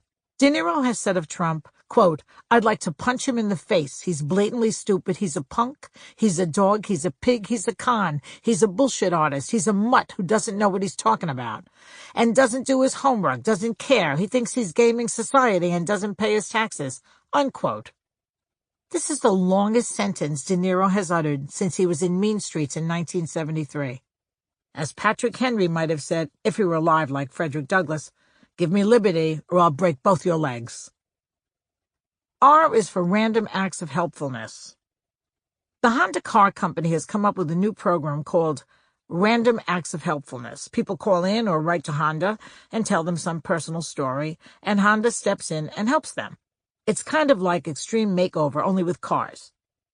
For example, a mother from Pomona called up and said her son was in music school, but his instrument had broken and they couldn't afford to replace it. And the Honda guy said, we're here to help. We're going to buy your son a new clarinet. And the mother gets all emotional and cries, and all the listeners think, oh, isn't that sweet? Of course, you never hear the mother say, that's awfully nice, but he plays the piano. Anyway, I would like a random act of helpfulness from Honda. Dear Honda, this is Joy from New York. My head hurts and my heart is broken, but unlike Russia and the Koch brothers, I can't afford to buy an election. It would be so great if you could help me out and get me a new fucking president. R is for Reaganomics. When David Stockman was the director of the Office of Management and Budget, the OMB they call it, from 1981 to 1985, he was known as the father of Reaganomics. This must have been very confusing to Nancy because, as I mentioned earlier, Ronnie called her mommy. Reaganomics is supply-side economics, or the infamous trickle-down theory, which basically means if you give the wealthiest people in the country even more money, eventually it will trickle down to everyone else. Stockman also hoped this would curtail the welfare state. As nasty as that sounds, it's still better than the GOP's current plans to curtail the welfare state, deporting people and starving the poor, elderly, and infirm. Rumor has it that the first time Tip O'Neill heard about Stockman's economic theory, he laughed so hard he felt something trickling down his leg. And 37 years later, that may be the only thing that has ever trickled down. The Reagan tax cuts for the rich did not help the middle class. They did, however, grow the national debt from $79 billion to $2.3 trillion by the end of Reagan's first term. And since Reaganomics didn't work for anybody but the wealthy the first time, guess what the Republicans are trying to push again in 2017? If you said same bullshit, you'd be right. And how did they get away with it? CB is for base. R is for Regis Philbin. A lot of the non-racist, non-crazy people who voted for Donald Trump were voting for change. They didn't want another politician in the White House. They wanted an outsider. I can appreciate that they were tired of politics as usual, but considering that the field is politics, wouldn't it have been a good idea to hire a person with some experience in it, or at least rudimentary knowledge of how government works? When I go for my annual endoscopy, I go to a gastroenterologist, not an outsider like my dog walker or the neighborhood auto body guy. I want someone who actually knows what he's doing. Now, according to the most recent UN census estimates, the population of the United States stands at 326,111,903. Think about that. 326,111,903 people. And the Republicans couldn't find one outsider who wasn't racist, misogynistic, xenophobic, or mentally ill to run for office? If I want an outsider in the White House, I'll go for Regis Philbin. I love Regis. Everybody loves Regis. He'd be perfect. He'll appeal to Republicans because he's an old straight white guy with no governmental experience. He'll appeal to Democrats because he's smart, thoughtful, and lives in New York. He's always in a good mood. He's even friendly early in the morning. He's a great listener, and on top of that, he was able to deal with the perkiness of Kelly and Kathy Lee for all those years without losing his temper or his lunch. Do you really think Kim Jong-un is going to rattle his cage? Not only that, but Regis can sing. And he has a great stage act. He won't waste $1 million a day of taxpayer money schlepping to play golf at Mar-a-Lago. He'll grab an Uber and do a show at the Westbury Music Fair. $108 door to door. What's not to like? Regis in 2020. R is for Reince Priebus. The first time I heard the words Reince Priebus, I thought it was a skin condition, like shingles or eczema. Turns out I was right. Every time I see him, I start to itch. Reince is an unusual name. According to his family members, their heritage is German and, shockingly, Russian. Not only is Reince an unusual name, but it's hard to pronounce. Reince rhymes with Heinz, and Priebus rhymes with ass-kissing sycophantic party hack. If my family name were Priebus and I had a child, Reince wouldn't be on the short list of baby names. It wouldn't be on the long list either. In fact, it would never cross my mind. I understand, appreciate ethnic pride, but you know what I appreciate more? Common sense. You know full well that every single day of Reince Priebus's life, when he's been introduced to someone, he has had to spend 5 minutes saying, "No, it's pronounced Reince," or "No, my parents didn't drink," or "No, I'm not joking," or "Yes, fine, whatever. It's okay to call me Bob." A lot of people do. Takes the starch right out of that opening conversation, doesn't it? When Reince was in middle school, he probably had his lunch money stolen at least 3 times a week. When he was born, his parents should have thought ahead and named him Joey or Steve or Peter. Peter Priebus would have made him popular. It sounds vaguely Spider-Man-ish. My parents were Italian. My father was actually born in Italy, but at no point did he and my mother consider naming me Pinocchio or Esmeralda, and they definitely wouldn't have named me Reince. I have to take a break now and get some Benadryl. My Reince Priebus is starting to itch, and I want to stop it before it spreads to my Orrin hatch.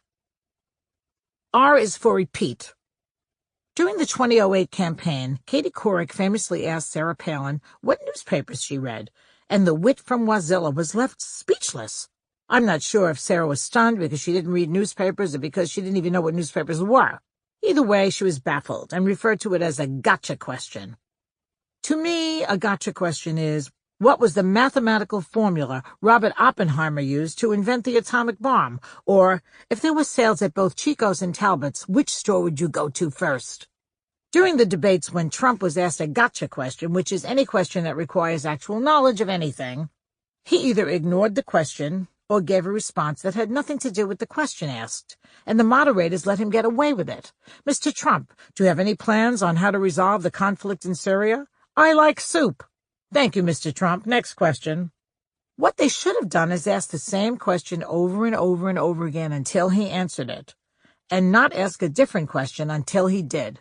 Just keep repeating the question. For example, Mr. Trump, would you or any of the voices in your head be willing to undergo a mental health test to see if you are fit to hold office? R is for reporters. Contrary to what Reich Marshal Bannon and his boss say, the press is not the enemy of the people. It's the voice of the people. Reporters are supposed to ask questions of the government on our behalf and to hold truth to power. FYI, I hate the expression truth to power. It's so annoying. It's like TV commercials that use the expressions tasty nougats, new and improved, or that not-so-fresh feeling. I emphasize supposed to for a reason. It's because during the 2016 presidential campaign, some of the reporters didn't ask the questions they should have or do their jobs as well as they could have. Had they done so, maybe Donald Trump would still be living in New York shopping for wife number 4 and bilking students, vendors, and contractors out of their hard-earned money instead of living in Washington, setting our precarious democracy on fire. For all Trump's bluster about how much he hates the media, he doesn't. He needs press coverage the way Dracula needs blood. Maybe if we make him look in a mirror or go outside on a really, really, really sunny day. I remember one of the first press conferences Trump held early on in the campaign. It was shortly after he started calling Mexicans thugs and rapists. Univision reporter Jorge Ramos stood up to ask him a question about those remarks, and rather than answer the question, Trump had Ramos thrown out of the press conference. He literally had security pull him out of the room. Afterward, Trump said he had no idea who the security guard was who grabbed Ramos. That, of course, was a lie. The security guard was part of Trump's team. What happened next was even more appalling. Nothing. The press conference went on as though nothing had happened, as though Ramos hadn't been accosted and free speech quashed. In my not-so-humble opinion, every reporter in that room should have gotten up, walked out, and left Trump standing there by himself talking to folding chairs. I'm a comedian, not a journalist. But if I can walk out on Bill O'Reilly, okay, maybe I needed the exercise. Certainly they could have mustered the backbone to walk out on Trump when he had their colleague accosted. And they should have walked out of every other subsequent event, rally, and speech when Trump started insulting them, disparaging them, and implying that violence against them was acceptable. Not out of spite, but out of self-preservation. The only thing a narcissist craves is attention. Take attention away from the narcissistic bully and watch him come crawling back. I would have liked to see him try to throw Oprah out of a room. Gail would have kicked his ass from here to Mar-a-Lago. R is for Restiva. The drug Restiva apparently cures dry eye. This must be for those times when Visine, onions, horseradish, and a knee in the nuts for men just won't do the trick. The only person I ever met who had chronically dry eyes was the lady down the hall from me in apartment 7F. She'd had so much plastic surgery she couldn't blink anymore. She also couldn't smile, frown, sneeze, or cough. That woman was practically mummified. The thing that bothers me about Restiva is that the actresses who play the eye doctors in the commercials are all supermodel gorgeous. I'm not saying this doesn't happen in real life, but my ophthalmologist, Dr. Bernstein, is bald except for the hair in his ears and the hump on his back. In all these years I've been going to him, not once have I ever thought, thank God I don't have dry eyes. Otherwise I wouldn't be able to fixate on Dr. B's tight abs and ample package. But the most upsetting thing about the Restiva situation, as well as the restless leg meds, is that if the Republicans get their new health care plan in place, probably none of those drugs or doctor's visits will be covered, which means I'll be sitting in a restaurant surrounded by people shaking their legs and rubbing horseradish in their eyes. Very hard to enjoy chicken marsala with Blinky and Shaky crying and rattling all the other tables. R is for restless leg syndrome. Restless leg syndrome is a disorder that creates an urge to move one's legs. That's not a disorder, that's walking. Complications are daytime sleepiness, irritability, and depression. I thought that was menopause. How is this a syndrome? Maybe some people are just fidgety. When I was teaching, half the children in the class shook their legs and squirmed around. Usually they had to go to the bathroom, or they'd forgotten their homework, or they were appalled that I'd given them Portnoy's complaint as a reading assignment. Whatever. They didn't have a syndrome. They were just being children. Now, in 2017, I find myself squirming around and shaking my legs every time Donald Trump appears on TV or opens his mouth. I don't have a syndrome. I have Trumpophobia, a fear that the president might pick up the wrong device and instead of tweeting, press the nuclear button. I'm pretty sure there's no medication for that. R is for revenge porn. Over the past few years, a new phenomenon called revenge porn has, pardon the double entendre, popped up. This is when a couple breaks up and one of the exes gets so mad he posts nude pictures or sex tapes of the other one online. I find this quite shocking. First of all, unless you're a Kardashian or a model with a rare skin rash posing for a medical journal, what kind of person would let someone take nude pictures of her, let alone videos?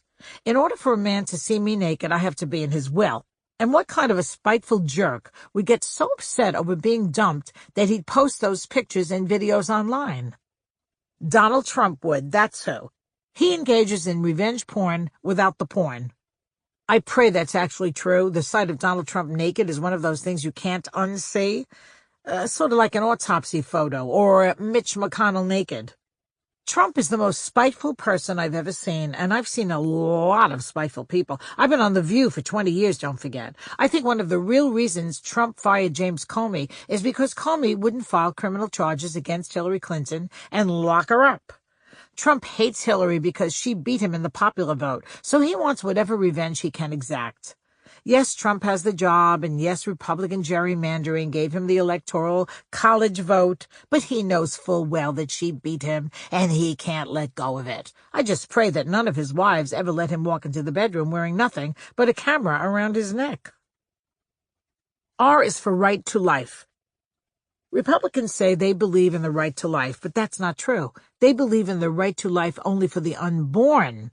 Might possibly grow up to be a Republican voter someday, not for the already born. They can't cut funding fast enough for prenatal care, postnatal care, maternity leave, health insurance, after-school programs, Head Start, and on and on and on. They're not that keen on living adults either. They oppose the American Jobs Act and want to get rid of labor unions. They oppose most veterans' benefits. They oppose LGBTQ hate crimes and worker protection legislation. They oppose universal health care, and on and on and on. The minute you come out of the womb, they drop you like a hot rock.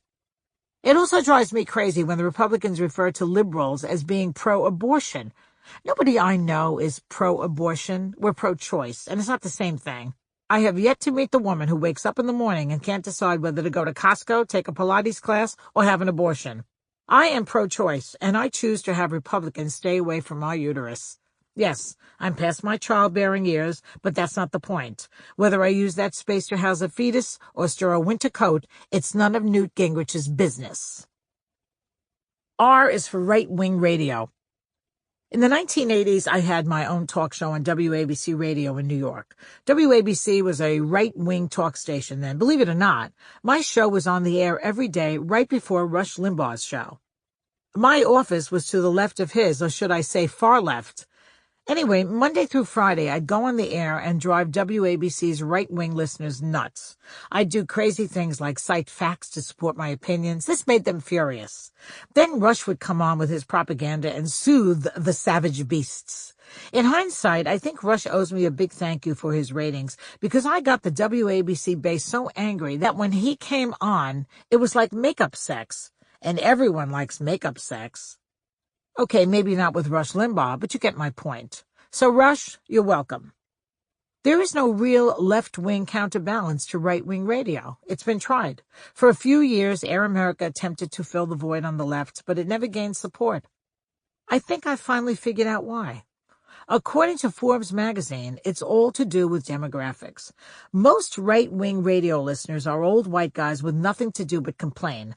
The liberal base is not only much more diverse, with a choice of diverse radio stations to listen to, But most of our old white guys are doing things. Volunteering, engaging in social activism, holding their wives' pocketbooks in front of shoe stores in the mall, whatever pursuit they choose or have chosen for them. The result is that they're too busy to sit around listening to crabby loudmouths on the radio. R is for Eleanor Roosevelt. Eleanor Roosevelt was our country's longest-serving and most influential First Lady, and I say that with all due respect to Jackie Kennedy, Betty Ford, Michelle Obama, and Martha Washington, who was not only our first First Lady, but spent almost every night for 4 years picking splinters out of her thighs. Eleanor Roosevelt became a spokesperson for human rights and women's rights, a championed the plight of the poor, and was a beacon of strength during World War II and the Great Depression. I hate calling that period of American history the Great Depression. To me, it's an oxymoron. It's like saying excellent emphysema or pretty polyps. Eleanor wrote daily news columns and hosted radio shows. She was way ahead of her time. In fact, if Eleanor were alive today, she'd be all over Instagram and Snapchat, and she'd be tweeting Trump right off Twitter. I think Eleanor would have been horrified by Trump. Trump makes fun of the disabled. FDR was disabled. Also, when Trump cheated on his wives with a new girlfriend, an ugly divorce ensued. When Franklin cheated on Eleanor with a new girlfriend, she didn't divorce him. She just got a new girlfriend too, allegedly. R is for Rose Garden.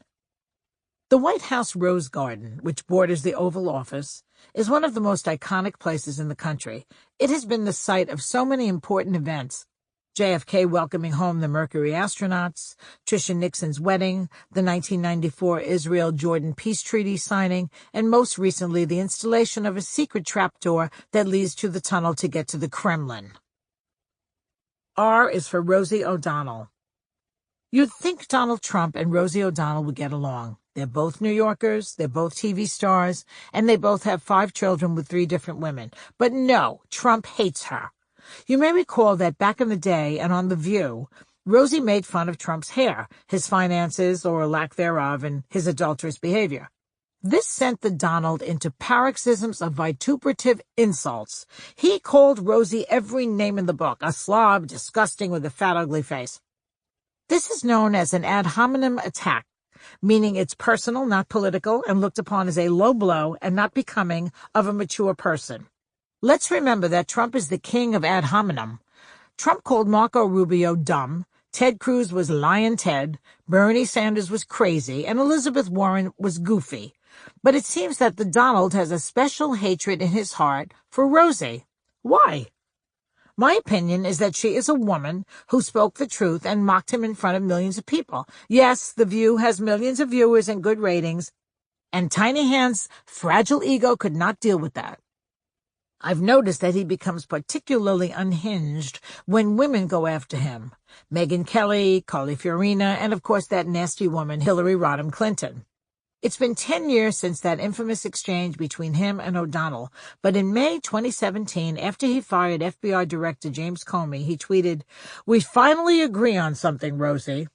Apparently, Rosie had been in favor of firing Comey because of the way he'd handled the Clinton email debacle.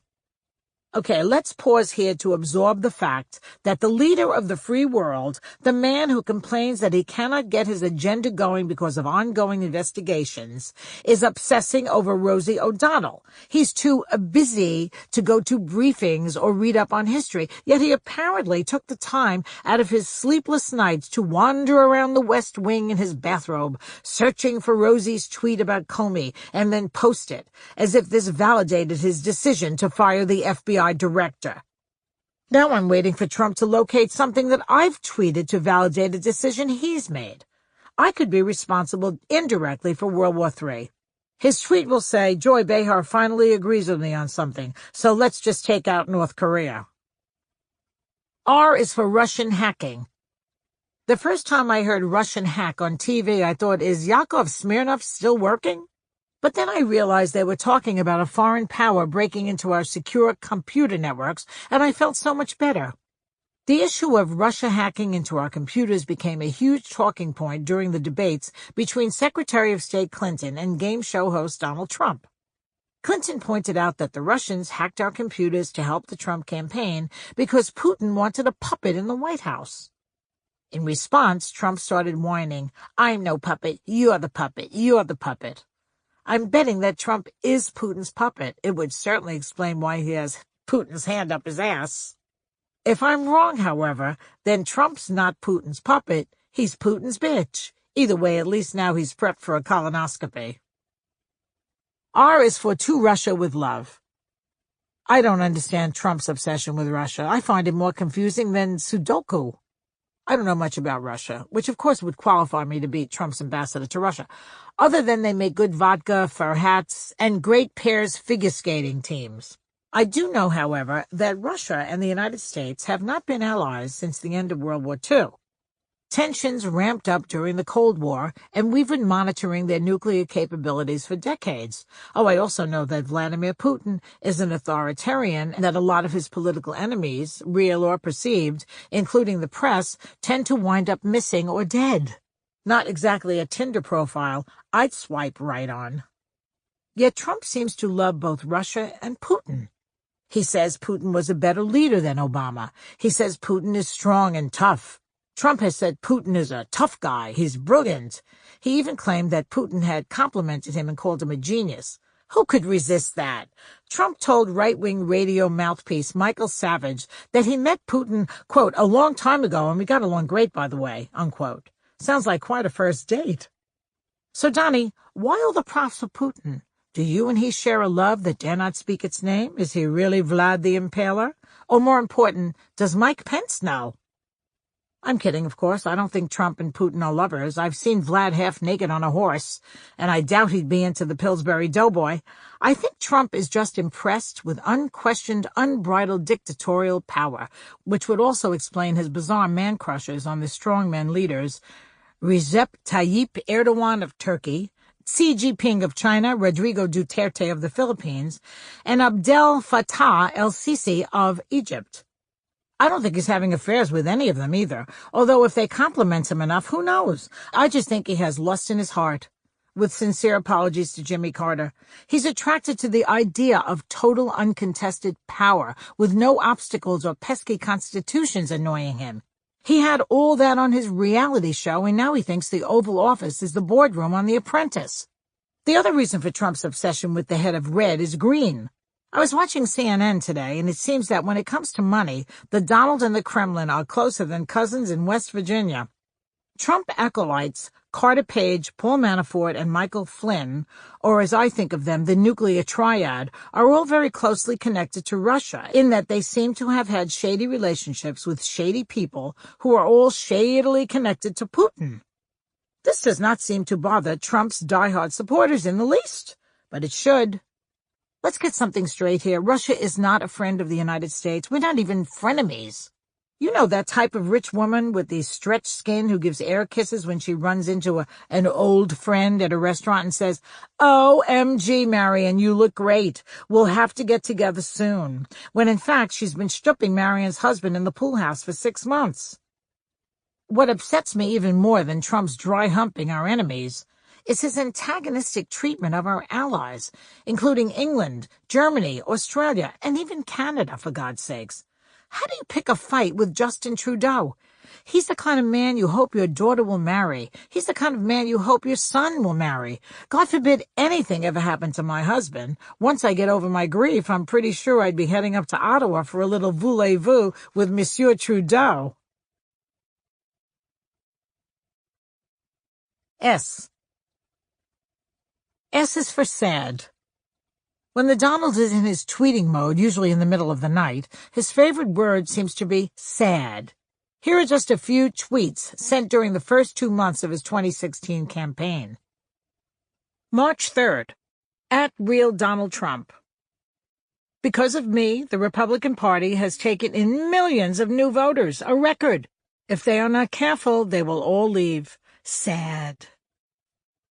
February 28th. @Ferris369. It is a sad commentary little boy Marco Rubio can't win in his home state. Floridians despise him as an opportunist phony. February 24th. The polls show that I picked up many Jeb Bush supporters. That is how I got to 46%. When others drop out, I will pick up more. Sad but true. February 22nd. Ted Cruz should be disqualified from his fraudulent win in Iowa. Weak RNC and Republican leadership probably won't let this happen. Sad. February 20th. I wonder if President Obama would have attended the funeral of Justice Scalia if it were held in a mosque. Very sad that he did not go. February 13th. I am the only one who can fix this. Very sad. Will not happen under my watch. Hashtag Make America Great Again. February 12th. Lightweight at Jeb Bush is spending a fortune of special interest against me in SC, false advertising, desperate and sad. February 8th. Now that Bush has wasted $120 million of special interest money on his failed campaign, he says he would end super PACs. Sad. January 23rd. The only reason Irrelevant at Glenn Beck doesn't like me is I refuse to do his failing show. Asked many times. Very few listeners. Sad. January 22nd. National Review is a failing publication that has lost its way. Its circulation is way down, with its influence being at an all-time low. Sad. January 21st. So sad that at CNN and many others refused to show the massive crowd at the arena yesterday in Oklahoma. Dishonest reporting. January 21st. Wacko at Glenn Beck is a sad answer to the at Sarah Palin USA endorsement that Cruz so desperately wanted. Glenn is a failing, crying, lost soul. January 13th. Sadly, there is no way that Ted Cruz can continue running in the Republican primary unless he can erase doubt on eligibility. Dems will sue. January 7th. The At the View at ABC, once great when headed by at Barbara J. Walters, is now in total freefall. Whoopi Goldberg is terrible. Very sad. January 2nd. At Real Donald Trump, at Jeb Bush is a sad case. A total embarrassment to both himself and his family. He just announced he will continue to spend on Trump hit ads. I could go on with those. It just goes on and on. Everything is sad. But you know what's really sad? That a 70-year-old man is awake at all hours of the night, tweeting mean things about more well-adjusted people who are probably sleeping. You know what's even sadder? The fact that a 70-year-old man doesn't own a thesaurus. Here are some synonyms for sad.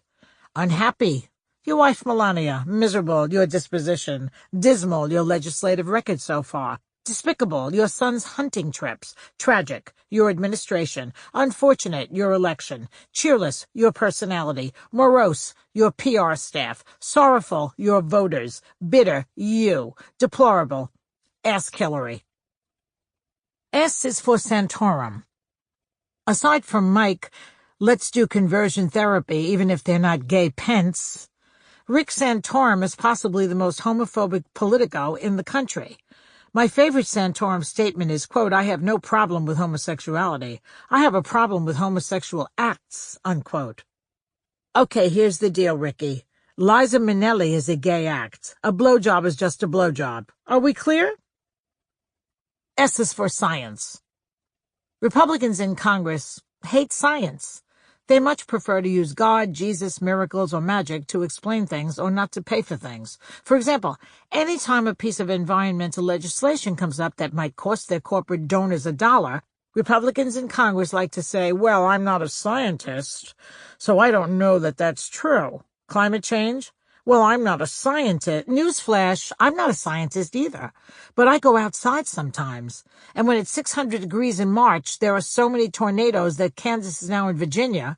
Hurricane season is 12 months long, and it hasn't rained in California since the gold rush.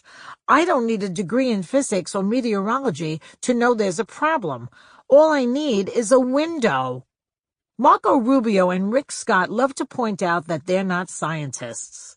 They're not Olympic swimmers either, which might be problematic when Florida's underwater in a few years. Vice homophobe Mike Pence is another big science denier. Shocking. He's not sure about evolution, he doesn't believe in climate change, and in 1998 he wrote an op-ed piece in which he said, quote, "Despite the hysteria from the political class and the media, smoking doesn't kill," unquote. Yo, Mikey, the hysteria didn't come from the middle class and the media. It came from the Surgeon General of the United States 50 years ago. FYI, Pence has received more than $100,000 from the tobacco industry in his political career and gutted as much anti-smoking legislation as he could when he was governor of Indiana. So he may not be a doctor or a scientist, but that doesn't stop him from standing by his alternative facts. Question, is he investing in inhalers and respirators? Just asking. S is for Scott Baio. Thank God for Donald Trump. There, I've said it. As a result, my tongue is swelling and my throat's closing, so I'd better explain before I get cast as a corpse on Criminal Minds. For years, I've been beside myself worrying about what happened to Chachi. I can't tell you how many mornings I'd wake up with this dark cloud hanging over me. My husband would say, "Joy, are you okay?" I'd say nothing, and he'd look at me knowingly and say, "Chachi again?" And I'd just nod and start weeping gently, wiping my tears on the slanket I bought on QVC for $29.95. The last big thing Scott Baio did was Charles in Charge, which went off the air in 1990. I know, he's done a bunch of guest roles on TV and had a series on Nickelodeon, but it's not the same. I realize that following a seminal piece of theatrical work like Charles in Charge isn't easy, and Nickelodeon is better than playing Biff in a dinner theater production of Death of the Salesman in Sheboygan, but still, we're talking about Scott fucking Baio here. And then along comes Donald Trump, and out of oblivion comes Scott Baio. I don't know if Trump had any idea who Scott Baio was, but since he was having trouble getting celebrities to endorse him, suddenly Donnie loves Chachi. Trump couldn't even get an endorsement from the chair that Clint Eastwood spoke to. Lo and behold, Scott Baio gets a speaking role at the 2016 Republican National Convention. When he walked on stage, the crowd went wild. Apparently, just like me, they too had been worried about him, not having seen him in years. There was even a rumor that he had fallen down a well like baby Jessica, but that nobody in Hollywood wanted to look for him. I was thrilled to see my Scotty, but then he began to speak. And it turns out, just like his Trump, he doesn't know anything. He thinks Make America Great Again is a policy plan, not a slogan on a hat. He said he thought President Obama was either dumb or a Muslim. He said Donald Trump made him proud to be an American again. I turned off the TV and went back to bed, gently weeping. And when my husband said, "Chachi again?" I said, yes. But this time not because I didn't know what had happened to him, but because I did. S is for secrets. This White House keeps more secrets than a Scientologist returning to the mothership after a weekend on Fire Island. There are only 3 real reasons for secrecy. A, you're doing something wrong. B, you're throwing a surprise party. Or C, you don't want to hurt someone's feelings. We know it's not C. I can't imagine it's B. But what are the odds Trump would throw a party for anyone but himself? Which leaves us with A, you're doing something wrong, or in Trump's case, everything wrong. He won't release his taxes. He won't tell us his plans for combating terrorism. He launches strikes and drops bombs without consulting Congress. He issues mini non-statements about meetings with world leaders. He releases a vague tax plan that's shorter than my grocery list, and on and on and on. All presidents keep something secret. President Obama closed the drapes when he was smoking cigarettes. President Clinton closed the drapes when Monica was smoking him. President Reagan shut the door when he was trading arms for hostages. President Cheney sealed the windows when he was ginning up the war in Iraq. But given Trump's history of deceit, Trump you, anyone? His level of secrecy is both expected and appalling at the same time. As an American citizen, I'd like some explanations for what he's doing, or at least some alternative explanations. S is for seriously versus literally.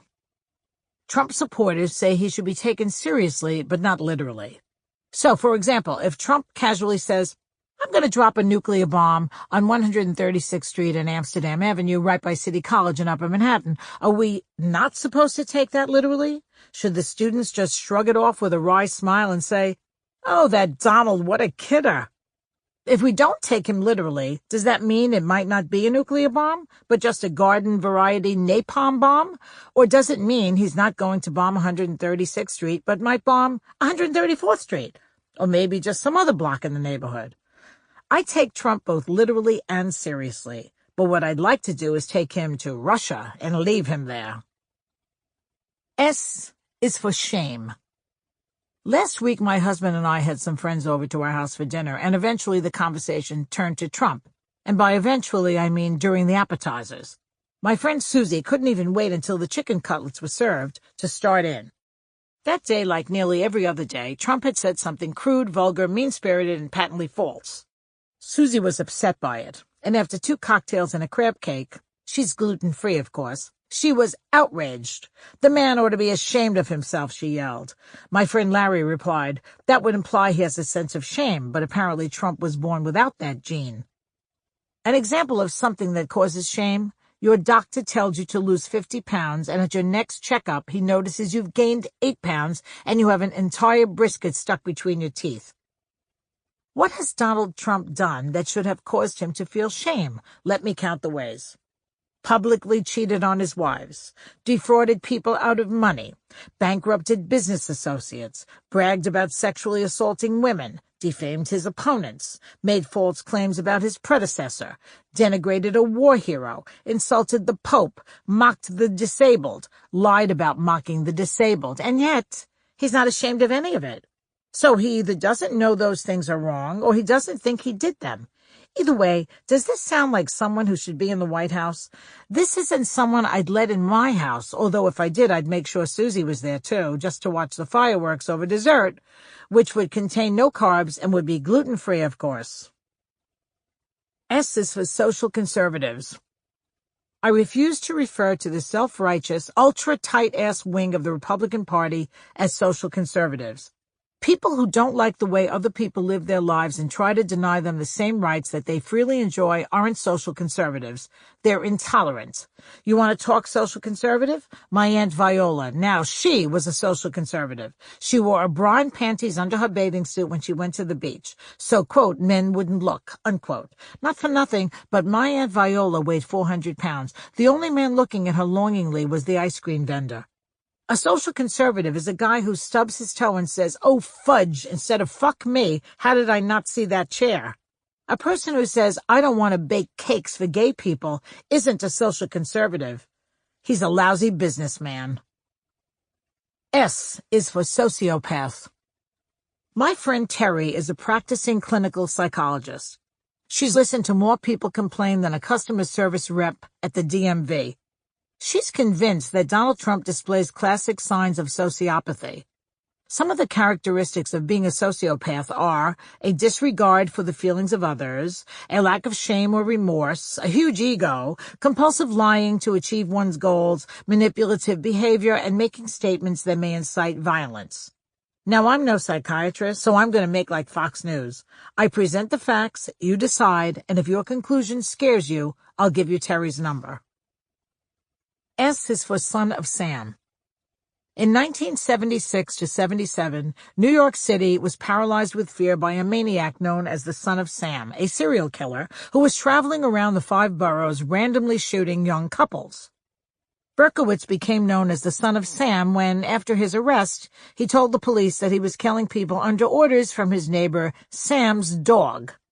I don't know if the dog actually spoke to him. I don't even know if the dog even spoke. But if it did, I hope that dog is still alive, because I'll call Simon Cowell and put him on America's Got Talent and collect me a nice little finder's fee. On a side note, why is it that when people hear voices, those voices always tell them to kill? How come those voices never say things like mow the lawn, or take out the garbage, or buy Joy a lovely bracelet at Neiman Marcus? Berkowitz killed 6 people and wounded 7 others because he took advice from someone ill-equipped to give advice: Sam's dog.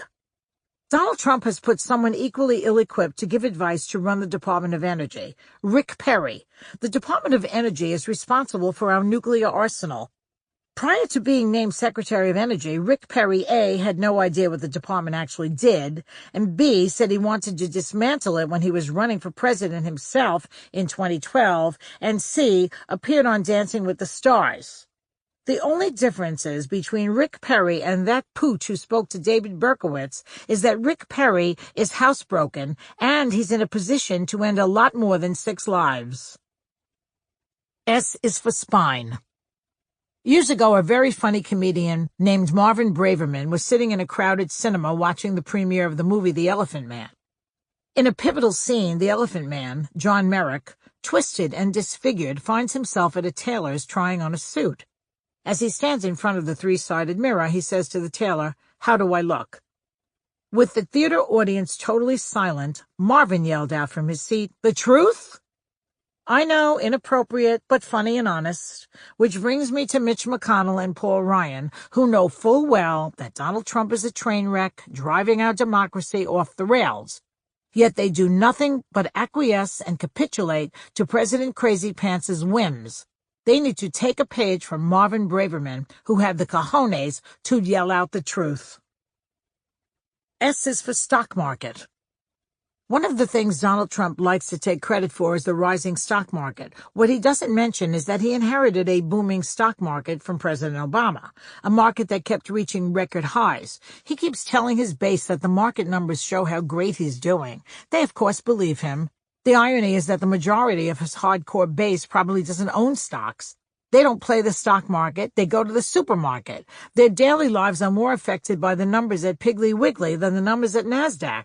I hope they figure that out. So to you Trump diehards out there, all 2 of you who bought this book, remember that the price of Apple is not going to help you with the price of apples. S is for style. Why do all tyrants have bad hair and terrible fashion sense? I don't get it. They're the most powerful people in their countries, yet they can't find one person who knows how to cut hair or put together an outfit. Hitler was usually to be found wearing a brown Nazi uniform. Admittedly, the red armband added a pop of color, but brown was so 1922. The Fuhrer's hair and mustache were flat-out awful, too. First of all, it was a bad cut. Cropped short near the ears with one long bang hanging down the side. Even worse, it was greasy. On a hot day, you could cook a schnitzel on his head. And the mustache? How did that even start? Was he grooming one morning and suddenly had to stop mid-shave when Eva Braun marched in dangling a whip and some handcuffs? It was such a bad mustache. I've never ever seen any other human being wearing it, and that includes my Aunt Annunziata. Good thing they don't have much electricity in North Korea. Kim Jong-un looks best in bad light. As a chubette, he faces certain challenges, but that hairdo is not going to make his face look any less round. The only thing that would elongate Kim's face is a feed bag. His outside is as bad as his inside. As they say in Sicily, faccia brutta. Even Gaddafi tried to enhance his facade by wrapping what he considered a stunning schmata on his head, and Mussolini, to his credit, knew enough to shave his pate so as to avoid the dreaded male-pattern baldness fringe. I have no idea if Hitler thought he looked nice or if Kim Jong-un thinks he is the Fabio of Pyongyang, but Donald Trump clearly thinks of himself as a hottie. Donald must spend copious amounts of time fixing the do, spraying on the orange tan, turtle waxing the teeth, and making sure his tie is long enough to cover his gut. Maybe that's why he's up at 3 in the morning, tweeting. He's under the dryer starting his daily beauty regimen. If I were the Donald, I'd either A, start earlier, or B, start over. If Donald spent less time brushing his hair and more time brushing up on facts, the country might start looking better. S is for superlatives. As I've already mentioned, Donald Trump loves hyperbole, but not just any old hyperbole, the greatest, the finest, the best hyperbole, and that's no exaggeration. S is for Supreme Court. I never thought my civil rights, my daughter's civil rights, and my grandson's civil rights would hinge on the continuing good health of an 84-year-old Jewish woman from Brooklyn, Ruth Bader Ginsburg. If I had known that old age was the criterion, I'd have asked Bill Clinton to nominate my mother's friend Estelle Weinstein to the court. Estelle is indefatigable.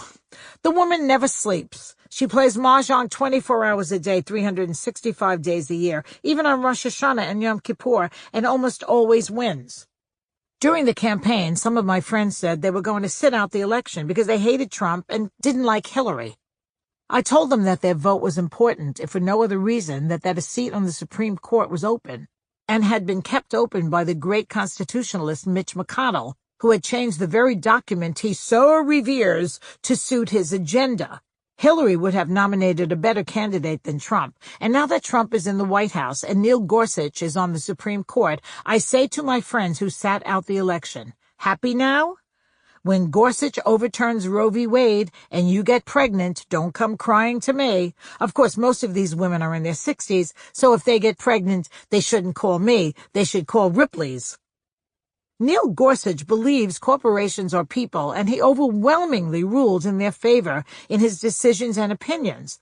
If Joseph and Mary had been busted for squatting in the manger, Gorsuch would have ruled in favor of the slumlord who ran that condemned barn, thrown the 3 wise men in jail for trespassing, and sent Jesus to foster care. S is for surrogate.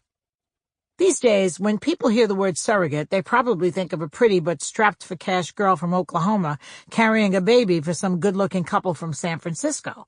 But when I hear the word surrogate, I think of the cadre of Kool-Aid-drinking sycophants who speak on Donald Trump's behalf, primarily his rotating core of spokespeople.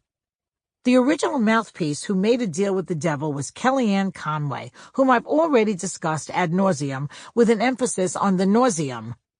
Then there was Stephen Miller, one of Trump's right-wing policy wonks, who was so hateful and offensive he was dragged off the national stage faster than passengers get dragged off United Airlines flights. Then came my favorite explainer du jour, Sean Spicer. I was going to say apologist du jour, but as previously noted, Trump never apologizes for anything, so explainer will have to do. I've got to be honest, I got a certain pleasure out of watching Sean Spicer try to stammer his way through a press conference. Every time he was asked to explain one of Trump's lies, he stammered and cajoled and deflected. It reminded me of when I begged my calculus teacher for a D so I could graduate. But as much as I enjoyed the schadenfreude I experienced when Sean got caught in a lie, I also felt sorry for him. Unlike Stephen Miller, who was a true believer, and Kellyanne, who was a paid believer, I get the impression Sean Spicer knew that what he was saying was complete bullshit, but that he had to say it anyway. Plus, we all know that Spicer was speaking to an audience of 1, and if he didn't answer correctly, he might have ended up in Guantanamo. Couple that with the fact that Spicer, not unlike his boss, is factually challenged, and every press conference turned into must-see TV. And that's what Trump wants in a press secretary, high ratings. Here are some of the actual things Sean Spicer said in public, or as I like to call them, Spicerisms. Magnetometers kept crowds off the mall at the inauguration. Not true. A new style of ground covering made it appear as though the crowd was sparse. Not true. The D.C. subway rider usage numbers proved that Trump's was the largest inauguration crowd ever. Not true. Paul Manafort played a very limited role in the campaign for a very limited time. Not true. Even Hitler didn't sink to using chemical weapons. Not true. From what I hear, Sean Spicer was even more of a hot mess offstage. Here are some of the Spicerisms uttered in private. Sean Hannity's IQ is higher than Stephen Hawking's. Andrea Mitchell's feet are made out of liverwurst. There are Islamic terrorists hiding in Abe Lincoln's nose on Mount Rushmore. Susan Sarandon is a Cuban spy named Raul. President Duterte of the Philippines is on the short list for canonization. T. T is for Tammy Wynette. Country star Tammy Wynette's biggest hit song was Stand By Your Man, which became an anthem for subservient women stoically staying in bad, sexless marriages. Think of poor Pat Nixon in her cloth coat, a flask in her purse, standing beside Tricky Dick while he sweated his way through press conferences telling people he was not a crook. Pat stood by her man, the way Melania is standing by her man, even when Dick had to resign the presidency before being impeached. I can only pray that Melania shows the same courage Pat displayed when her Donald is forced to resign before he's impeached. FYI, Tammy Wynette may have sung that anthem, but she was no dummy. She was married 8 times. T is for taxes. To Donald Trump, taxes is a dirty word, one of the few dirty words he hates to use. Trump's tax returns are harder to find than a period at the end of one of Kellyanne Conway's sentences. During the campaign, Deceptive Donnie said he was being audited by the IRS and wasn't allowed to release his taxes until the audit was done. According to the IRS, not true. FYI, even Nixon, the Sultan of Sneaky, released his taxes while he was under audit and under investigation for Watergate. Then Trump said that the American people don't care about his taxes. Again, not true. I'm an American people and I care. And according to current polls, so do 72% of the rest of the American people. Then his son Hans, said that his father's tax return was 12,000 pages and would take too long to go through. Not true. There are plenty of great accountants with OCD in this country who would be thrilled to read those pages and who could use the extra work. Even Trump's favorite intelligence-gathering agency, WikiLeaks, thinks something is fishy. #WikiLeaks. Trump's breach of promise over the release of his tax returns is even more gratuitous than Clinton concealing her Goldman Sachs transcripts. Actually, WikiLeaks is only Donald Trump's 5th favorite intelligence-gathering agency. It comes after Breitbart News, Alex Jones's InfoWars, and the National Enquirer, and, of course, the lady he overheard talking to her friend Selma at the airport. There are a lot of theories as to why Trump won't release his tax returns. I'm going with that he doesn't want us to find out he's claimed Vladimir Putin as a dependent. T is for teabag. CO is for orange. Though Donald Trump's face is orange, the areas around and under his eyes are pale white. I'm not sure why. I'm guessing he's either part raccoon or he's been teabagged by a mime. T is for Tea Party. The original Tea Party was a protest where angry citizens dumped tea in Boston Harbor, yelling, "No taxation without representation." The Tea Party that emerged in 2009 was composed of angry citizens who stood in parking lots with tea bags on their heads, holding signs saying things against Obama like liar-in-chief, spelled L-I-E-R, and commander and thief, T-H-E-I-F. I don't want to be picky, but it's I before E except after C or when sounding like A as in neighbor and way. So it's chief, I-E-F, not chief, E-I-F, okay? Got that? Next week we'll go over the use of dangling participles. I promise it won't hurt. T is for Teddy Roosevelt. The old Rough Rider was the last Republican president not to have maternal issues. Think about it. Ike had Mamie. Reagan called his wife Mommy. Bush Sr. married his mommy. W. needed his mommy. And Trump thinks his mother was a 5, maybe a 6. T is for Ted Nugent. Redneck rocker Ted Nugent was invited by the Secret Service for interviews at least twice for making threatening and incendiary remarks toward President Obama. After that, any decent, normal elected official would have steered clear of this aging musical misanthrope, if for no other reason than bad optics. But not Donald Trump. He invited Ted to perform at the inauguration. Presumably, that means that Jesse James, Sandra Bullock's ex, who loves Nazi memorabilia, can't hold a tune. That said, neither can Ted Nugent. T is for temperament. During the 2016 campaign, Hillary and the Democrats kept saying that Trump was temperamentally unfit for office. In hindsight, they were being way too polite. Hillary should have slipped on her big boy pantsuit and yelled, "That is one crazy motherfucker!" T is for terrible twos. Toddlers go through a phase at about 2 years old when they cry, they whine, they break things, they have tantrums, they won't eat, and they throw food. Experts believe the cause of this is that children's brains develop faster than their language skills, and when they can't express what they're thinking, they get frustrated and act out. This phase usually ends at about 3 years old. Usually. There are exceptions. I know of one world leader who is 68 years late and counting. T is for terrorism. During the 2016 election, candidate Trump told America he was going to get rid of ISIS in his first 30 days in office. Apparently, the calendar app on his iPhone broke. Months later, ISIS is still ticking, and since I have no plans of vacationing in Iran or buying a timeshare in Syria, I'm more afraid of Trump and Pence than I am of Sheikh al-Sheikh or his kooky nephew, Shake, Shake, Shake Your Booty. T is for Tiffany. Donald named his daughter for his favorite jewelry store, Tiffany. She's lucky he doesn't shop at Hammacher Schlemmer. T is for Tiny Hands. You know what they say about men with tiny hands? Tiny mittens. A lot has been made of the size of Donald Trump's hands and fingers. Critics say they're minute. Trump, of course, says they're huge. My own estimate is that on the size scale, they fall somewhere between stumps and the hands of a small Filipino child. But other than the women whose pussies he plans on grabbing, who cares about the size of his fingers? I don't. I care about the size of his brain, which sadly appears to be smaller than his hands.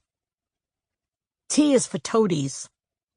Toadies are sycophants who grovel and fawn, give up all sense of pride or self-respect, are humiliated and shit on by the celebrities they're fawning over, get shit on again, and then come back for more.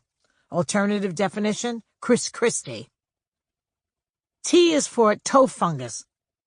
People keep stopping me on the street and asking me, Joy, would you rather have Donald Trump as president, or would you rather have toe fungus? The answer is toe fungus. It's curable. T is for trade agreements.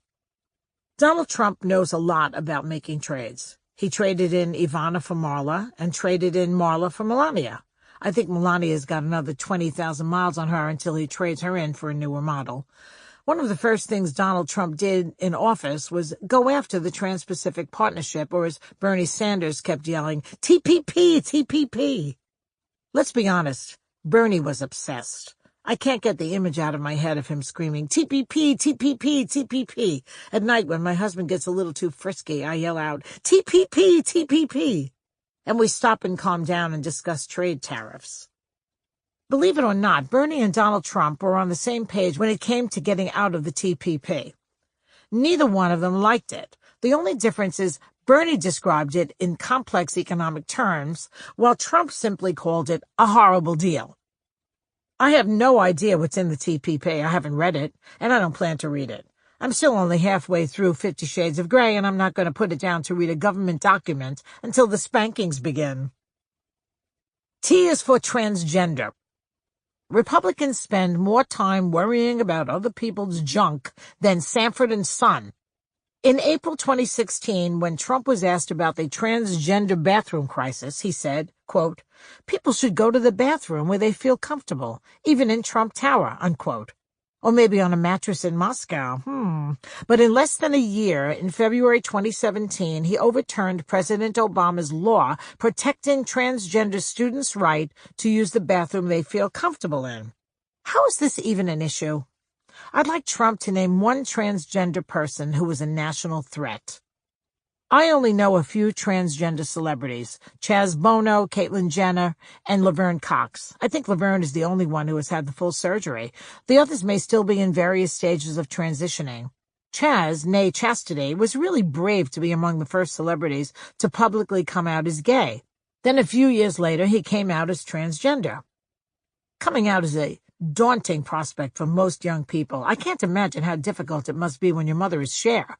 Think about it. Your mother is a big star, an Oscar winner, and a staple in every drag queen's act, and you have to come home and tell her you're turning in your ovaries.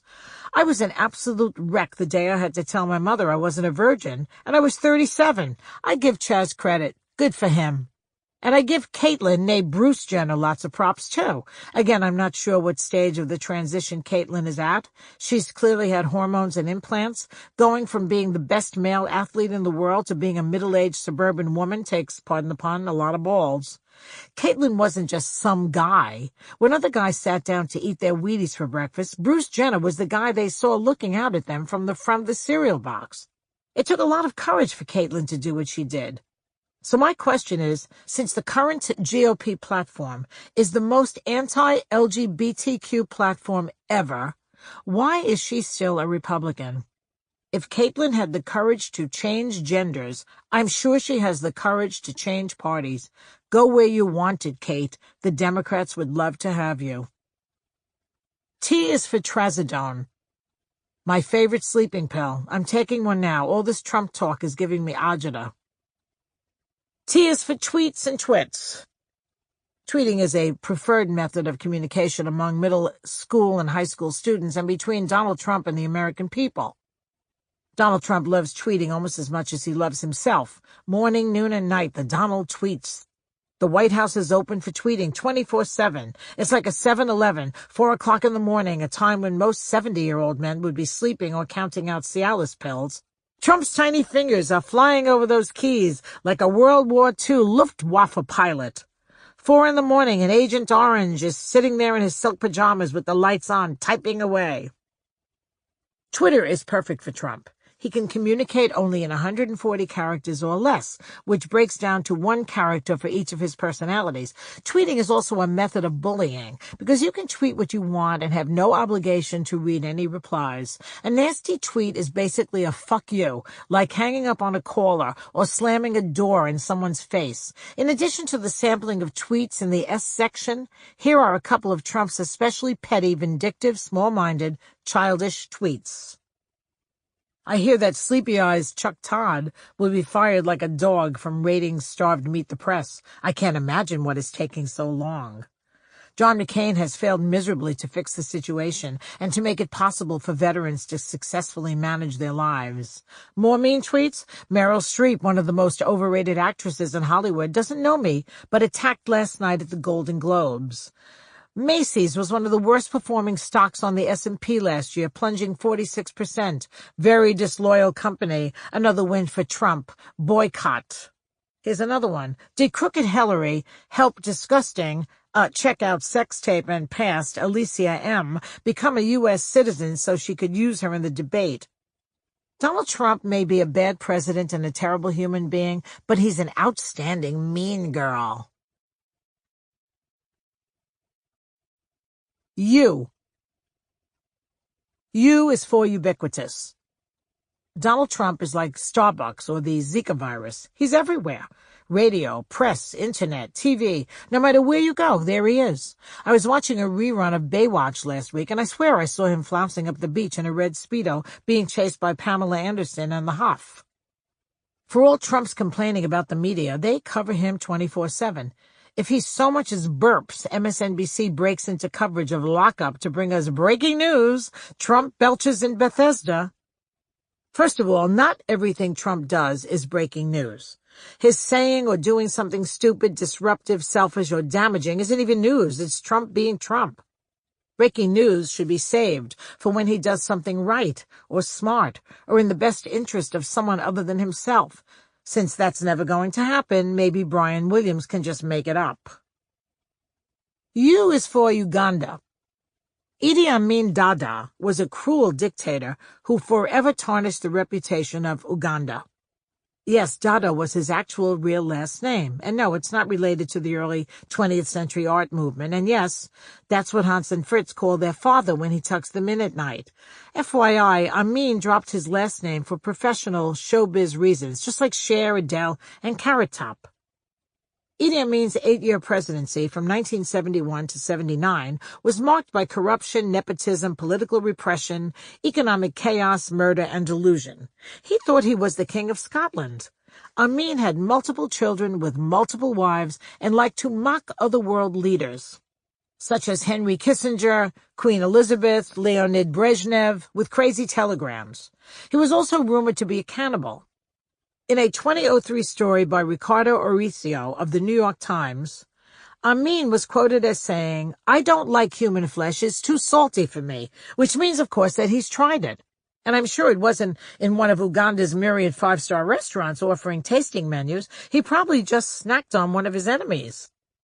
Except for the murder and the cannibalism, does any of this sound frighteningly familiar? Replace telegrams with tweets, and what have we got? That's right, Donald Trump Dada. But if these parallels ring true, then the most upsetting thing in the preceding paragraph isn't the corruption or the nepotism or even the murder. It's the phrase 8-year presidency. I don't know that I can survive that, and if not, I just hope I taste good with ketchup and a side of fries. U is for unchristian. In his first overseas trip since assuming office, Donald Trump made a speech in Saudi Arabia. He mentioned God no fewer than 7 times in 33 minutes. I don't think he's mentioned God that many times in his 70 years on the planet, and that includes the 5.5 times he was having sex. I guess he was trying to show his Arab friends, so-called, that he was the voice of morality in the Western world. He must have figured they didn't know of his anti-Islam slurs or that he dissed the Pope in 2016. But he's not the voice of morality. I'll bet he breaks at least 4 of the 10 commandments every morning before he's even had coffee. So why does Trump keep mentioning God?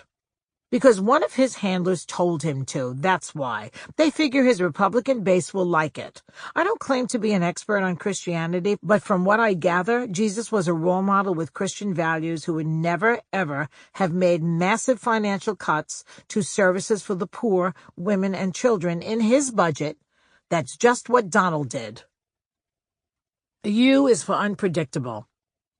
You know who likes unpredictability? Poker players, mystery writers, and Ashton Kutcher. That's about it.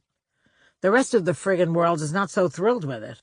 Foreign countries don't want to be punked. Stock markets, for example, which are the basis for our capitalist economy, hate instability. They like things nice and steady and calm. Kind of like my cat Benito Mussolini once his kitty downers kick in.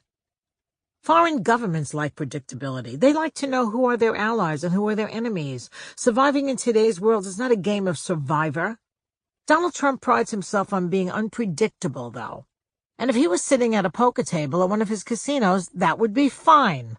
Oh, wait, I'm sorry. His casinos all closed or went bankrupt. I mean, if he was sitting at a poker table at someone else's casino, that would be fine, but not when he's sitting in the Oval Office or the Situation Room.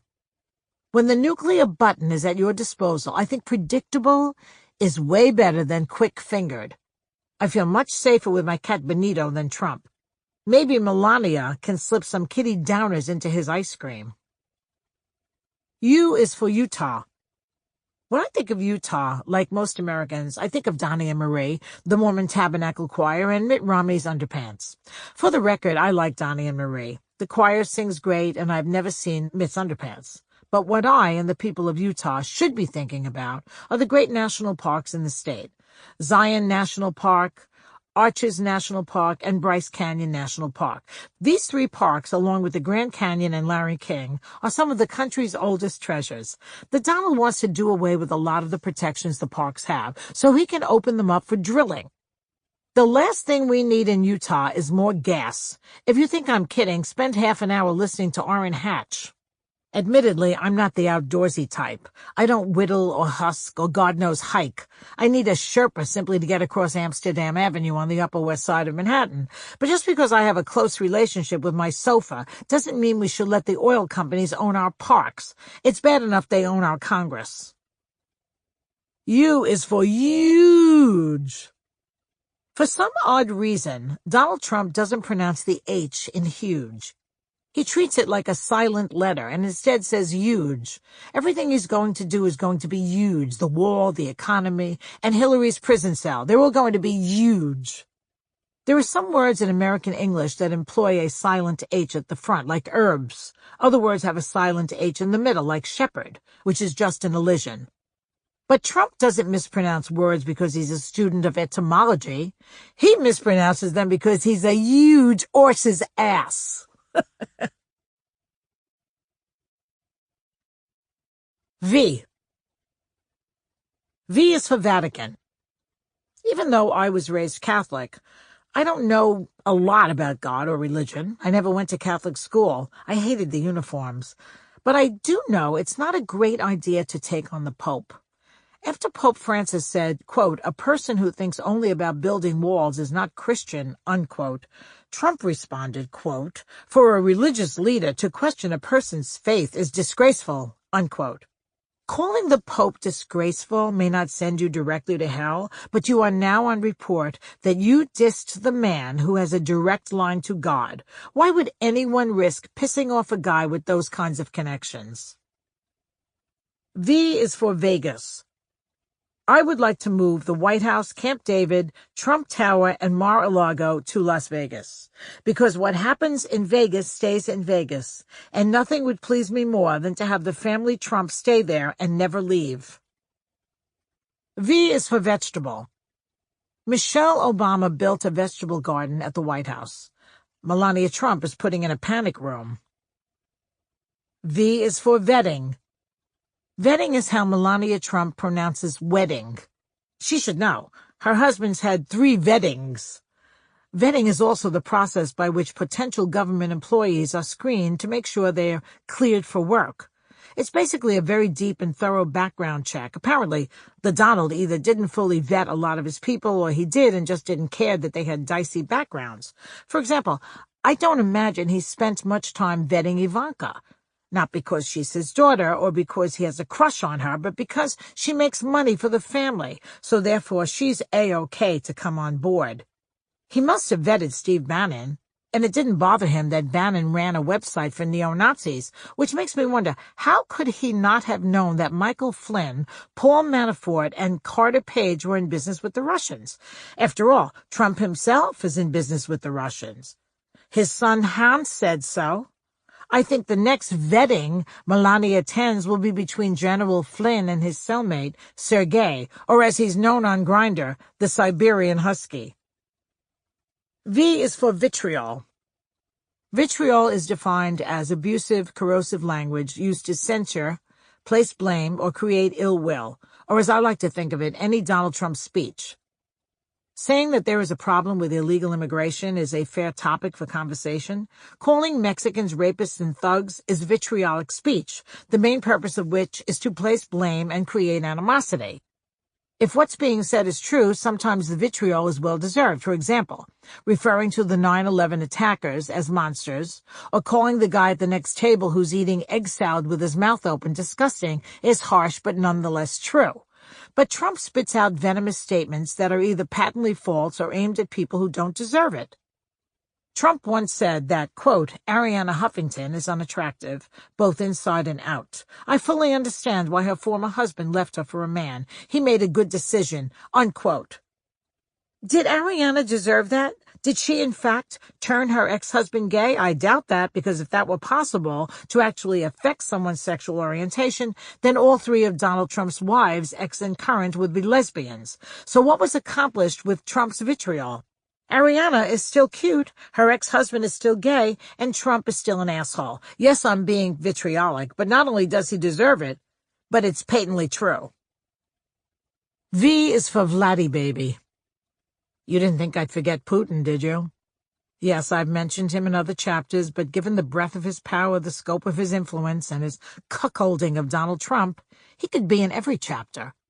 Even though Putin was elected so-called president of Russia, he's a dictator. He governs with an iron fist. He's been linked to murder, mayhem, and chaos all over the world. He started the war in Chechnya. He invaded the Ukraine. He annexed Crimea. And he's supporting Assad's reign of terror in Syria. Journalists have vanished. Minorities and the media are tormented. And political opponents have mysteriously died. And that's just a Thursday. Trump thinks Putin's a strong leader. No. My husband's mother, let's call her Pearl, was a strong leader. She ran a mahjong game every week in the Bronx and conducted cha-cha lessons in her basement. If you so much as dropped a tile or missed a step, you were banished from the neighborhood for a week, sent home with a piece of kugel until you were eventually welcomed back with open arms and some rugula. Pearl was a leader. Putin is a menace. Another thing that annoys me is that Putin's always photographed riding horses shirtless. In every picture, there's Vlad sitting high in the saddle on Flickr, nipples ahead. Do I need to see this? Do the horses need to see this? My father loved to go to Belmont or Aqueduct to play the ponies almost every day, and not once, even in the middle of August, did he go topless. Nor did the jockeys, who, by the way, wear silk, a fabric not known for breathing. Maybe Putin thinks horseback riding makes him look macho like a cowboy. But without the shirt, he looks like he's in an equestrian porn movie. I'm very worried that because Trump idolizes Putin so much, next week we'll see the Donald half-naked riding a Shetland pony around Mar-a-Lago. Haven't we suffered enough? V is for voir dire. I'm an aficionado of TV crime shows. I know more about the court system than the judges do, in the way Trump knows more about ISIS than the generals do. Which brings me to voir dire, the jury selection process in which the opposing lawyers come up with 12 jurors they can agree upon. In theory, this should work, but in practice, it's not so easy. Let's say, hypothetically, that after Donald Trump is impeached, he is charged with various crimes. For example, obstruction of justice, collusion, treason, ruining the ozone layer with too much hairspray. And he goes on trial. In the United States, defendants are supposed to be tried by a jury of their peers. In Trump's case, coming up with peers will be almost impossible. Where are we going to find 12 narcissistic millionaires with glued-down hair and orange complexions worthy of a Smucker's marmalade jar who only worship tax cuts? They don't exist. Oh, wait, they do. Some of Trump's cabinet and others in the Republican Party. Except for the hair and complexion, there is no dearth of Trump clones. He would get trialed by a jury of his peers. W. W is for W. Up until November 8, 2016, W held the title of least informed person ever to become president of the United States. Now he's the least informed person ever to become ex-president of the United States. Hopefully, he'll lose that title to Donald Trump, too.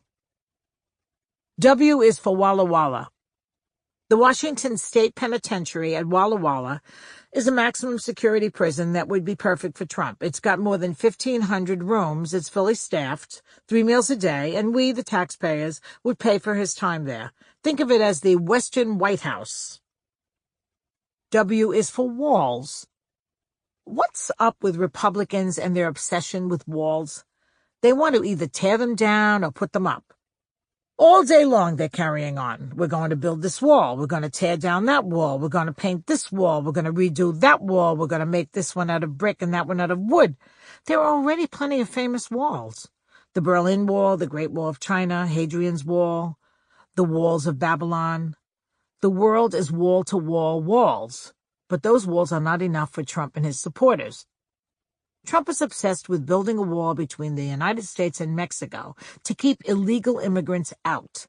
The fact that most people fly in from Mexico is an inconvenient fact.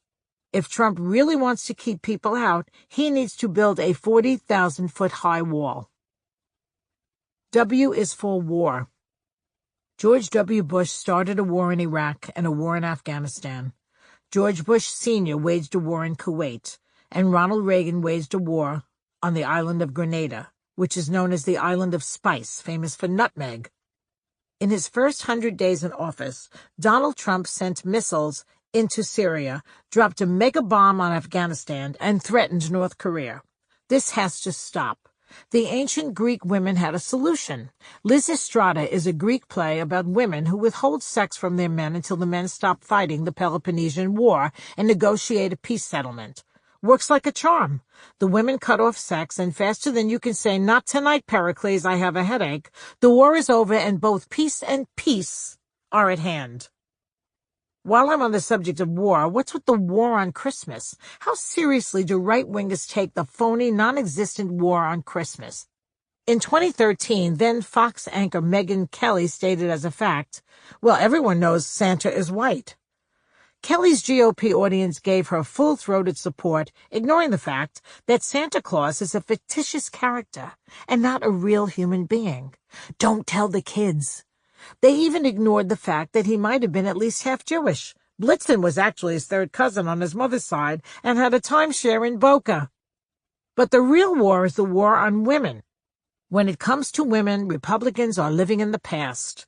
For comedy's sake, I was going to be specific and say they're living in 1953, but that would imply that Republicans are okay with women having the right to vote, which we didn't get until 1920. And I'm not sure they are. I'll bet the GOP would overturn the 19th Amendment if they could, just like they're trying to overturn Roe v. Wade and the Lilly Ledbetter Fair Pay Act, along with the paid maternity provision in the Affordable Care Act.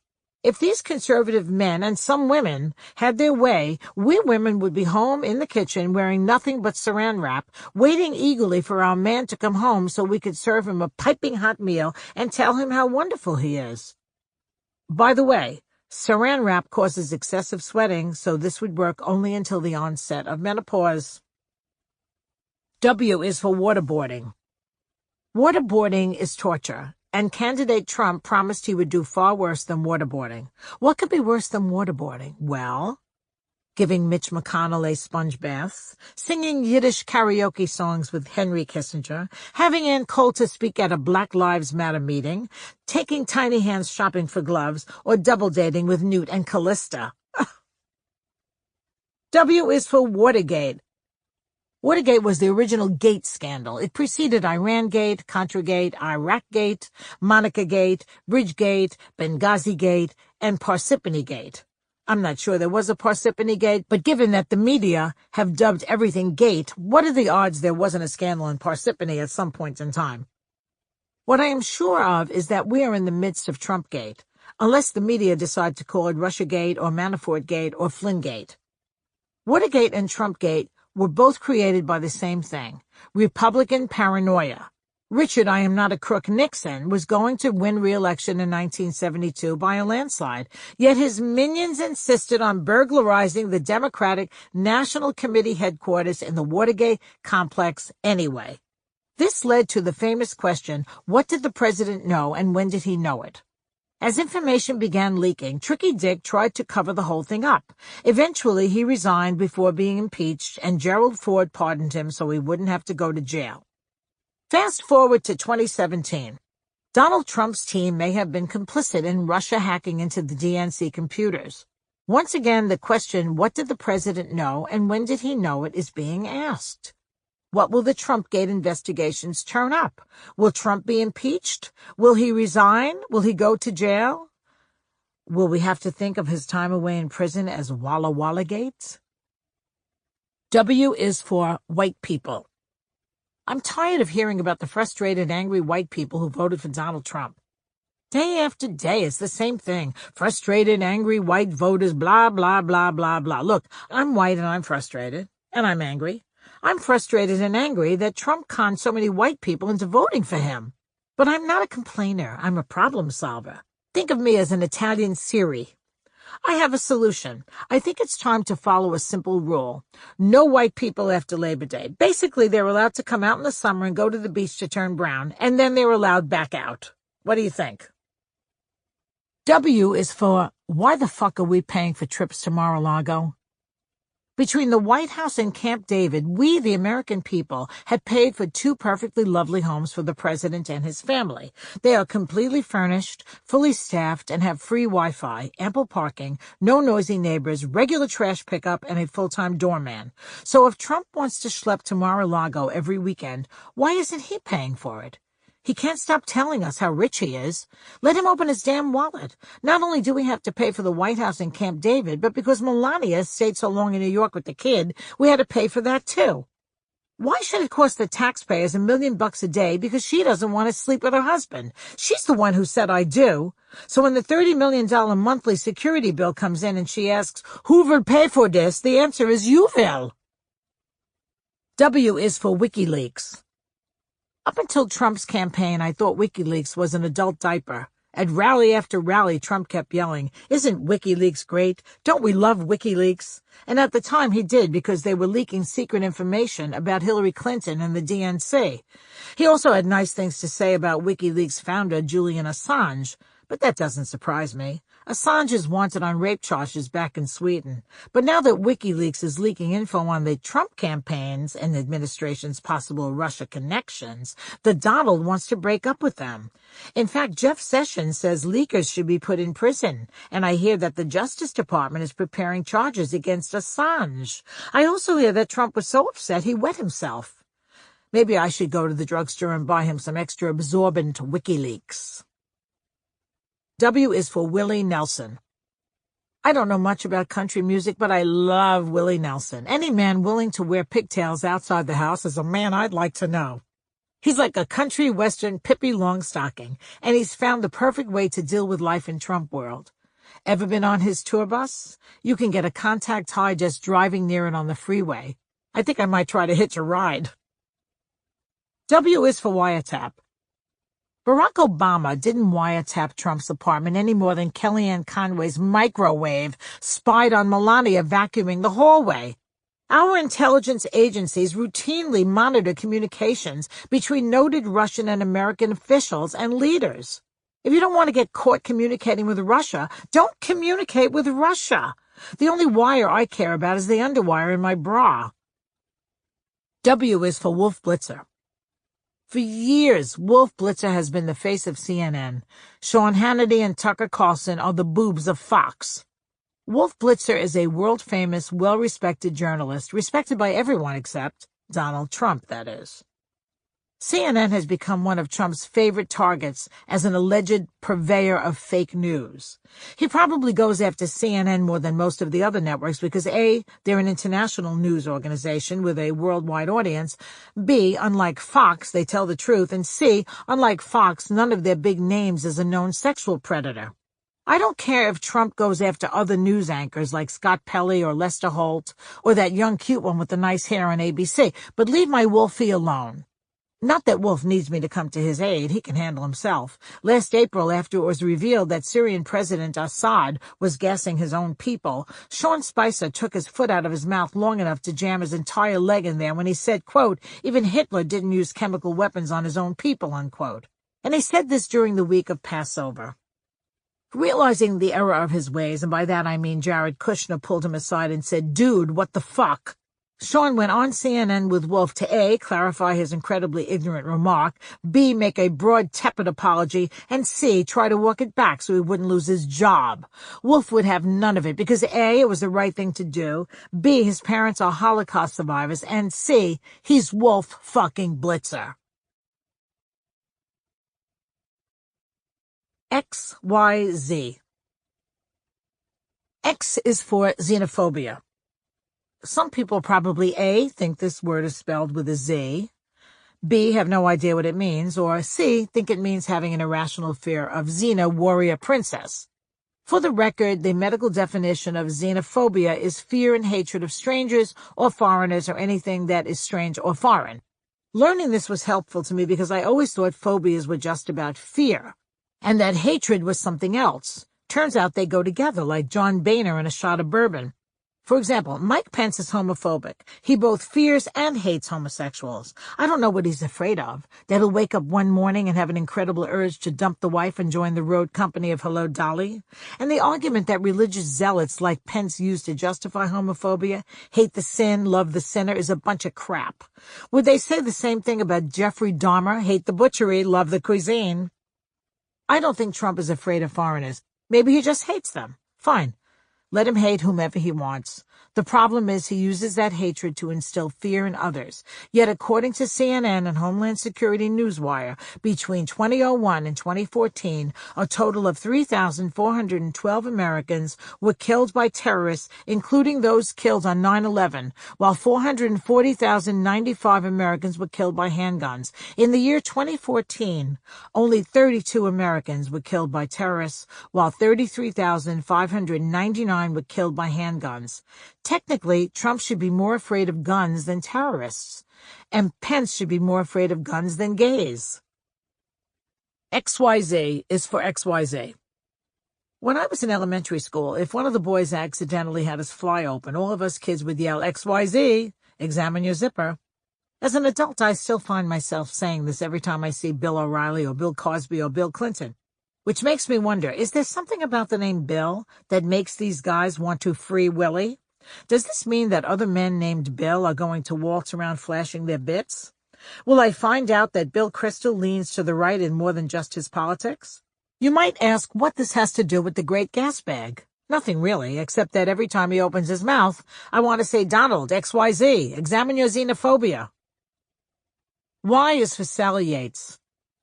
Mother Teresa spent years and years washing the feet of the poor, until people took notice and said, you know something, that Terry woman from Calcutta is a good egg. Sally Yates was acting attorney general for less than a month, but in that amount of time, she managed to become a hero to a lot of Americans, because unlike Paul Ryan or Mitch McConnell or most of the members of Congress with R after their names, she had the cojones to stand up to Donald Trump. Twice. First came the Mike Flynn situation. Trump had named him head of national security.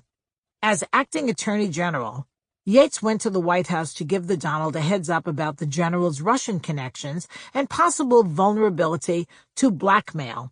She went back once more to reinforce her warning. Obviously, she was ignored, and obviously Trump wasn't happy.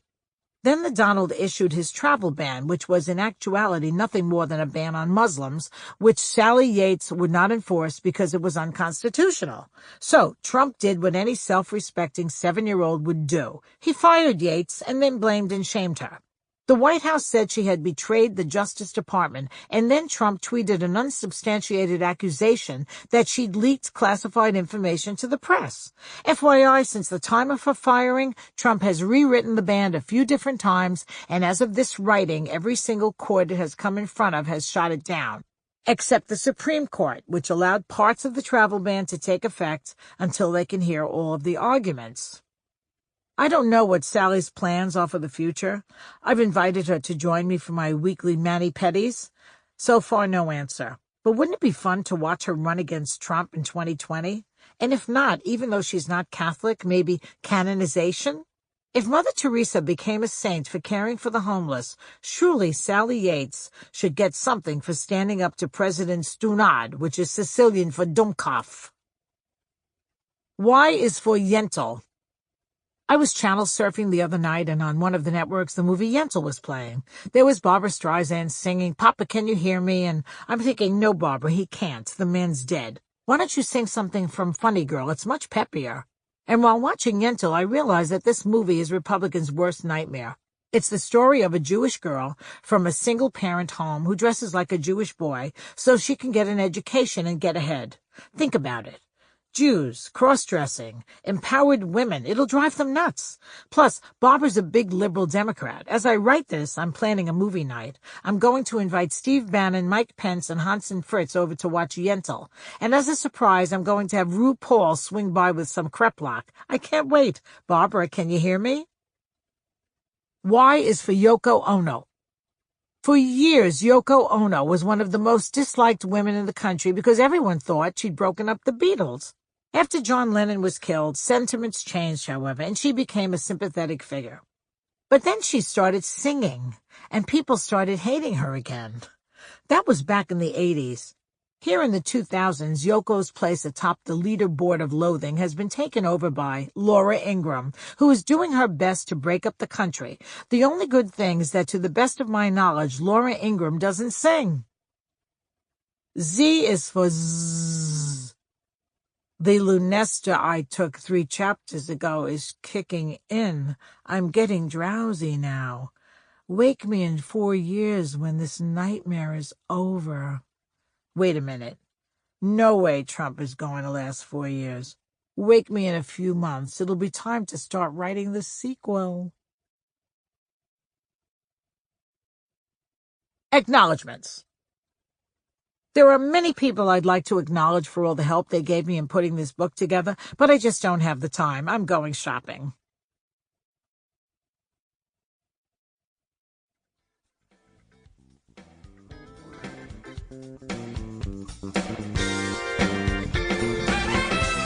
This is Joy Behar. This production of The Great Gasbag, an A to Z study guide to surviving Trump world, was directed by Robert Kessler and recorded at Beat Street, NYC, engineered by Michelle Medias. It was produced by Kessler Media Productions. Executive producer, Suzanne Mitchell. Text copyright 2017 by Joy Behar. Production copyright 2017 by HarperCollins Publishers. All rights reserved. Thank you for listening.